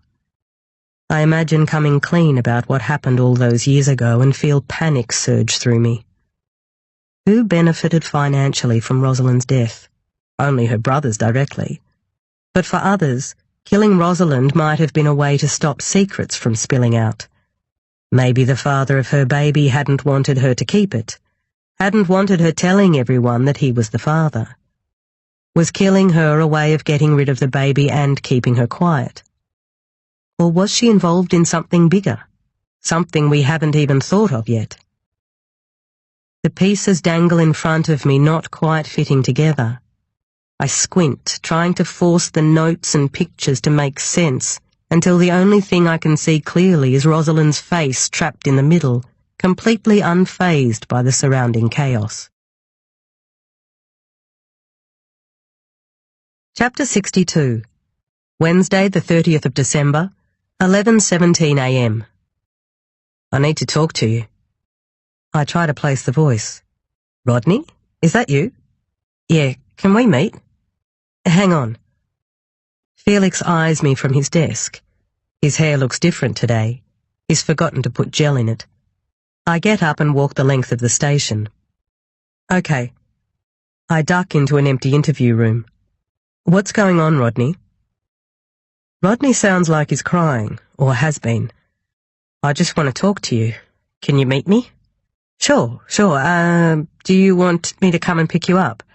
Yeah, no, that won't work. What about at the lake again? Discomfort bubbles inside me. I don't think that's a good idea, Rodney. Do you want to come to the station?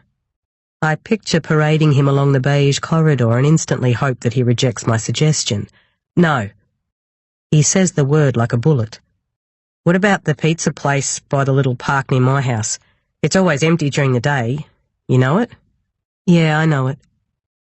We ring off and I walk out of the station to my car. As I pass the skate park, I stare at the base of the skate jump, marveling at the courage that must be needed to scale the peaks. Rodney seems nervous as I slide into the booth across from him. Cherry's Pizza is clearly not popular during the day. A frail-looking man mechanically tosses pizza dough into circles behind the counter, and there is only one other customer, a wizened-looking elderly woman heroically making her way through a large margarita. I don't recognize either of them. I kept a careful eye out on the way here to make sure I wasn't tailed by reporters, and it appears my efforts were successful. After a few moments, a fresh-faced girl, all of 13, appears to take our orders. Rodney asks for a milkshake, barely looking at her. I glance at the wine menu, but settle for a milkshake too. After she disappears into the kitchen, I duck my head, trying to catch his eye. Are you okay, Rodney? Why did you want to see me? He twists his hands. I don't know. I wanted to talk to you. What do you want to talk about? He looks at the fan, the door. His mind seems to be flitting around, almost like he's on something. Rodney? I just don't have anyone to talk to. I like talking to you. Warmth spreads in my chest before I catch myself. Careful, I think. I like talking to you too, I say. I guess I just feel alone now. You know, doing the play again, it's like I'm glad we're doing it, but it's so weird that she's not there. I can imagine. I don't think that anyone else really cares. They're all talking about next year and leaving Smithson, and I just can't. You really loved her, didn't you, Rodney? The tendons in his jaw work hard. He looks at me with wounded eyes. She just understood me. She got me. I remember that Rodney turns 18 in 2 weeks. If I collect his DNA now and file it, in mid-January I won't have to get Donna Mason's permission. I can also decide whether I want to submit it at all. You know, Rodney, I say kindly, there's a lot of talk about you, people saying things about the two of you. I could put a lot of it to rest with a DNA test. A DNA test? He repeats. Yes. I stir the milky bubbles with my straw. There's some evidence that we collected, and if we could just get your DNA, we could possibly remove you from the investigation. He puffs out his cheeks. Okay, he says after a minute. How long does it take? Collecting your DNA is instant. We can do it right now. I have a kit in my bag. You just need to swab your mouth. The test will take a few weeks, but I'm sure it will all be fine. Okay, I'll do it. His voice is flat, and I wonder what he is thinking. He doesn't ask what evidence I'm referring to. I don't mention the baby. Even if it was his, he may not know anything about it. I think about the baby I lost. It would have been about 8 weeks along by now. The gravity of the decision I managed to dodge overwhelms me, and I paste on a smile and hand Rodney the DNA kit. Just push that along the inside of your cheek and that's it. Rodney takes the kit from me and removes the swab, running it along the wall of his mouth before placing it back into the bag. Thanks, Rodney, I say, taking it from him, and I swear I can see all of his tiny cells scrambling around on its tip, holding all the answers. Chapter 63. Then. I folded the letter in half and placed it in the envelope. I looked at his name, written across the front like it should be sung. I slipped the envelope in the front page of my notebook and then put it into my bag. I only had an hour until daylight. I cycled over to Jacob's house. The sparse street lights lit my way. The ground steamed from the recent rain. I counted on Jacob being up first. He often roamed around the house till late, watching TV, before waking early. For a moment I panicked, thinking that perhaps he was staying at her house, but Donna would never let him do that. And I could see his bike propped next to the front door, his sneakers parallel with Rodney's. I leaned my bike on the fence beside the letterbox, got the envelope out of my bag and walked towards the house. I stared at myself in the glass of the windows which had turned to mirrors in the early morning light. Before I could have second thoughts, I slid the envelope underneath the front door. Chapter 64. Wednesday, the 30th of December, 5:18 p.m. I pick Ben up early from my dad's. He wraps his small arms around my neck as I kiss Dad goodbye, then bundle him into the car. We drive. I'm not sure where we're going, but I don't feel like going home. Scott has agreed to help one of the neighbours rebuild a fence this afternoon, and even though we haven't discussed Ben returning to Cloud Hill yet, instinctively it doesn't feel like an option right now. Maybe it never will be. Everything seems temporary at the moment. I turn corners at random, following the curves of the road.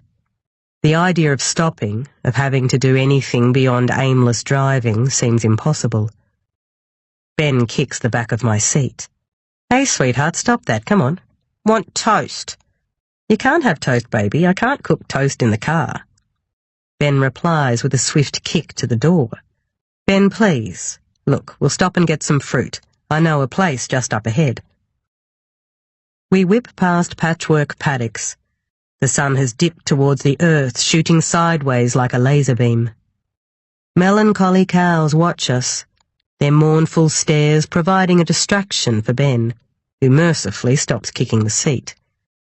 I pull into the roadside stall and buy a small box of strawberries and a bag of blueberries. Berries, he says with a hand out. Hang on, we'll just go up the road a bit. I park in the rest stop under the shade of a giant gum. A few chairs and tables pepper the edge of the car park, but I coax Ben to an oasis of faded green at the tip of the curve where the mountain juts out, and you can stare forever at the infinite fields. The sky is the sea, the land its sandy base. It's beautiful. I haven't thought to come here for years. Smithson is surrounded by pockets of nature's best. Valleys pool with emerald green moss, ferns carry the faces of exotic tigers, flowers the colour of rare gems. The air is cleaner up here. We're above the haze that hugs the town, above all the judgment that gets stuck in my lungs and pulls me down. I pan evenly across the outlook, catching myself as I complete my scan. It's not like I'm going to be able to spot the killer from up here. Looking down at Smithson like this does make it seem more possible, though. It's smaller, more manageable. I see the large square of the carling plant, the tiny dots of houses, the sketchy roads, Sunny Lake, the shot tower. Catching the killer shouldn't be so hard, but somehow once I'm back among the Lego-like rows of houses and familiar shops, everything is closer and yet further away.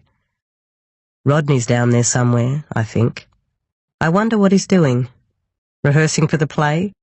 Or is he at the lake, staring out at the water, missing Rose? I move my eyes back to Ben, who is chomping contentedly on his blueberries, staring at the view, a wine-coloured rim quickly forming around his lips. You had a good Christmas, Ben?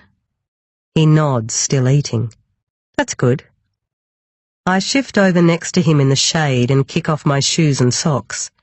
I pick fluff from between my toes, move them back and forth in a slow wave before pushing them into the dry earth. Hey, Ben, maybe we'll go on a holiday soon. Would you like that? He bobs his head up and down. Peppa Pig goes on holidays. Cool, I say. Well, I think it would be nice to go on a holiday. With Daddy? A beat goes by. I was imagining Felix and I somehow escaping to a cosy cabin or perhaps a stormy beach house with Ben in tow, away from the heat and the rest of the world. Ridiculous. He has 3 teenage daughters and a wife for good measure.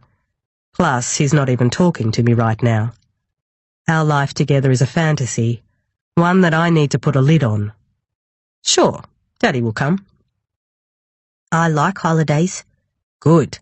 Maybe we'll go somewhere cold. That might be nice, huh? Like snow. Well, maybe not snow. Paris, England, Vancouver. All these places that I was supposed to see but haven't. My mother used to tell me about skiing, the feeling of trusting your feet, the feeling of flying. I look at Ben and imagine his tiny body whipping down a mountain. I imagine all the things he will do far, far away from Smithson. And suddenly there's a lump in my throat, and I'm jumping back to my feet, wiping my soles on the grass. Look at you, you little vampire. I yank some wet ones from my bag and dab the berry juice off Ben's mouth. He squeals and squirms away. After the blueberries are gone and the strawberries are nothing more than green, tuft-like weeds, we go for a walk. Ben wants to pick flowers. We assemble a ragged-looking posy of wild flowers and bracken that is appealing in a home-cooked kind of way. Look at this. I fasten them together with a hair tie. They're beautiful, Ben. Should we take them home and put them in a vase? I want to give them to Daddy. I block out the sun with my hand. I can't seem to get away from it. That's a nice idea. He'll love them. The cicada chorus kicks up a notch. Shrill, the noise bores into the air as I help Ben into the car and start down the mountain, along the familiar curves, back into Smithson. Chapter 65. Thursday, the 31st of December, 8:24 a.m. Candy's article details everything, from the time of Ben's kidnapping to him being found in our backyard a few hours later. The kidnapper is described as a middle-aged woman who claimed to be Ben's grandmother. There's even a quote from Madeline at the daycare centre and a reference to a piece of evidence linked strongly to the Rosalind Ryan murder case. Propelled into Jonesy's office by a force beyond my control, I'm in such a rage I can't even feel my face. What the fuck is this? I throw the paper onto his desk. He looks up at me and I can tell he's already seen it. I read from the paper. The question that we should really be asking ourselves is whether or not Detective Woodstock should keep working on this case. It seems impossible for her to remain impartial now that there is such a clear threat to her family. I mean, what is this? Do we have a leak? Jonesy pushes his chair away from his desk and stands up. He looks tired and old. A stain on his shirt sneaks out from behind his jacket. My phone is going ballistic in my pocket. I don't even want to look at it. Scott, my dad, Aunt Megan, everyone will be wanting something from me, blaming me. How could I let this happen to my son? Do you need to get that? Jonesy says, jerking his head towards my buzzing pocket. No. What I need to be doing is getting on with my job, but that seems kind of fucking impossible right now, doesn't it? I spin on my heel and storm out, leaving an open-mouthed Jonesy in my wake. I spend the next few hours brooding around the station like a thundercloud. My fists clench involuntarily and I manage to drop a full cup of takeaway coffee on my shoes. I want to kill Candy, watch her eyes bug out of her head as I strangle her, but somehow I refrain from calling her office. Honestly, I'm mainly afraid of what I might say. Scott is looking after Ben today. He's not working again until mid-January. Everyone else from the worksite has gone away for summer. It's only us who have nowhere to go. I don't call him. I just can't deal with it right now. In the end, I'm sick of my own company and I call Dad back, pacing manically in front of the park bench behind the station, listening as he wonders how this could have happened and how I could have kept it from him. His voice is rough-edged, the anger unfamiliar and sharp. Gemma, help me understand why you didn't tell me about this. Dad, I'm working a murder case. I know you don't really understand what that means, but there is procedure. I can't tell you everything. Does that make sense? I choke back a sob. Plus, we didn't want to upset you. Dad doesn't speak for a moment. At last he says, Gemma, I understand how important your job is, but this is about our Ben, not some fact about a clue. He's not our Ben, he's mine.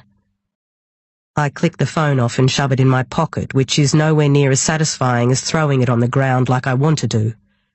Instead, I try to calm down, watching as a blowfly stuck in the sticky strands of a web tries desperately to break free, its tormented buzzing loud in my ears. Chapter 66. Thursday, the 31st of December, 2:37 p.m. I get into a patrol car and head to Gowran. My argument with Dad has upset me and I grip the wheel and grit through tears that I refuse to unleash. I haven't told Jonesy where I'm going, which is not the smartest idea, but I simply can't deal with having to explain myself right now. For the briefest moment, I wonder what Felix is doing, but that line of thinking will get me even more worked up than I am already, so I focus on driving, staring at the reliable horizon and taking the kind of deep breaths that I was taught the one time I tried meditation. Paddocks flick past with cows huddled around the fence posts. Rows and rows of fruit trees reach up to the sun. The drive takes about an hour, and by the time I arrive, I'm feeling anxious and remember why I never went back to that meditation class. Gowran was once a wealthy mining town, and the architecture always makes me want to stand up a little bit straighter. I walk into the open-air shopping complex, slightly bemused by the exotic coffees on the menu at the country kitchen cafe. Little old Gowran has clearly propelled itself into the mainstream. The small space is writhing with teenagers who all appear to be spending their hard-earned holiday cash on various forms of caffeine and cream, the excessive price tag clearly a matter of value perception. Rosalind had several ticket stubs in her rubbish bin and bedside drawer from the Gowran cinema, and even though it's a long shot, I figure I'll ask the guys on the counter if they remember her, and if they do, are they able to recall who she came with? The fact that Rosalind went to Gowran is suspicious. It's a 2-hour round trip and there is a cinema complex in Smithson that shows all the same films. But Gowran is much larger than Smithson. I think its population is almost 60,000. It's arguably a place someone might come if they want to hide in plain sight. I'd planned on sending one of the uniforms on this inquiry mission, but there is no one left now. Really, I just wanted to get out of Smithson, and this seemed as good a red herring to follow up as any. The staff on the cinema ticket booths look incredibly young, but I assume they must be at least 15. I wait for a lull and then amble over to speak to them. Explaining that I am a detective, I show them the picture of Rosalind and ask if they remember seeing her.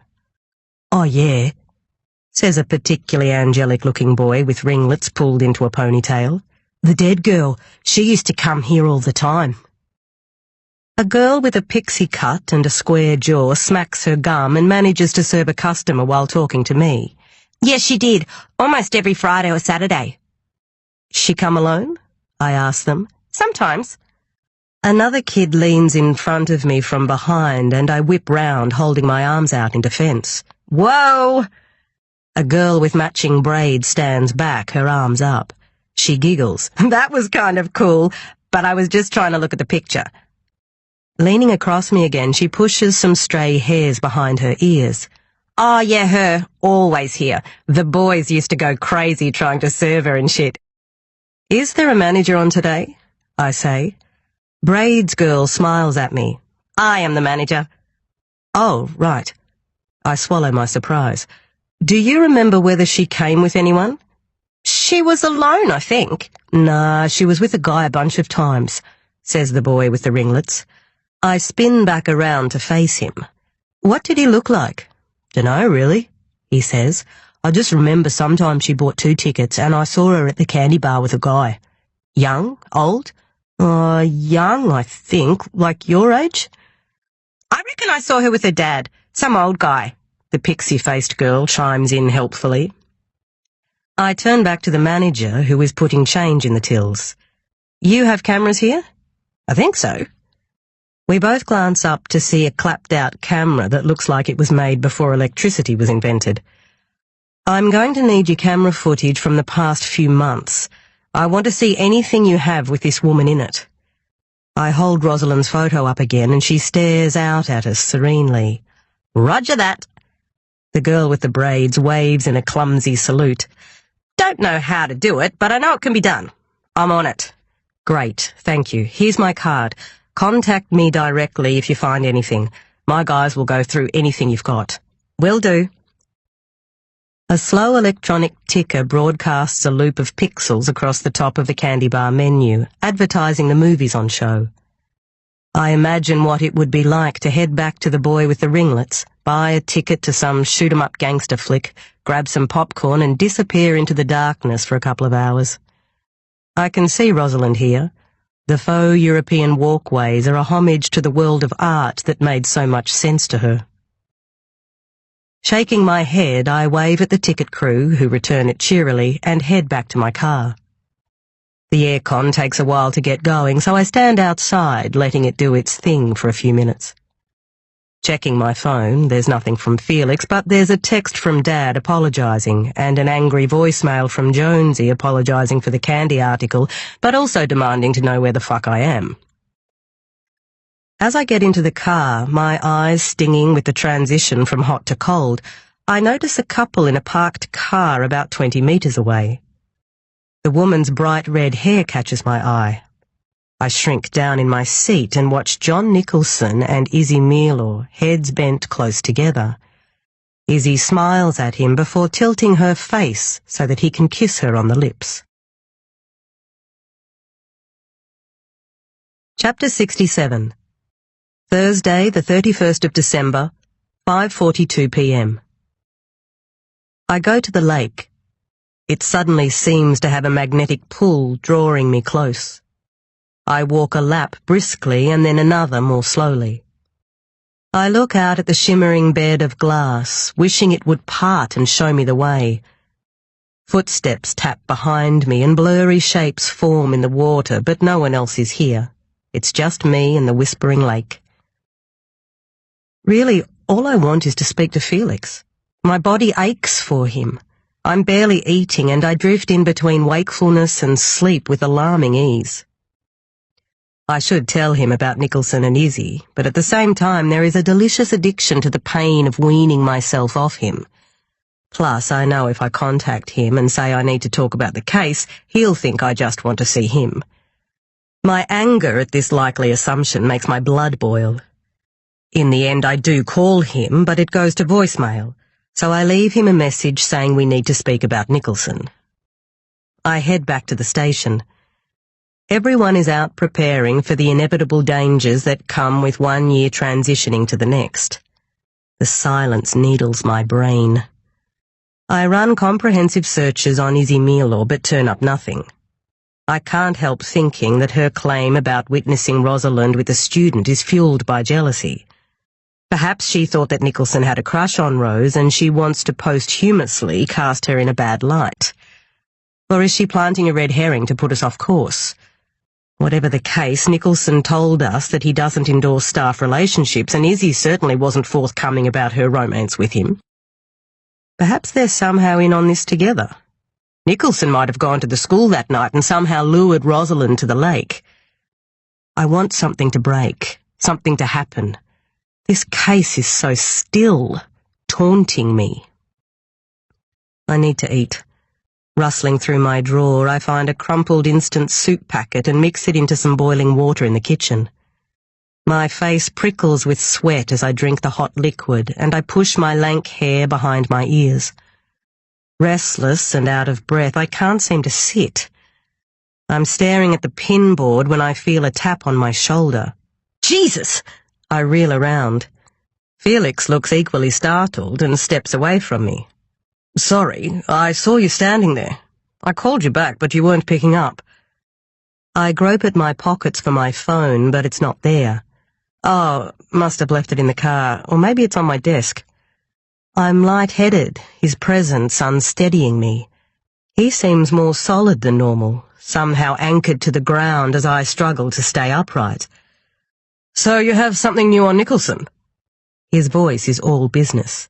Yes, I do. I saw— Gemma, you're bleeding. Felix immediately softens, peering at the side of my face. What? You've got a cut on your cheek. Come in here. He leads me to the disabled bathroom. I touch the side of my face as I follow him. My fingers are stained red when I pull them away. See? Felix points to the mirror and I see a red smudge in front of my ear. What happened? I don't know. I scratched myself, I guess. I don't remember. It looks pretty bad. Here. Felix wets a paper towel and dabs it at my wound, which slowly turns from orange to red to an angry brown, exposing a fine scabbing line. It's not that bad. Gemma. Felix leans against the bathroom sink and looks at me, eyes searching, wanting an answer, but I don't know what for. What? I say again. He pauses and then shakes his head. Nothing. So tell me what you have on Nicholson. I saw him in Gowran today, at the cinema, the one in the middle of the shopping strip. If Felix is surprised at my being in Gowran, he doesn't show it. He was with Izzy Mealaw. The teacher? Yes, I saw them kissing. Felix nods slowly. Okay, that is something. He rakes his fingers through his hair. So much for his views on staff relationships. Fuck, everyone in this town has something to hide. The irony sits in the air between us, but Felix seems too distracted to notice. Maybe it was Izzy who took Ben, I say. We know that the woman was probably wearing a wig. I'm charged with the possibility of a solve, and rattling around in my excitement is relief at the idea of Rodney not being a part of it, of him simply being an innocent bystander who stepped a little too close. Felix sighs. I don't think so, Gem. The description of the kidnapper is much older. Izzy's younger than you. Oh, come on, it could be her. She could have made herself look older. We should at least consider it. Okay.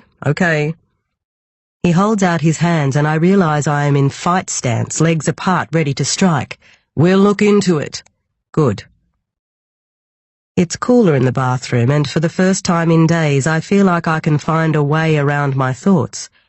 I look at Felix, take in his clear, pale skin, the strong profile, his cap of hair and dark lashes.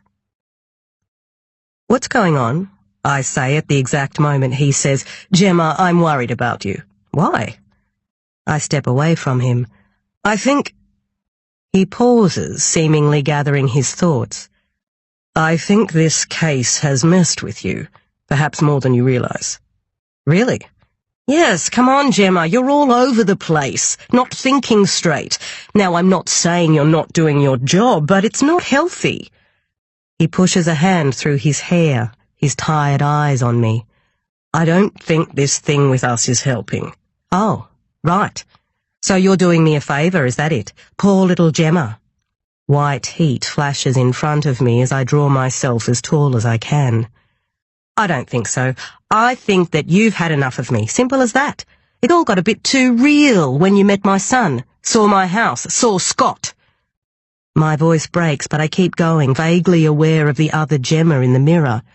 "What happened, Felix? It got too serious, too fucking hard." "I don't know, Gem. I don't know. I care about you a lot. I have from the start. Where does this end? I can't see the end. Can you?" I'm shaking, suddenly ice cold. "I don't fucking know!" I screech, surprising myself. "I want you to have the answers. Don't you get that?" "That's not fair, Gem. We're equals in this. That's the deal." "No!" My voice has dropped dangerously low. There is no deal. That's the problem. That's why you can walk away at any time like it's nothing. That's why you can still be sleeping with your wife and not have to explain anything to me. Gemma, please. We need to find a way to make this work. I don't need to do anything. I whirl at him, my fist on his chest. I still want him so much. "I lost a baby, you know. Your baby. Unlike you, I'm not fucking anyone else, so I know that it was yours. So don't tell me that you don't know where this ends, that we need to find a way to make this work." His face drains of colour. He blinks at me as if I'm a stranger. "Oh, Gemma." He holds me briefly, strong arms on either side of my head, the musky scent of him almost as familiar as my own smell, but then he pushes away, shaking his head. "How could you not tell me? How? You have too many secrets." He cups my chin with his hands and looks at me as if he can't believe what he's about to say. "I just can't do this anymore, Gem. I'm sorry. I'm sorry for everything." He turns and walks out of the bathroom, the door swinging wide behind him. I look at the Gemma standing alone in the white cell, red-faced and heaving, her jaw clenching beneath a fresh crimson wound. Chapter 68. Friday, the 1st of January, 8:40 a.m. "Happy New Year, Woodstock." Matthews greets me when I walk into the station. "Weird how it feels just like last year, huh? Broken aircon and all." "Sure does. And last year felt like the one before that." I smile at Matthews. He's made a real effort with me since Ben's kidnapping. Late last night, Matthews called to let me know that some CCTV footage had finally turned up from the day of Ben's kidnapping. It shows a red car, just like the one Grace from the daycare centre had described, at the base of the mountain outside a garden supplies outlet. That stretch of road is an obvious route for the kidnapper to take, so Matthews is treating it as the strongest lead we have so far. The driver is all hair and dark glasses, but there is a blur of a small white face that suggests Ben is in the back. The number plates aren't visible on the tape. "I'm sorry it's not more, Woodstock," Matthews said kindly. "I want to put this one to bed for you." "Thank you," I said to him. "Hopefully it leads somewhere." Now I am tired, even though I was asleep just after midnight. I watched the rainbow explosion shatter the Sydney Harbour Bridge with Ben's sleeping body next to mine as I sipped at a weak vodka. I thought about Felix as I counted down into a new year, his apology ringing in my ears. Scott had gone out with Craig. When I woke just after 5 a.m, I had a text on my phone saying he was crashing at Craig's place because he couldn't get a cab. Stroking Ben's head, I wondered whether Scott really was at Craig's. What if he was actually at some girl's place, locked in a desperate, sweaty tangle? Hours later, I'm still trying to work out whether I would care either way. As it was, I started the new year with the obligatory health kick, boiling eggs and squeezing a dash of lemon juice into a glass of water. When was the last time I went for a run? October? Before the heat. Funny how I still think a token decent meal will fix weeks of abuse. Ben was ratty, throwing his spoon on the floor and kicking his small feet on the underside of the table. "I'm sorry," I said to Dad when I dropped him off. "He slept well. I don't know what's wrong with him." "He's fine. Don't worry, Gem." Dad said. He's been on guard since our argument, tiptoeing around me like I'm a ticking bomb. "We'll be fine, won't we, young man?" he said to Ben. Ben scowled at him and then at me, and I reversed down the driveway, wishing I didn't need to rely on Dad so much. Alone, I drove to the station, the eggs digesting noisily in my guts, a faint memory rolling through my mind of Mum holding out an egg to me, laughing because she had stuck little yellow pom-poms on it, along with some orange pipe cleaner and googly eyes, so that it looked like a demented chicken. Kenny accosts me just as I'm heading to the bathroom. "Call for you, Gemma. It's one of the Ryan brothers. He says it's urgent." Felix's eyes meet mine before he quickly looks away. I straighten my shoulders and say, "I'll take it in an interview room," and head into one. I don't turn the light on and sit with my back to the wall as the phone rings. "Hello?" "Yes, hello, Miss Woodstock. Detective, I mean, sorry. I don't really know what to call you. It's Marcus Ryan." His polite voice carries lightly down the phone line, reminding me of a flickering candle. "Marcus, hello," I say as warmly as possible, even though my patience is nearing zero. "How can I help you?" "Oh, well, it's my father, you see. Well, we're at the hospital. He's been very unwell these past few days. He wants to talk to you." "Yes, I called him the other day, but he never called me back. Do you know what he wants to speak to me about?" "About Rose, I think. I don't know what exactly, but it's obviously important. The thing is, you need to come today. The doctors said that you should come quickly." "I'm sorry to hear he's so ill, Marcus." "Yes, well, it has been a very difficult few weeks." "He's at Our Lady?" "Yes." "I'll be there as soon as I can." I place the phone down and sit in the dark for a few moments, steadying my hands on the table in front of me before walking back out into the station room. "What's going on, Woodstock?" Jonesy's obviously been alerted to the call. Everyone looks up and I feel small and shrunken standing in the dark doorway. "It's George Ryan, sir. He's still in the hospital. I don't think he has long from the sounds of it. He wants to speak to me." I carefully avoid looking at Felix, but hope that he will decide to come with me. Despite what he said last night, I think that if we can just talk, spend some time together, surely we can work out how to patch the gaps that have formed over the past few weeks. Relax into our rhythm again. We just need time. I start to gather my things. I feel Felix's chair slide out as he stands. "I'll come with you, Woodstock," says Jonesy, walking briskly to the door. "Come on." I glance briefly at a slightly bewildered Felix before following after Jonesy obediently. "So he's really dying, is he?" says Jonesy, breaking the silence. "That's the impression I got from his son Marcus," I reply. "Is this likely to be a deathbed confession?"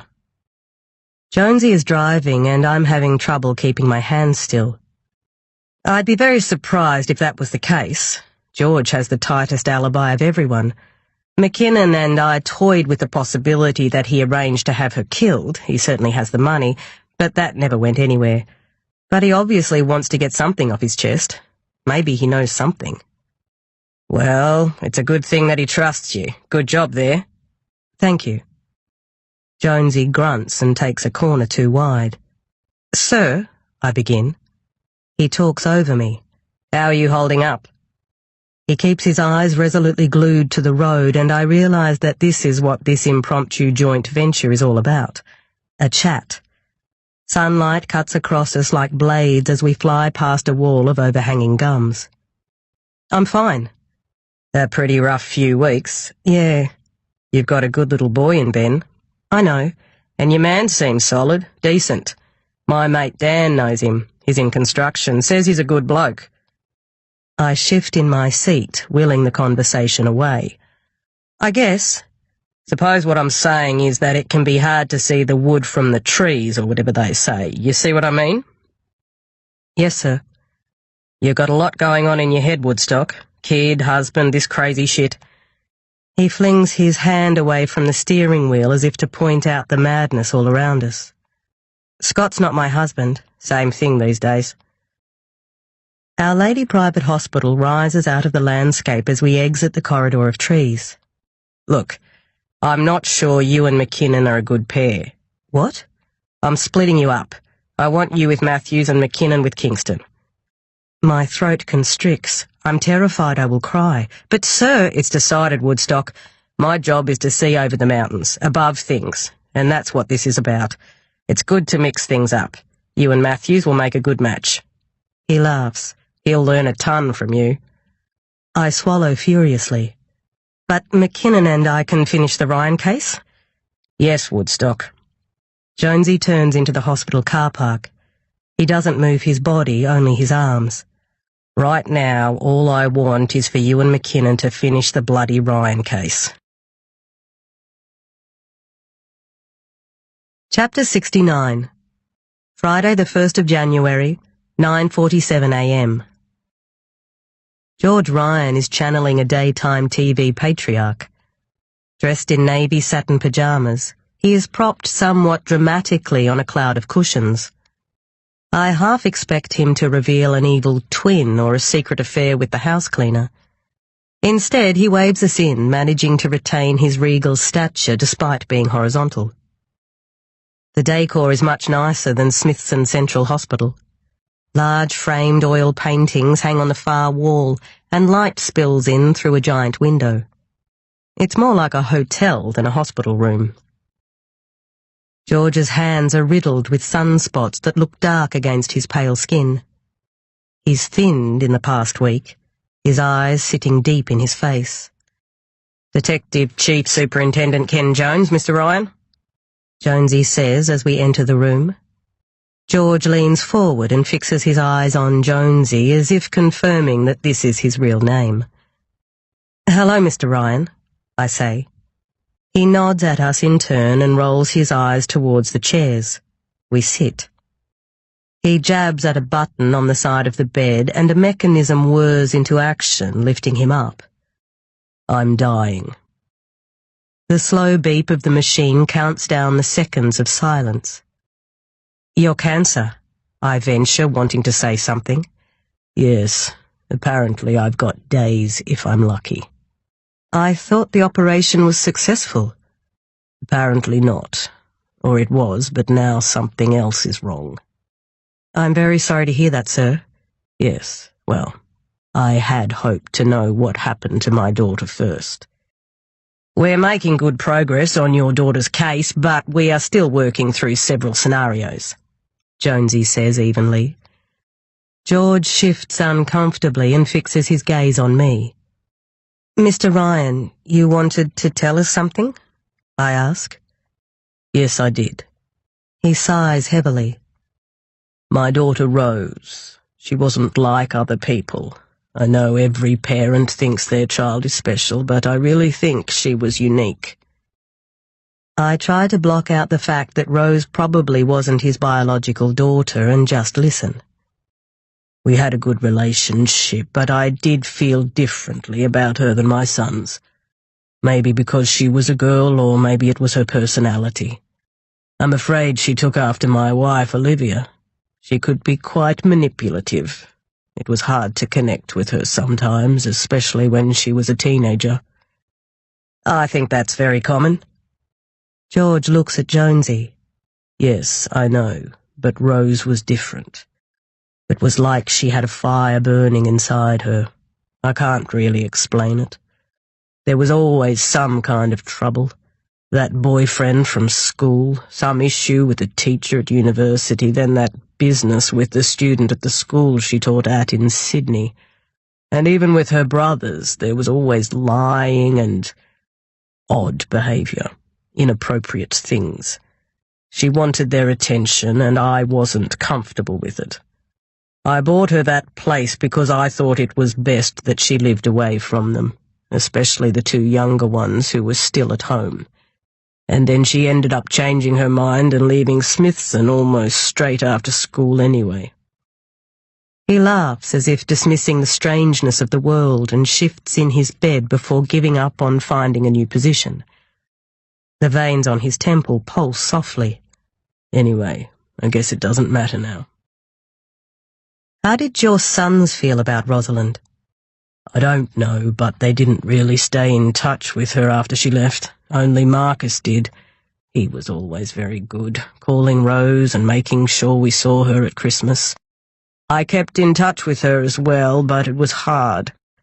Mr. Ryan, you said that the last time you saw your daughter was at your birthday in October. Is that true? Yes. Was it unusual for the family to be together like that? Sounds like Rosalind didn't go out of her way to see her brothers. It was quite unusual. I knew it would be a tense night, but I'd asked them all to come because of my health. I figured it was likely to be my last birthday. I spoke to them about my finances and my plans. I think they were surprised at how much was going to be left to charity. And then Timothy made a big point of Rosalind not being entitled to as much of my estate because I'd already purchased the cottage for her. Of course, he didn't acknowledge that I'd also paid for him to go overseas and contributed to various things for him and his brothers. He was not in the mood to listen. I made it clear that I wasn't happy with his attitude. Did he threaten her? Jonesy asks. Not physically, but he was very angry, calling her names and accusing her of manipulating everyone. Marcus and I calmed him down. I knew he had a temper, but I'd not really seen that side of him before. That's why I was so surprised when he told me he went to see her play, but he said he did it to make amends. Do you believe him? I ask. I did, but then... He shifts his weight again and winces. Well, the boys all came in to see me last night to wish me a Happy New Year.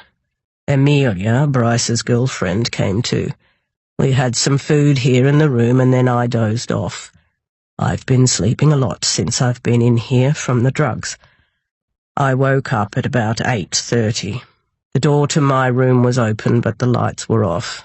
At first I thought I was alone, but then I realized that Timothy was still here with Amelia. They were standing near the door talking. I don't know where Bryce was. They didn't notice I'd woken up, and they were talking about the police interviews. Timothy said something about it all being fine. He told Amelia that she didn't need to worry. I kept my eyes closed so they would think I was still asleep. But then there was no sound, so I presumed they'd gone. When I opened my eyes, they were kissing.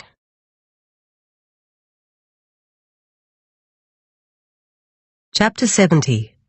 Then. My hands were clammy, and it didn't seem to matter how many times I wiped them. After I left Jacob's, I rode around for a while, steering my bike in giant loops along the old dirt track in the reserve at the back of my house. The sun was only just stirring, and I wondered over and over whether he'd read the note yet. I couldn't sit still, so I headed to Ronson Shopping Centre and watched some kids skateboard through the outdoor food court. Pigeons looked on indignantly from the roof. I'd arranged to meet Fox here later. He wanted to go to the movies, and I figured it would be better to do something to take my mind off Jacob. Plus, going to the movies was good. Not quite an alibi, but a normal teenage thing to do. It wouldn't arouse any suspicion. The Ryan phone number was on a piece of notebook paper in my pocket. I told myself I'd make the call at 8:30 a.m. I doubted that Jacob would go to her house earlier than that on a weekend. I didn't know exactly how these things worked. I only remembered that when there was a bomb threat at the school, we were all evacuated. I figured that the Ryans would be taken out of their house and wouldn't be able to see anyone for the rest of the day, maybe longer. I thought that George Ryan might even suspect that Jacob had something to do with it and forbid Rosalind from seeing him. That was if Jacob even wanted to see her after reading the letter. I wandered into the shopping centre and bought a muffin from the bakery. I ate less than a quarter of it before I threw it in the bin. It was almost time. I headed to the payphone that was tucked behind the walkway out of sight. I picked up the phone, dropped the coins in the slot and dialed the number. Hello? A man's deep voice answered and my knees almost gave way, but I made a fist in front of my mouth and said in the deepest, grainiest voice I could summon, "There's a bomb. In your house. You need to get out now." Chapter 71. Friday, the 1st of January, 1:02 p.m. I haul a hungover Timothy Ryan in for questioning and do laps around him in the interview room. I have no idea whether what George Ryan told us is relevant or not, but I saw the fear in his eyes, sparked by the possibility that Timothy had crossed the darkest of lines, and his gut feeling was enough to make me give it another shot with his son. "Timothy, you know this is a murder investigation." "Yeah, good. I was just reminding you that this is about as serious as it gets. Money can't buy anyone out of murder, and you are already on our radar. Violent tendencies, anger issues. It doesn't look very good, does it?" He eyes me petulantly. "Right? Okay. So, tell me about your relationship with Amelia Posson." He sits back, the air puffing out of him. "Amelia is my brother's girlfriend." "Oh, yes, I know that." My voice drips with sarcasm. "Well, that's it, really. Try again," I say. "I don't know what you want me to say." "I want you to tell me where you were on the evening of Friday, the 11th of December. "At the school play, I told you. Try again." He looks at me, his chin raised, and then reaches out to pick up the glass of water I placed in front of him. His Adam's apple bobs maddeningly as he drinks every last drop before saying, "I was with Amelia." "Where?" "At her parents' house. She called me and said she wanted to see me. I told her I had tickets to the play. I hate all that live performance shit, but I felt bad for being a dick to Rose at Dad's birthday and wanted to make it up to her. I'd gone right off at her, but it wasn't really her fault. Dad always spoiled her. He pretends to be such a hard-ass, but really is a pushover, especially when it comes to her. Drives me mad. Anyway, I knew that Amelia had plans with Bryce, so I was going to go along and find someone to come with me. But then Amelia said she would fake a migraine to get out of seeing Bryce, that if I came over, she'd make it worth my while. So I ditched the play and did that instead." "How often do you see her?" "Depends. She's in town a fair bit, alone mostly, and it's easier now I'm officially single." "Nice." He shrugs. "Why did you lie about it?" "I couldn't say where I'd really been. Bryce would have flipped, though he's ended up sus anyway. And I had bought the tickets to the play already. I figured it wouldn't hurt anyone." "You were fighting about Amelia the other morning." "Yep," Timothy says chirpily. He reckons he could tell something was going on. "The best thing to do would have been to tell the truth." "Well, Amelia has some decisions to make," he replies. "It's not my truth to tell." His smug expression irks me, though I'm hardly in a position to judge. "Yeah, I guess you're just an innocent bystander in all this. Look, it's not ideal, I know that, but their relationship is bullshit, I swear." He has the decency to look guilty. All right. I make it clear that I'm not interested in debating his morals. "Can anyone apart from Amelia vouch for your latest alibi?" He thinks for a moment. "I didn't see anyone else, but she ordered a fair bit of takeaway at about 9. Amelia went to the door, though, and I paid for some, digital entertainment a bit later. You should be able to see it on my corporate credit card." Chapter 72. Friday, the 1st of January, 9:04 p.m. The house is silent, and I immediately feel uneasy. Ever since Ben was taken, I find myself uncharacteristically gravitating towards the chatter of people and the hum of machinery.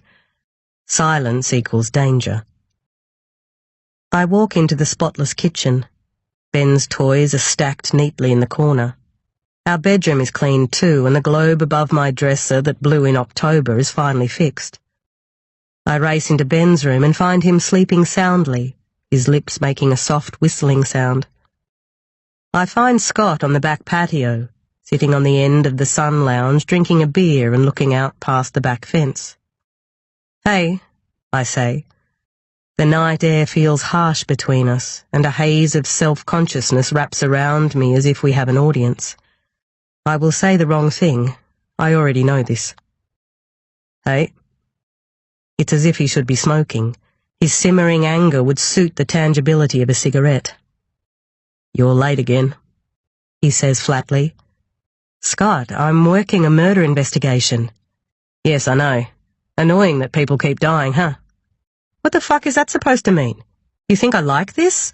Think I like trawling through photos of dead, abused people? That I like mixing with the darkest form of human life?" Scott laughs, an unfamiliar nastiness in the sound. "Yes, that's exactly what I think." "Well." I stare past the fence too, wishing I could walk out the back gate and run. Keep running. Running until I have scratches all over my body and my chest explodes. Running past the point of being able to run any further. "Well, what?" "You know I'm right, Gemma. And you know what? I'm done." He buries his face in his hands. It's comical, a big teddy bear of a man with his head in his big hands, except that it's not funny because he's the father of my little boy and I don't know what this means for our future. "What do you mean, done?" "I'm done with this, with us. It's not good. You and me, it's broken, and I let you break it." I feel oddly vacant, but find myself saying, "Scott, come on. You can't just dump this on me. This Ryan case, it's made me a bit crazy, I get that, but it will be over soon, one way or another. Maybe we can go away or something. Take Ben." He looks at me then, and it's as if he's trying to see past me. I almost look behind me to see if there is someone there. "Gemma, you just don't even see it, do you? You don't see it. There's always something. You're never different, and it fucking sucks because I love you. But you don't see that either. You're busy trying to find what you need anywhere but here. Don't you think I know that?" He hunches over as if he's about to cry, but he's empty. I've made him empty. "I love Ben," I say, because it is the only true thing I know. "Yes." He looks at me, and only the two of us can know the feeling of loving that little boy. "I know you love Ben. It's the best thing about you. I have to remind myself that you can love, and Ben is the proof of that. But it's not enough, Gemma. It's not enough for me." He rolls the beer bottle between his hands. "I want more children. Maybe lots more. I want someone who wants to be with me. Someone who makes time for me. I want that person to be you." His eyes burn into mine, and I lean back against the house. "But it can't be you, can it?" I breathe in through my nose and out through my mouth. Breathe. Think. Warm air washes over us. The hoot of an owl. Bugs smacking against the outside light. "I don't know," I say finally. "Yeah." Scott kicks the deck as he stands up. "Well, the thing is, Jim, that just isn't good enough for me anymore." Chapter 73. Saturday the 2nd of January, 9:17 a.m. Everything is on hold. When I look around the station, things pause for a moment before abruptly jerking back to life.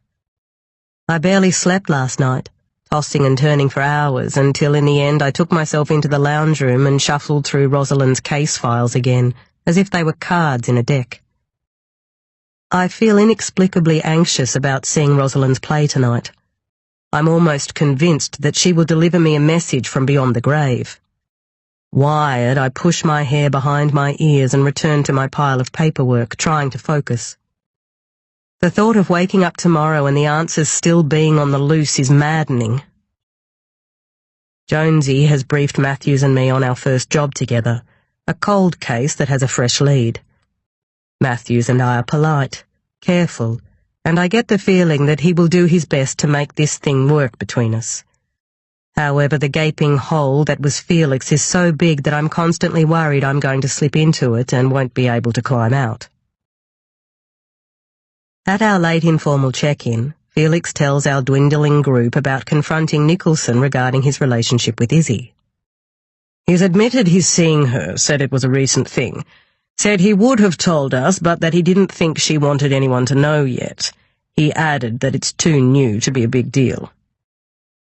Felix says Nicholson claimed to have no knowledge about Izzy's reported sighting of Rosalind and Rodney at the school, and said that if it were true it would concern him greatly.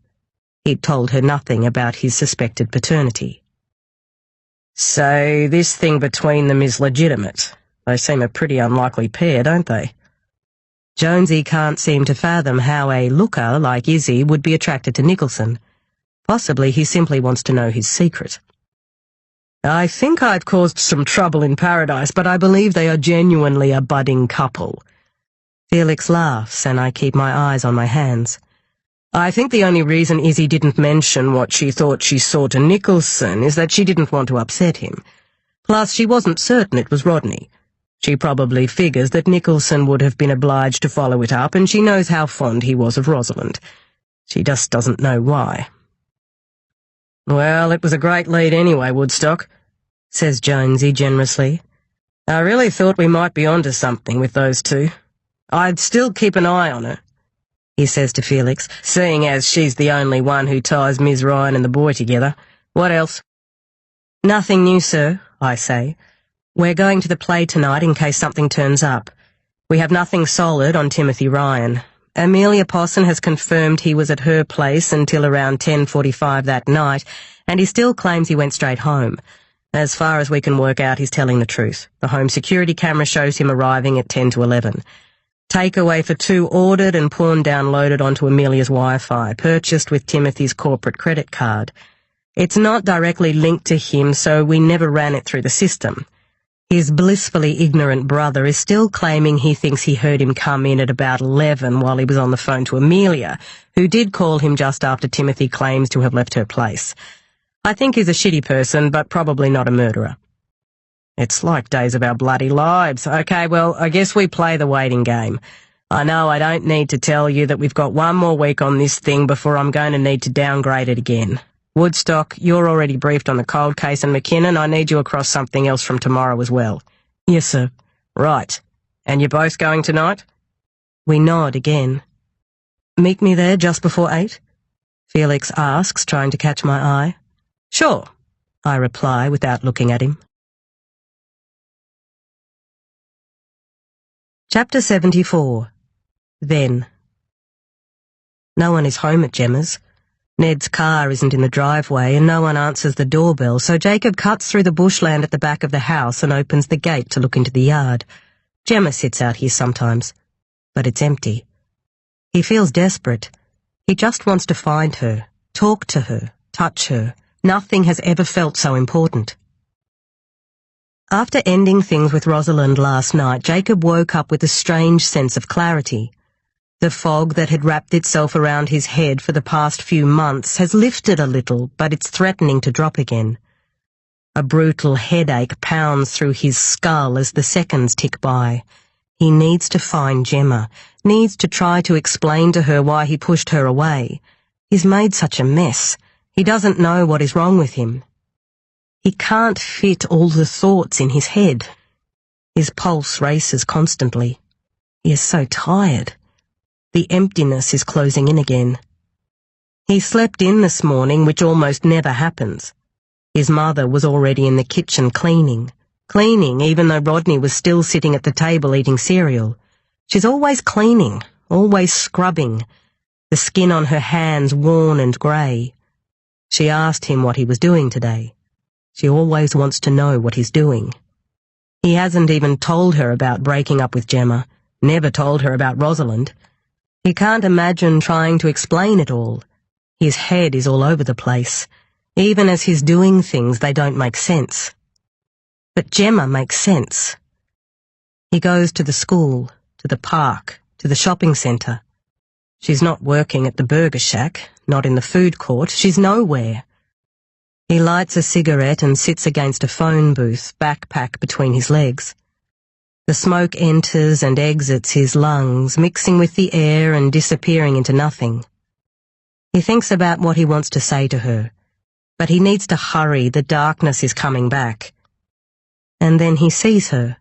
She appears right in front of him. Her arms are around Fox. She's laughing. Jacob shuffles around to the other side of the booth and peers out, transfixed as they link arms. She looks happy. Happier than she has been in weeks. Fox kisses the side of her head, his arm still around her as they disappear into the cinema. After half an hour, Jacob goes home because he can't think where else to go. "You okay, Jake?" His mother sticks her head into his room, her pale face pinched and worried. She's always worried. "Yep." She comes and sits primly on the end of his bed. "The police called here before," she says. "They said there's been some trouble today, something to do with a girl from school called Rosalind Ryan. There was some kind of threat made to her family, something serious. They want to talk to you because they say you're her boyfriend, that you had some kind of argument yesterday." Jacob blinks. He can't seem to apply the required brain power to the scenario. His mind is full of Gemma. "Jacob." "Mum, Jacob, sweetheart, I just think that until you're clearer on next year, a girlfriend shouldn't be a priority. I've noticed that Gemma hasn't been here much lately, which I think is a good thing, but you don't want to get involved with someone else. You need to focus on your future." His mother's voice is firm. "My future," he repeats. "Yes, you'll get uni offer soon. You need to make sure that you're giving yourself the best chance at getting off to the right start. It's very important." Jacob watches as the carpet pulses different shades of grey and the weave grows bigger and smaller like a beating heart. "It's nothing, Mum, really. We're just friends." She gives him a look and then hands him a piece of paper. "I know you have nothing to do with it, but here's the number of the policeman. You need to call him back." "I will." She leaves the room and Jacob lies back on his bed and stares at the ceiling. He spies a lone cobweb around the light bulb. He tries to call Gemma, but there is still no answer. She must be with Fox again. No one picks up at Rosalind's house either. There is just a strange clicking sound instead. Rodney is watching TV in the rumpus room. "Hey," he says without looking up. "Hey," says Jacob. "Did you get that letter?" Rodney asks. "What letter?" "Some invite, I think. It has fancy writing on it. I chucked it on your desk before. I found it in the kitchen this morning." "Okay, thanks," he says. He sits with Rodney and watches TV for a few more minutes, but the fog is creeping back. He can't stay here.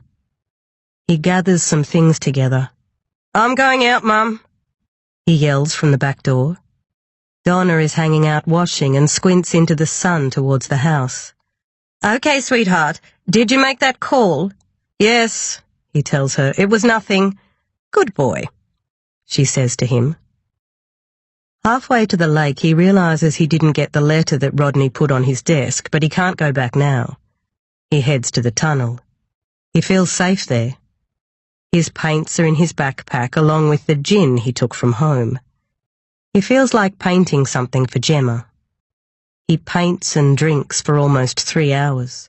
Drinks and paints. Tears pour down his face. The darkness is back and it's settled on his chest. It's hard to breathe. He wishes that the tunnel would flood and wash everything away. He looks at the concrete in front of him. He's made a giant glittering diamond for Gemma, all white and silver, but it doesn't matter now. He's ruined everything. He can't see the way back. He sits in the dark, drinking. Rosalind had taken up all the space in his head, and then suddenly it was like he couldn't even be around her. He puts his head in his hands. It feels weighed down, and he's not sure he can lift it up again. Nothing makes sense anymore. It hasn't for ages. All of a sudden he's outside. The gin and the soundlessness of the tunnel have made him float. He hovers over the ground. He can't feel anything anymore. He looks out across the lake and can't imagine coming here again tomorrow or the next day. The thought of all that water just sitting there exactly the same, tormenting him. He just wants it all to be over. The desire for an end point is overwhelming. He looks up to the tower and finally feels calm about what's going to happen next. Chapter 75. Saturday, the 2nd of January, 7:44 p.m. I stand in the fading light near the entrance to the school hall. The ushers are kitted out in outrageous 70s garb. Sequins and glitter catch the light. There are clearly a lot of repeat viewers in the audience tonight, several people gushing about how good it is. I recognise faces. Nicholson, Izzy, Timothy Ryan, several teenagers, shop owners and the other teachers, Donna Mason, Candy Fife. My red dress skims my thighs and I pull my shawl tighter around my bare shoulders. I blink away stray flecks of mascara. At home, Ben watched me get ready in quiet wonder, mesmerised by my unusual routine. "You look pretty, Mama," he said solemnly as I kissed him goodbye. "Have fun," said Scott, looking me up and down. "I might take Ben up to Craig and Laura's for a few days next week," he added. "But we'll talk before that, work out a proper plan." "Let's talk tomorrow," I replied, having no idea what I will say. My phone shakes in my bag and I fumble to retrieve it from underneath my gun. I'm used to having pockets and a holster belt. "Detective Woodstock." "Hi, this is Kara." "Sorry, who is it?" "Kara? From the Gowran Cinema. We met last week." "Yes, with the braids?" "That's me," she says. "Sorry I'm calling late. I just finished my shift. New Year's is big for movies." "No worries. You find anything on the tapes?" "Yep. I've got our IT guy to zip up all the files and put them on a disc for you. He's loved it. Thinks he's on CSI or something." "But he has her on tape?" "Sure does. Alone a bunch of times, but sometimes with a guy as well." "Okay, I'll definitely need the files. Did you see the footage too?" "Yep, some of it." "What does the guy look like?" "Young, like my age, kinda hot, great hair, tall, and one of the guys that works here says he thinks he played basketball with him last year. Thinks his name is Rodney. Does that help?" "Yes, it does," I say, hanging up. As an image of Rodney forms in my mind, Felix steps into a patch of moonlight a few metres away.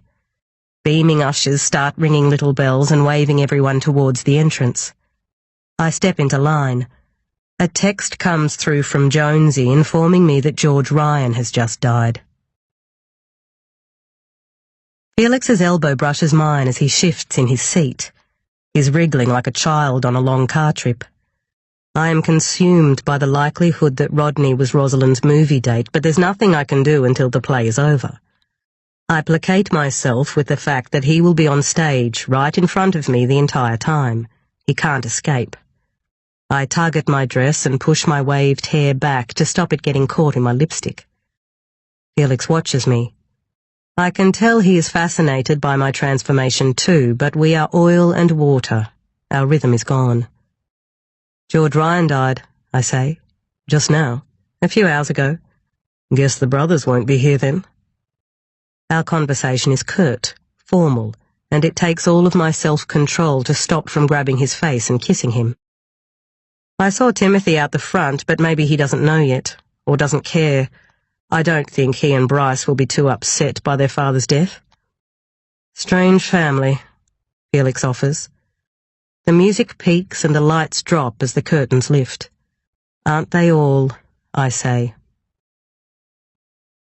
Rosalind's imaginary world is a masterpiece. Rodney and Maggie's passion is like a fragrance that wafts from the stage. Inner-city Sydney characters act as the chorus, commentating on the doomed fate of the mismatched lovers. The Capulet parents are revered wine critics, judgmental and aloof. The Montague father is a wealthy white-collar criminal, the mother a high-class escort. The inner-city school is the scene for Ricky and his friends to bemoan their predictable middle-class futures. Jasmine's loft is a refuge from the obligation of her family's social position. The balcony scene is played out at a train station. The glamorous ball is the launch of a new wine. It is chaotic and perfect. Rodney is dazzling to watch. Gone is his shy, awkward stance. He is frenetic and bold against Maggie's measured calm. Her words perfectly cut glass prose, his lines passionate and tumbling as they hurtle towards their inevitable doom. My nerves jangle and I'm breathless as I watch their tragic demise in a blood-filled spa bath. I'm so wound up that I push out of my seat just as the clapping begins. I desperately need to get outside, so I mumble to Felix, "Got to go to the bathroom, I'll see you later," and rush to the exit before he can reply. Outside, I keep my hands on my hips and my eyes on the stars. I breathe, trying to pull the air into my lungs and simultaneously pull myself together, curbing the raging flood inside. Rodney lied to me. He said they'd never acted on their feelings, never saw each other outside of school. The possibility that he is the killer, that he smashed her perfect face, held his hands around her throat and watched her die is making me crazy. Felix suspected him from the start. Maybe he was right all along. Inside, the curtain call is ending and I feel the rumble of seats lifting, excited talking as the crowd prepares to pour outside. I dart to the side of the hall near the boys' change rooms. I can hear whoops and yells. The cast is already in there. Sticking my head through the door, I am hit with a musky scent of young men. "Hey!" I yell. One of the boys who was in the chorus looks at me with his eyebrows raised. "Get Rodney Mason for me, now." He hesitates and then nods. I step outside and wait. Rodney appears, slick with sweat and makeup. He's still high. He grins when he sees me. "Did you like it?" "Rodney, you lied to me." His face wobbles, unsure. "What?" "You lied to me. You were seeing her. I know you were." He steps towards me and for a minute I think he will hit me, and then suddenly he is running away from me into the night. Chapter 76. Saturday, the 2nd of January, 10:09 p.m. Ruby Callista sticks her chest out a little without being too obvious. She feels dowdy in her plain black gear compared to all of the performers, especially now that it's over and she has emerged from the darkness of backstage. She brushes away some cat hairs from the arms of her turtleneck. It has been such a difficult few weeks. Deciding to run the play again was the right thing to do, but stressful as well. And without Ms. Ryan, Maggie Archer has sort of taken over, which is okay but kind of maddening. She is no Ms. Ryan, that's for sure. Ruby looks at Maggie now, accepting praise as if she's just won an Oscar. She remembers what Ms. Ryan said. "If you're going to go far in stage production, Ruby, you need to manage how you feel about the stars. That will be a big part of your success." Ruby knows she was right. Anyway, it's all over now and she can start to focus on life after Smithson. She scans the crowd for her mum and dad. They are here somewhere, probably talking to someone they know. As she's looking for her parents, Ruby notices a short, pretty woman in a red dress standing in the shadows near the boys' change rooms. It is one of the detectives working Ms. Ryan's case. Rodney Mason appears, still in his stage makeup and costume, and talks to her briefly. Then he takes off and the woman detective runs after him. Weird, thinks Ruby. She spots her mum, who was waving at her with unnecessary excitement, her eyes wide. Ruby gives her a small wave back and starts to make her way over, just as another woman breaks away from the crowd and runs off in the same direction as Rodney and the detective in the red dress have gone. Chapter 77. Saturday, the 2nd of January, 10:11 p.m. I can't see Rodney in the blackness in front of me as I run after him towards the lake. The air is hot and sticky, but the smell of rain catches in my nostrils. Another storm is coming. The darkness pulls around my body, and part of me wishes it would carry me away. drag me under until I'm just floating in space. I hold my arms out and push past it. Rodney's footsteps pound on the dirt, and from the sound I think he is still on the main path a few meters ahead. "Rodney, stop!" My words come out in halves. I'm running too fast and the heat swallows them up. The lake is to my left as I break around the bend, and I catch a shimmer of water in the faint moonlight. I follow the steady beat of his stride, ducking thin branches that reach out across the path. Stones roll beneath my shoes and I land heavily on my left ankle, pain shooting up my leg. I run on. Rodney's shadowy form appears briefly ahead of me on a bend and cuts to the right. I know that he is going to the tower. I knew the moment we left the school. Fear rises into my mouth and the déjà vu almost breaks me in two. The same feeling that I used to get from my dream about Jacob washes through me and I see his broken body fresh in my mind's eye. Vomit surges up from my stomach and I swallow it down and keep running. "Rodney, please, no!" I'm nearly crying. But now it's Jacob running away from me, not Rodney. The moon strobes white light as I pass through a thick patch of trees. I picture Jacob bringing a rock hard down against her skull, see Rodney's hands around her neck, catch the madness in his eyes. A sob breaks from my throat as I gulp in the warm night. "Please stop!" I huff through tears. His feet hit the wooden base of the tower, his footsteps turning into a sharp staccato as he starts up the stairs. I can't follow him there, and yet my right foot is on the first step and my left is moving to the second. I lock my jaw and shut it all out. Focus on my legs, on climbing. Higher, higher. I round the first level and glance down to where the moon reaches out across the water, making a white path across the lake. This is it, I suppose.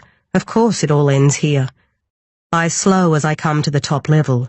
A sharp stitch stings my side. Rodney's breathing tells me he is in the corner behind me, and I turn and step backwards to face him. "Rodney, please, talk to me." The shadows make it look as if parts of his face are missing. A shake of his head and he is all Jacob. He is crying, his smooth face slick with tears. "I didn't do it," he whispers. I nod, trying to slow my breathing. "Okay, then tell me what you know. Tell me the truth." He gulps and nods. "I was supposed to meet her that night, but when I got here she was already dead." He's an actor, I remind myself. I need to assume this is an elaborate lie. "I'm listening." He paces in a small circle. He makes a crying sound, but when I look at him his face is still. He claws at his eyes. "So you did see her that night?" "Yes." "You planned to meet?" "Yes. We were going to meet after the play and then go back to her place. She was excited about it. She said she knew I'd be amazing. We were going to celebrate." "So what happened?" He steps back into the shadows. His voice floats out of the black. "I don't know." A small, sharp sob. "She left and I got caught up. Everyone wanted to talk to me. It took me ages to get away." "What time were you supposed to meet her?" I say. "Just before 10:30. "Where?" "At the bench near the playground." "What time did you get there?" "Maybe 11:15. She wasn't there." He's crying again. "What did you do?" "I tried to call her, but she didn't answer. Then I just walked around a bit." "Did you think she had changed her mind?" "I didn't know. I wasn't worried at first, but then I just didn't know. She was the one who wanted to meet up." "Were you angry at her?" I ask. "No, just worried. I wanted to see her." "Okay, then what happened?" His voice is shaking. "I walked around the bend and came up to the tower. I like it up here. I was just thinking, I guess. And then I decided to leave, head to Jamie's or go home. I walked down near the lake and that's when I saw her. She was in the water, right near the edge, floating." He sobs and the sound is painful. "She was already dead. Someone had killed her. I could see blood on her head." I watch him for a moment. Then what did you do? Still crying, he wipes his eyes as he says, I didn't want to leave her. I wasn't scared. It felt like nothing mattered anymore. I didn't know what to do. My throat twists. Did you touch her? Yes, he whispers. I held her hand. I tried to pull her hair away from her face. And I had flowers. Someone gave them to me after the play and I'd kept them for her. I put them on her. She looked so beautiful. Rodney, I say softly, urging him to keep talking. After that, I sort of sat with her for a while and then I just left. I left her here. I went back through to the school across the oval and went to Jamie's. I didn't know where else to go. I didn't want to be alone, but I was pretty messed up. I drank a lot. I didn't say anything to anyone. His back is against the wooden panels, his head in his hands. He is still crying, and I don't think this emotion has been summoned. It's out of control, sloppy. I loved her so much. I don't know what to do anymore. I don't care about anything. I take a step towards him. Rodney, this is important. Did you take any of her things? Her clothing? He blinks up at me wide-eyed. No, I didn't, I swear. When I found her skirt was, pulled up, like someone had done something. I tried to pull it down. I can see the scene. Rodney finding Rosalind dead. His loving attempt at a watery grave. The flowers floating around her as she looked up at the stars. Is it too neat? It's certainly very convenient, him finding her already dead.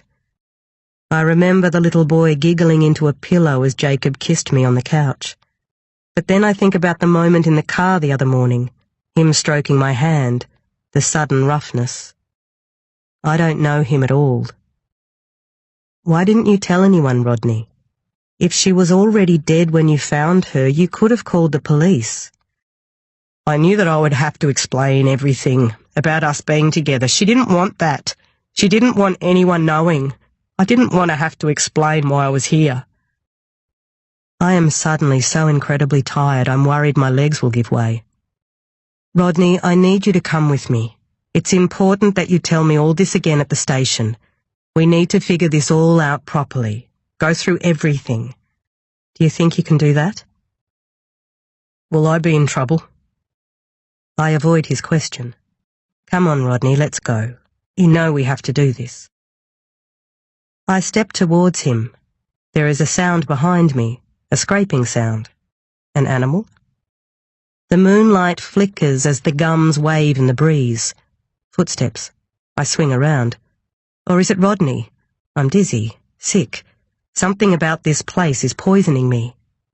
Someone else is here. Suddenly the night explodes around me. Stars splinter across my vision. I fall hard onto the ground and feel a sharp yank on my waist. Someone is taking my bag, my gun. Panicked, I kick my legs frantically as I scramble backwards into a dark corner, breathing heavily. I feel a trickle of wetness snake past my ear. Blood. Don't move, says a husky voice. I feel Rodney falter to my left, but I can't locate him in the darkness. He must be in the other corner. Donna Mason steps into the moonlight. Her short hair is loose and bunches around her face. Her forehead is all lines. Her stare is flat and hard. My gun shakes in her hands, a perfectly round black eye staring straight at me. I won't let you take him. Rodney's breathing is ragged. Mum? She ignores him. My thoughts are flying. The pain is impossible. Donna, she cuts me off. You should have left it alone. She was nothing. Mum! There is terror in Rodney's voice now. I lean my head against the wooden wall, trying to keep it upright. Donna, it's okay. Come on, let's get down from here. Talk about this properly. No. No more talking. I just want my son. Her jaw wobbles wildly. We'll leave, tonight. Get out of this place. We should have left years ago. Instantly I know that she was the one who took Ben. She's lost her mind.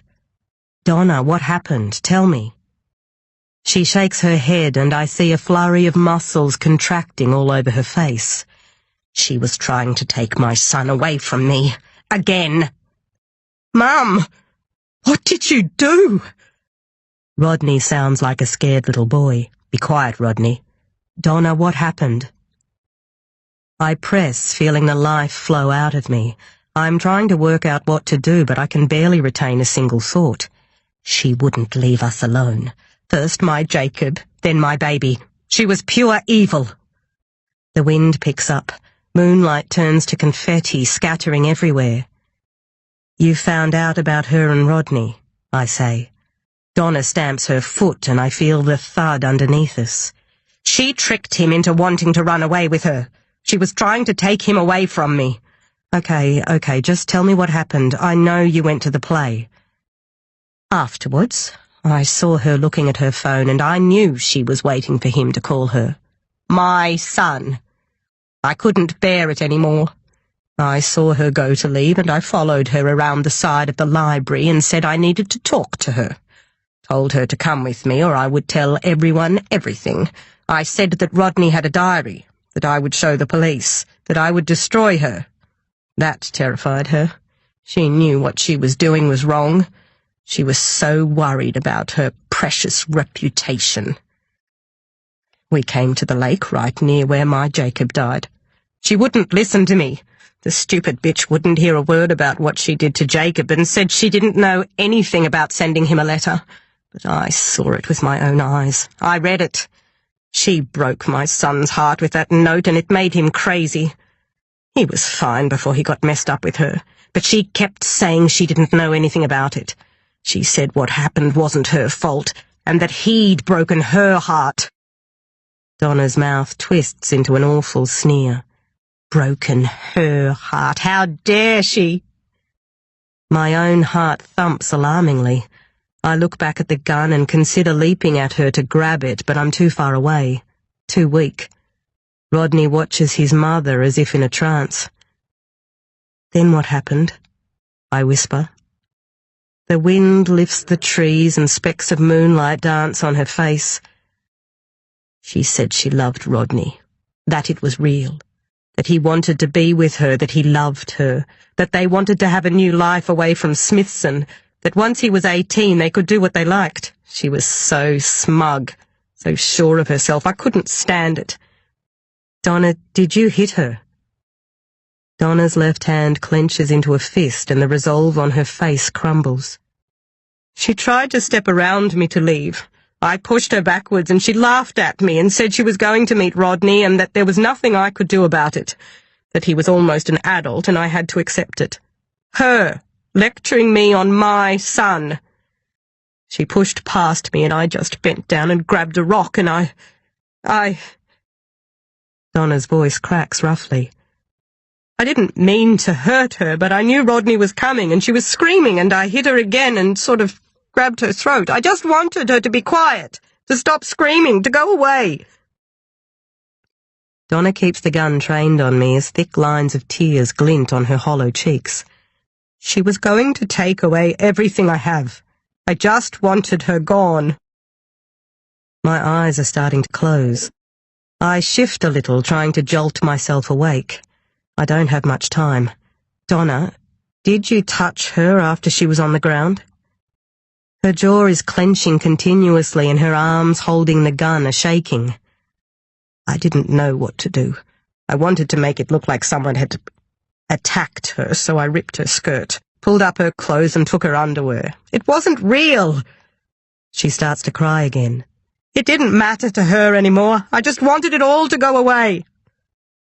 The gun is still on me, but she looks at Rodney, pleading. Did you put her into the water? I just thought it would be better. She was already dead. I thought maybe the police would think she hit her head and drowned or was raped or something. I wasn't thinking. No one would know what happened and Rodney could forget about her. We'd be left alone. My thoughts are still scrambled. Donna, Please, I can help you, and Rodney, but we need to go. We need to get Rodney to a safe place. No. She shakes her head manically. I won't let you take my son. I think about Ben and feel limp. I'm fading. Come on, Donna, I whisper. You'll take him away from me. Donna, a woman is dead. You took my son. We need to make things right. Donna's eyes flare. I just wanted you to leave us alone. I thought that if you were scared of losing your son, then you'd drop everything else. But you didn't. You're all obsessed with her, obsessed with helping her. No one can see what she did. She tricked my sons. She was evil. Her voice drops. I would never have hurt him. I was always going to bring him back to you. He's beautiful, your little boy, just like my boys at that age. She's crying in earnest now, the gun pointing downward. Rodney is crying too, his noisy sobs mingling with hers. I see writing everywhere. Pen nibs form words across the night. Looping letters curl into my thoughts. The words are rolling up faster and faster, like someone has left their finger on the down arrow. My eyes try to fix on what they say. I push my hands onto the ground and slowly pull myself onto my feet. The world tips sideways. Donna, I teeter on the edge of a confession, try to think of a way to explain my foolish teenage actions. But what good would that do the universe right now? I need you to come with me, I say instead. No. The gun is back on me again. Please, there's no better way that this can end. I take an unsteady step towards her. An anguished sob rips from her body. Her nostrils flare and her fingers tighten around the gun. Rodney screams at her to stop. A noise explodes above us. Something falls from the sky and lands at Donna's feet. She recoils as I pounce, the last of my energy surging through me. The gun glints intermittently in the darkness. Her eyes are icy madness. Rodney is on his feet too, and I see Jacob standing next to him as I jump at her again. I clasp her bony frame, pushing her to one side. A shot rings out, and then another, and I land heavily and smack my head hard against the wood of the tower. The cries of a wild animal fill my ears. Pain charges through my soul. I hear another voice, more screaming. A face of soft, dark velvet leans over me and then disappears. Someone is moving me, stroking my forehead, saying things I can't seem to get a hold of. I let my head roll back and I see the moon, a giant glowing circle unmoving in the sky, and still there is the screaming. But then everything turns to red and the entire world seeps away. Chapter 78. I am curled in a ball on the slope of grass between the school and the oval. I want to go to the lake, but I can't seem to make my legs walk there. This spot seems like a good compromise. Jacob's been dead for almost 2 weeks. I cannot comprehend not seeing him again. Every time I think about it, everything starts to dim as if the world is a TV screen turning off, so I spend most of the time trying not to think about it, trying to do nothing and feel nothing. It is a bizarre existence, simply trying not to live. I stroke the grass. I wish I could fall asleep again. It's the only thing that makes the pain stop. For a few moments I think I am drifting towards the freedom of sleep, and then I hear a cracking sound. I snap my head up, uneasy. Hello. Rosalind Ryan stands on the path about 5 meters from me. I think that she might be a hallucination. She reminds me of a deer, her large brown eyes solemn. I try to remember the last time I saw her. Exams? With Jacob at the shops. At his memorial. Dead in the lake? In my murky, messy dreams? He loved you, you know. The only sound is her voice. There is nothing else. I don't know where we are. Nothing looks familiar now. What is this place? I barely move as I keep watching her. She looks older now. Sad and worn. She tugs at her lip with her teeth. shuffles her feet. I've never seen her look nervous before. I really cared about him. I want you to know that. Her hair flows down past her shoulders. Her white dress billows in the breeze. I look at her for a moment longer before I close my eyes and roll the other way. After. I hung in a place between light and shade. Officially, I was in a coma, but I've come to think of those peaceful days as my time out. I needed to decide that I wanted to be part of the world. I had to choose life. I woke after almost exactly 4 days, late at night, the glow of hospital machines welcoming me back. Scott had just left, the staff told me. He'd been in there almost the entire time, sometimes with Ben, sometimes with my dad. He'd held my hand, stroked my head, and told me that everything was going to be all right. The largest bunch of flowers on the small shelf near my window was from Felix. The card was an apology of sorts and a final goodbye. He's transferring to a city squad in March, moving his whole family, getting away from me. Jonesy's doing, I'm sure. I don't know what we ever really had, if anything, but he's part of my story now, and I need to believe that being with him meant something. It was bigger than us, I think. Perhaps I needed him in my life so that I could see what I had right in front of me all along, and maybe it was the same for him. Or maybe he just used me. Maybe it will all become clear someday. 6 days after Donna Mason accidentally shot her own son, and 2 days after I returned to the world, I told Jonesy everything. How I'd set everything in motion. He listened, seated in the chair next to my hospital bed, silent but nodding occasionally, his bloodshot eyes fixed steadily on mine. "You're a kid, Woodstock," was all he offered. "I think it's all best left alone. It was a long time ago. It changes nothing for me. You're still one of my best. You just need some time to get better. Find your feet and get back on track." Find my feet, get back on track, I thought. Yes, I need to work out where my feet are and which way the track is. When I was floating in the darkness, I dreamed of Jacob, his little boy face, his hands on my body, his mouth on mine.